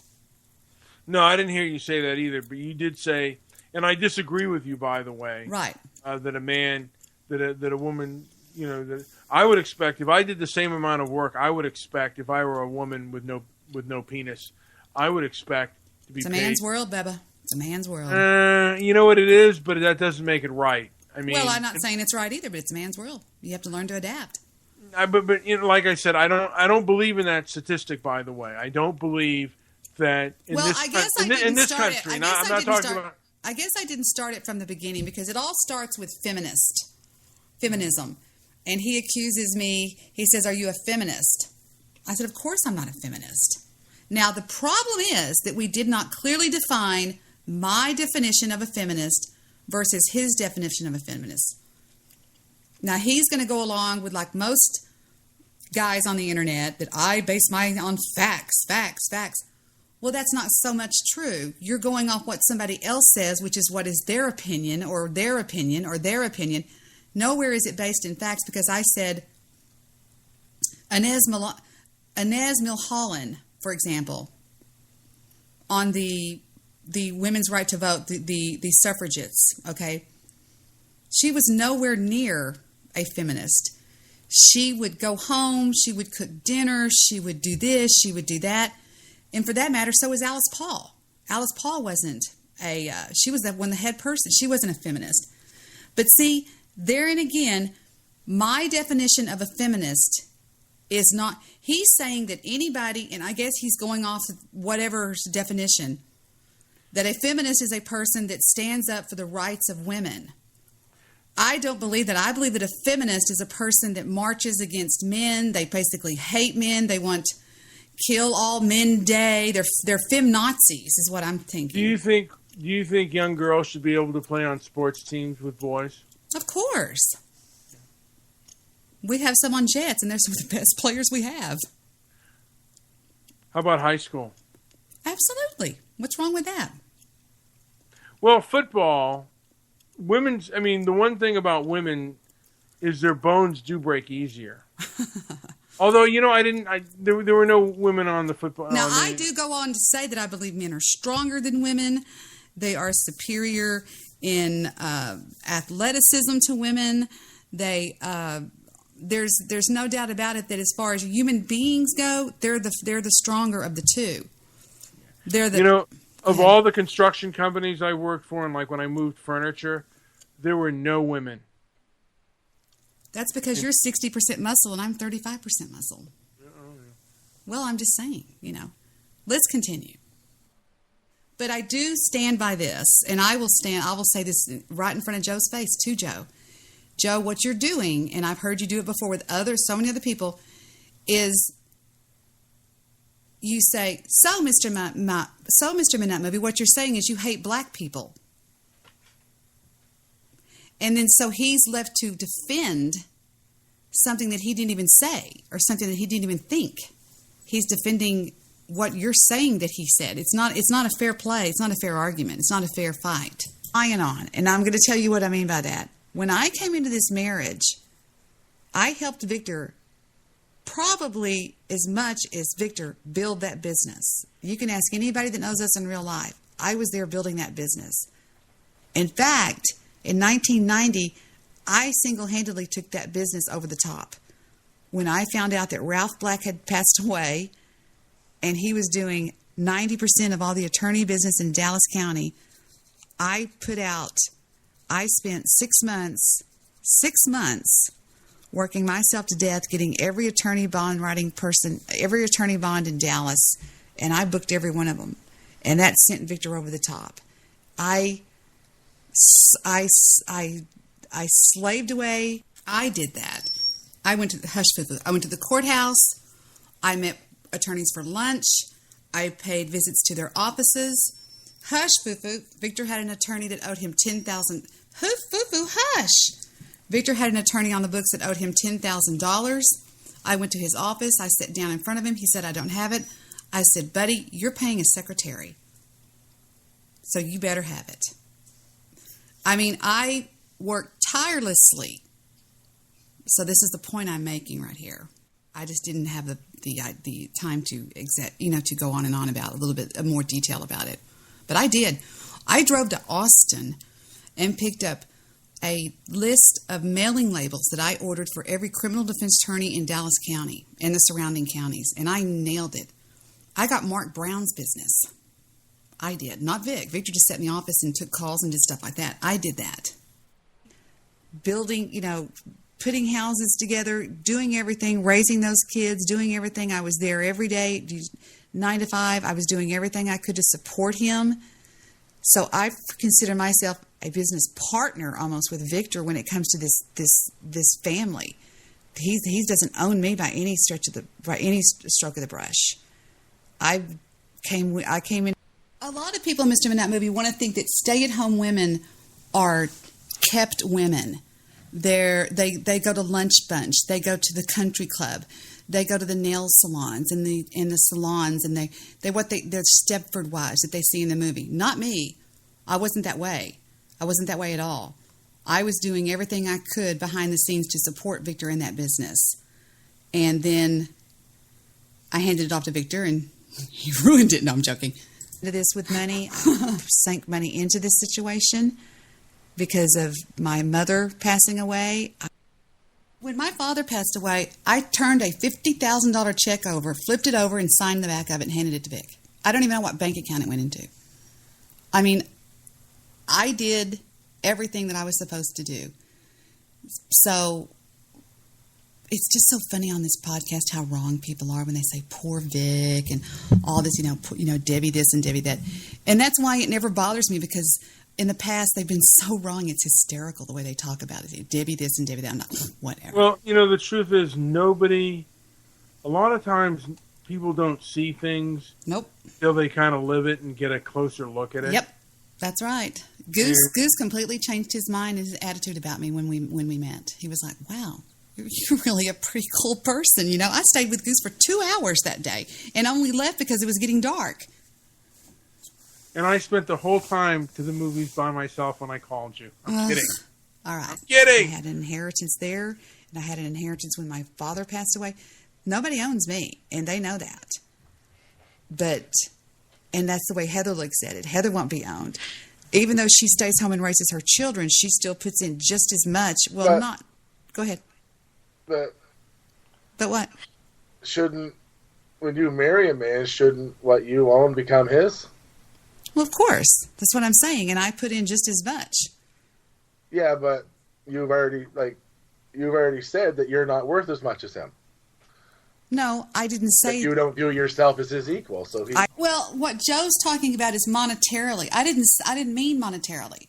I meant as far as just Hercules versus his wife.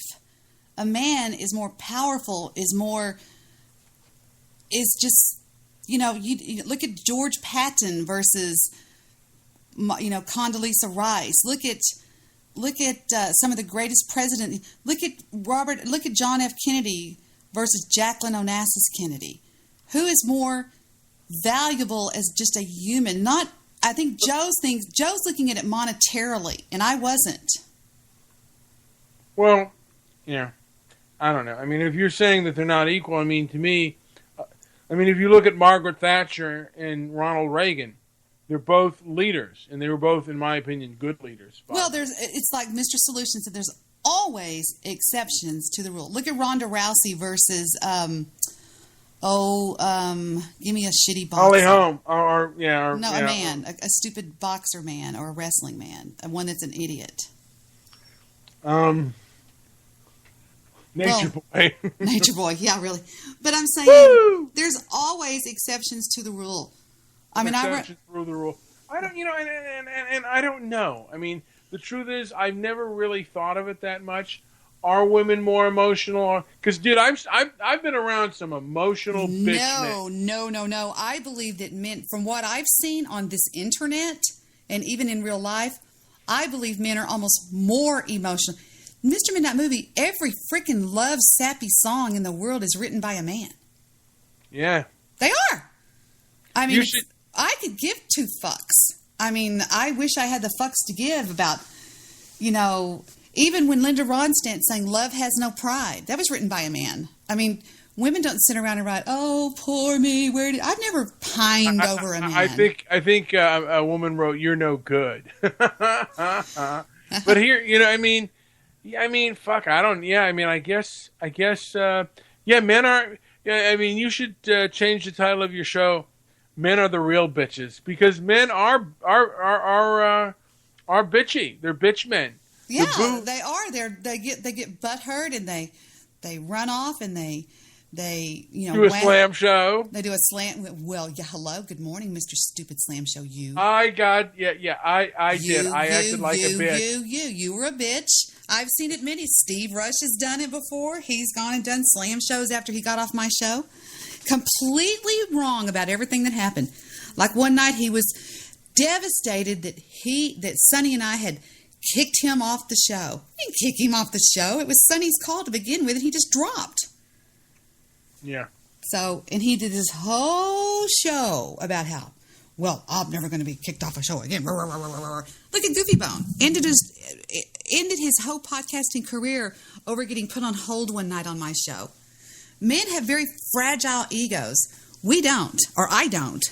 I try not to. I thought I didn't, and then I started doing podcasting, and I realized that I am just as big a bitch as any bitch man.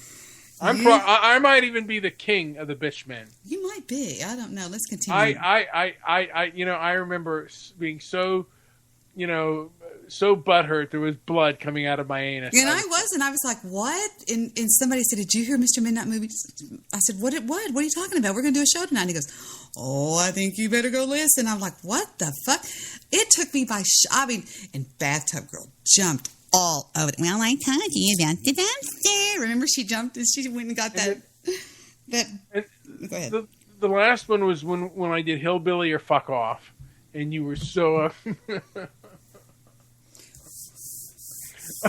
You want me to play it? You want to play that nonsense? You want me to play it? Are you going to deny what it was about? Hillbilly or fuck off. You bourgeois man. Well, L.A. would kill you. Fuck off. I don't. But he doesn't own me. I'm not his slave. He doesn't own me. But in the grand scheme, Sonny, Joe, what I'm saying is when it comes to man versus a woman, in this culture, a man is far, in my opinion, superior to a woman. He's stronger. He's got more stamina. He makes better choices. Okay, let me ask you something, Flooves. In this culture, let's say Victor dies in a fiery car crash tomorrow. Boo-hoo. All right, I'm out in California. You're married to me now, right, babe. No, I move in. Who cleans the house, you or me? I'm a slob. I don't care. Okay. I'm a neat freak. I'm going to clean it. I don't give a fuck. No, I'm saying, so do you put on your little apron and your little dusting thing while I fuck you? So there you go. That's what I'm trying to say. If you want it done your way, you do it yourself. There you go. That's what I'm trying to say. But by nature, by whatever, women are here and men are here. You hear so many times that the man goes out and drinks in the honky tonk or whatever. You know what would piss me off when I would get home and this woman who I was living with tried to tell me what to do when I got home, and it was like, I leave a boss at work. I don't want to come home to one. You would love me because I wouldn't even know if you were home or not. That's good. Ask Vic. I'll get Vic in here on the air with you, and he'll say, "I'm going to my man cave. You go away. Unless you're giving me sex, you go away. You don't have any. Don't tell me I don't want to do anything. You don't have anything for me to do." There you go. That's what I'm talking about. I mean, back in the 50s and the 60s, did you hear of men of husband abuse? No, it was men beat their wives. Wait, can I ask you a question? So, like, when Victor came home, you weren't, Vic, can you do this? No, Vic, Vic, No. Shut up. No, of course not. Ask Victor. He'll say, this girl is gold. And that's why I can't run him off with a fucking stick. And no, I'm just saying, I've seen women like that. And I told Heather before, leave Philip alone when he comes home. What do I live by? Men are from Mars and women are from Venus. Does she follow that advice? She does when I see it and I'm over there and I'm going, Heather, leave him alone. He just fucking got home from work. He's like, ring, ring, ring, ring, ring. I'm not one of those women. Now, why does she act like that and you don't? She's not like me. She's different in many ways. She wasn't raised like I was raised. I was raised in a different world. She was raised with a silver spoon in her mouth. She was raised in she's Generation Y. She's a millennial.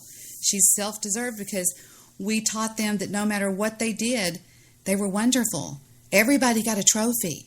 Why did you teach them that? Because that's what I was fighting a machine. That's what everybody. Now, my kids were not spoiled by any stroke of the brush, and they'll tell you that. They'd get their butts busted if they acted like little assholes. But I was fighting an entire culture of people that were coddling people and stuff like that. It was horrible. You've heard me tell the one angry Jew, can you not tell Jonathan to leave you the fuck alone for 1 hour while you're on my show? Is that impossible? You know how I am with kids. So you can imagine what I was like with my kids. I could get Mike on here, who's known me since my kids were born, from a third party's point of view, and he'll say, what he always says is, Debbie made those kids walk the line. Hell, I made Annette's kids walk the line. They weren't even my kids. Never laid a hand on them. I'll never beat my kids. It's just like the little tiny baby, Timothy, that's already here, the little 7-month-old. He won't eat for Heather. He'll lock those jaws up. But if I sit down, he'll eat every bite. And I've never smacked him across the face or beat him to death or anything like that. It's just certain people have an air of authority to them. And I happen to have that. What's better, being a grandparent or being a parent?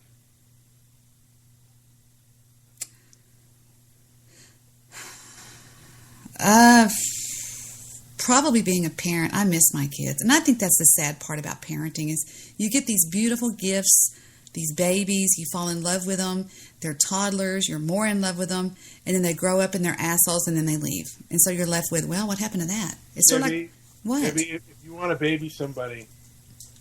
What? Move out there and baby you? I would destroy you. I would ruin you. I would baby you so much. You would come home to candles burning, supper bubbling on the stove, me in a little size 8, size 6 pairs of jeans, all smiling with ponytails. No, I'm joking. Would you like cut my steak and feed me? If that's what you wanted, I might. You know what my battle cry for years was? I have to tell you this. This is so funny. It was a song by Paula Cole, and it went a little something like this. Now, if this isn't feminist, if this isn't being, just listen to the goddamn words.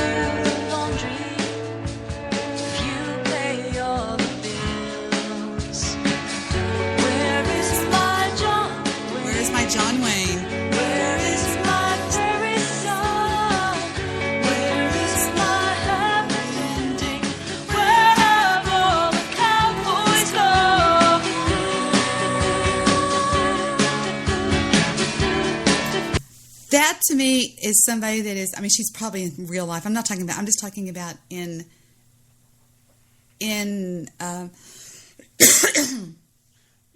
you know, you got to think though that back in the day, you probably, women needed, chivalry in a man to protect them from the elements. I mean, things were a lot more savage back in the day. And Absolutely. you wanted a man that was, kind of and I think that's why women are kind of attracted to like assholes today, because an asshole, a person who's kind of gruff, will protect you to a degree. He will, and he will fight, And that's one thing sorry about that. That's one thing I've always liked about Joe. Joe has always had been chivalrous towards me on this show. When anybody's been an asshole, Joe's jumped down their throat. Joe has come right out and just said, "Hey, what?" I mean, yeah. I mean, I don't know. To me, he was asking questions. There are a lot of things I don't like about Joe. I think Joe can be very contentious, and I think when he's having a disagreement, he can take it to a personal level. Yeah, he does. He takes it to a personal level. I didn't even finish this one. I can show you the rest of it if you want to hear the rest of it. So then he says he's not emotional. Well, today a lot of emos, but men are supposed to be rocks. I was raised around men that were like made of steel. Men that were the rocks that and that's the way Vic is, and he's always been that way. I mean, it's always been a situation where there's like almost 3 kids when it comes to taking care. When we go out on long haul trips and stuff, we're all just passed out, and he's on the road battling it out. If there's something happens, he's there. He's boom, he's boom, he's boom. And I don't believe... So, Go if ahead. you guys divorce tomorrow, Mm-hmm. you believe Victor deserves a bigger share than you? Because he's worth more, and you're not as equal. So he should get a bigger share than you. I think in what you're looking at, you're taking it the wrong way. You're saying when I say that men are worth more, that you're talking monetarily. I'm not talking monetary value. I'm talking about just if we were on a farm, okay, who's going to go out and plow 40 acres, me or you? You. But we're not on a farm. But I'm saying we're were. in 2017. Okay, right there he just contradicted his whole argument. Debi milked the cow. Right there he just contradicted his whole argument. He's making assumptions going back. He's fixing to say, well, back in the days of the cavemen, they would drag you around by... And I should have said, well, we're not back in the caves of the day. He just said, we're not talking about that. So he's contradicting his style of argument right there. Well, let me ask you a question. Who do you think took it more personally, you or him? Oh, him, absolutely. Because this part, I mean, I don't know. I wouldn't be, but I don't have any kids. He did a show, a slam show right here. If you click on the link, look. Mm-hmm. We're sorry, but the episode Feelings Don't Equate Facts is not available. It was deleted. It was horrible. It was pretty bad what he said. He was like, fuck you, fuck off, and you're uneducated, and just, he really got kind of...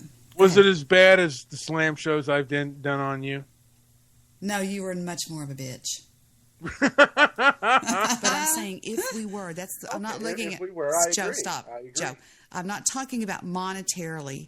Monetarily, a female is probably worth more because she can manufacture human beings, is what I'm saying. That's not what I'm talking about. Not by herself, she can't. Well, all you have to do, I could just drop by one afternoon and that's all I need. But I'm saying, well. Still half of it. You know what I'm saying, though? What I'm saying, though, is I was raised to believe, to respect men, and I do. Women, I don't have that much respect for. I think half of them are catty. They're not trustworthy.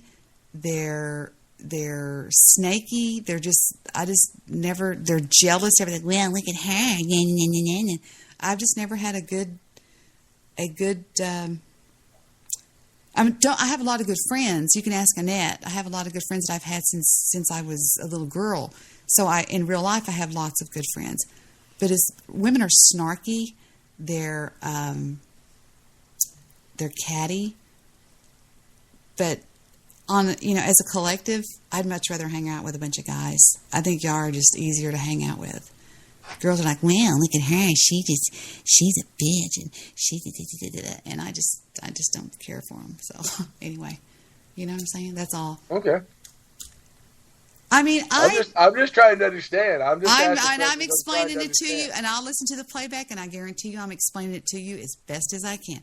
If it comes down to who's going to go out and fight the fight and get the coal and put it in the warm oven, it's not going to be me, baby. It's going to be you. You're stronger than me. You know what I'm saying? Okay. So, but I'm getting lost. I'm trying to. I get that I'm stronger, right? But what I'm not getting is how that makes me worth more. See, again, Brian, he's looking at it monetarily, and I'm not saying that. He's totally taking it out of context, what I'm trying to say.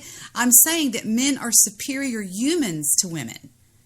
They are. They're faster, stronger, bigger, quicker, harder, meaner, tougher. They're superior humans. You could kill me, Mr. Midnight Movie. You could kill me. In 15 minutes, you could kill me. Okay. Yeah, but well, I don't know. Well, okay, please say you know what I'm saying. Yeah, no, I know what you're saying. I just don't want to think of the thought of, I've never hit a woman in my life, and I've never been hit.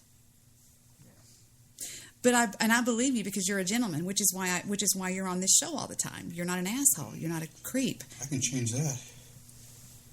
Who's behind Victor? Where are you? You stand right behind me. You scare me. You can change what? Be hit. Hit me. He's never once raised a hand to me, ever.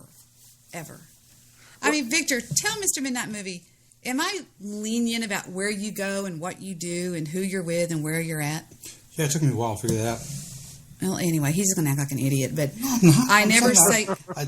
I wouldn't used to that with women. So... Debbie, I have to get to bed, man. Oh my God! Look at the time. He was talking to you. You weren't listening, Brian. Go ahead, baby. Oh, used to most women that they would get pissed off or something if you went to a bar or like to a strip joint after playing golf or something like that. So I would lie and say, "Oh, we just were over there." Because my brother told you to lie. Well, that and I just kind of was just used to that with other girls. And I said to him one time, why are you lying to me? I don't give a fuck where you go. That's the only thing that made you mad. And so when I got it through my head that you would be okay as long as I didn't lie, then everything was fine. So that's what I meant when I told Joe, just be fair with me. And I don't care. But, I mean... But see, it's hard for most guys to get through their head. They can't imagine a woman like me. I mean, not that I'm some Christy Brinkley, gorgeous, drop-dead, oh my God, Miss America... No, that's not the point. The point is not to lie to each other and saying, so when you do that, then the guy has got the thought in his hot mind, which is, hey, I've got a cool chick at home, so why should I go out there and try and find some chick that's a bitch? You're going to have to, be nagging on me or calling me every 5 minutes on my cell phone. Where you at? Where you doing? Where you doing? Where you going? Where you going? What keeps a man from having affairs behind a woman's back? Her. Just her what? You've got black rings around. You've got black rings around your eyes. What are you doing? Painting something? Oh, that's just powder junk. Well, anyway, what makes a man not want to run around behind a woman's back? A woman that doesn't bother and nag him all the time and ask where he's doing and where he's been. So that makes you want to go out and fuck other women? No, it makes the opposite. Okay, now wait a minute. If a woman isn't if I was a Sue Gordon, you would want to fuck around behind my back? Yeah, it would piss you off. You wouldn't want to go home. You want to I'm going to go home, and as soon as you open the door, it's going to be... Oh, God, I couldn't live with that stupid bitch. We would want to go home, something like that. But you do the exact opposite, which was, if you make the house hot, nice, you have a good meal, even if you know he's out done drinking, you don't bother him and say drinking, you say, hey, how's it going? Stuff like that. I would never give a fuck when you did that stuff. I said, he'll come home sometime, wagging his tail behind him. Well, you don't know where they are? I don't care where they are. All right, just hang up then. They would be so much I love you, Mr. Midnight Movie. Is he leaving? I think he hung up. I'm not sure. Brian, did you hang up, Angel? Yeah, he's tired. He would night-night. You what? Oh, I have so many messages on. You went to sleep? Yeah, he's tired. Well, so much for advice he's going to give you. Could you pass a United States citizenship? He's going to go down that long, lonesome road by himself. No, he's being. He's okay with what you're saying. Sock it to me on YouTube, Mr. White Scent. Steve Rush says that. Okay, I was just checking on Skype because I turned all my notifications off. But I got in this battle last night with Joe because he didn't understand what. I guess I can turn this down. What I was trying to say to him, as far as the way I view the situation between men and women, is I believe that a woman's place. I mean, I'm not. Would you say that I'm a feminist? No, Steve. I don't know what the hell is a feminist. Feminist is what? Some girl's going to just bitch. What are they bitching about? What is there to bitch about being a woman? Let me show you what I think a feminist is, okay? Here's a feminist. Like that stupid Woman's Day today. I mean, what? That's what it was. That's what started that argument with me and Joe. What the hell are they womanizing about? What are they bitching about? Why don't they have a man's day? Yeah, I mean, that's stupid. But of course, it's just, contrived deal by the... that chick. Mm-hmm. Okay, here is a feminist in my opinion, I guess. And I've never heard this in my life. I could be shooting myself in the foot here.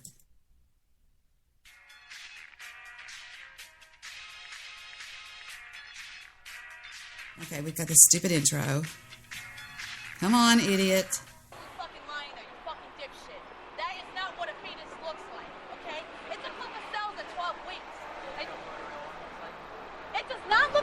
It's a clip of motherfucking cells. No hands are shown for that time. You're just a white fucking privileged racist fucking male that doesn't stand for women's rights.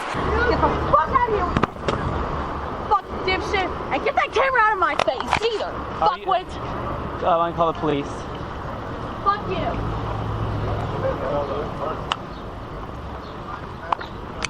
Will, Riley. Hold on a second. Fuckwit. We are calling the police, ma'am. You are fucking white male privileged assholes. I'm calling the police right now. What you are is a racist motherfucker as well. How dare you fucking do this kind of shit, asshole? You're being videotaped. We will return this to the police. Go ahead. Go right the fuck on ahead, you fucking sexist, misogynistic motherfuckers. That is all you are. You don't give a shit about women. You don't give a shit about life. All you are just a bunch of fucking assholes. Are you calling the police? Back off, Are you calling the police? Back off. Back off. Right now. You don't know what's about here. All you are just a bunch of misogynistic motherfuckers. Take your male privilege somewhere else. No uterus, no right to talk about it. No uterus, no right to talk about it.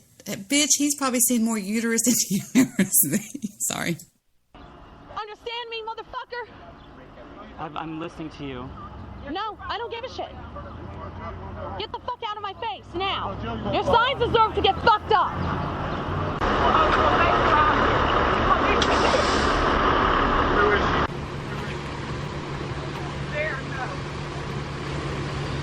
Is this whole thing just this one stupid bitch? Hold on, we're gonna find another one here. All right, here we go. Let's try this one. This is just this one stupid chick. I don't want to hear that. Looked at a lot of crazy feminists on this channel. You're just a white fucking privileged racist fucking male that doesn't stand for women's rights. Get the fuck out of here. Bitch, I'm not gonna hit you! Bitch, I'm not gonna hit you! I'm right here, but I'm not gonna fucking hit you! It's really hard being triggered all the time, and I'm not kidding, it's all the time for me at this point. I get dressed in the morning, I'm triggered. I take a shower, I'm triggered. I get in the car, I'm triggered. I go for a walk, I'm triggered. But today, even after seeing all of those clips that I just showed you, I think we might have a new winner. We might have... Don't fucking say hello to me, bitch. Why? Don't fucking say hello. I don't play that sexual harassment shit. Let me get your address. What do you mean sexual harassment? Bitch, you don't fucking say hi to strange women you don't know, bitch. Alright, hold on. Before we get any... Notice in the very beginning of the clip, she starts it off... Fucking drunk. What you gonna call the cops on me for? What are you gonna call the cops on me for that? bitch. You were fucking crazy. You All I dealing with did a was crazy. say hello. Yeah, you called me crazy, bitch. You called me a nigga too while you at it. I own that Why? shit. I'm not prejudiced. I don't give a fuck. You don't say hello to me. You thought, oh shit. And this, of course, is another one. They're talking about one person. I want to see a bunch of these fembots.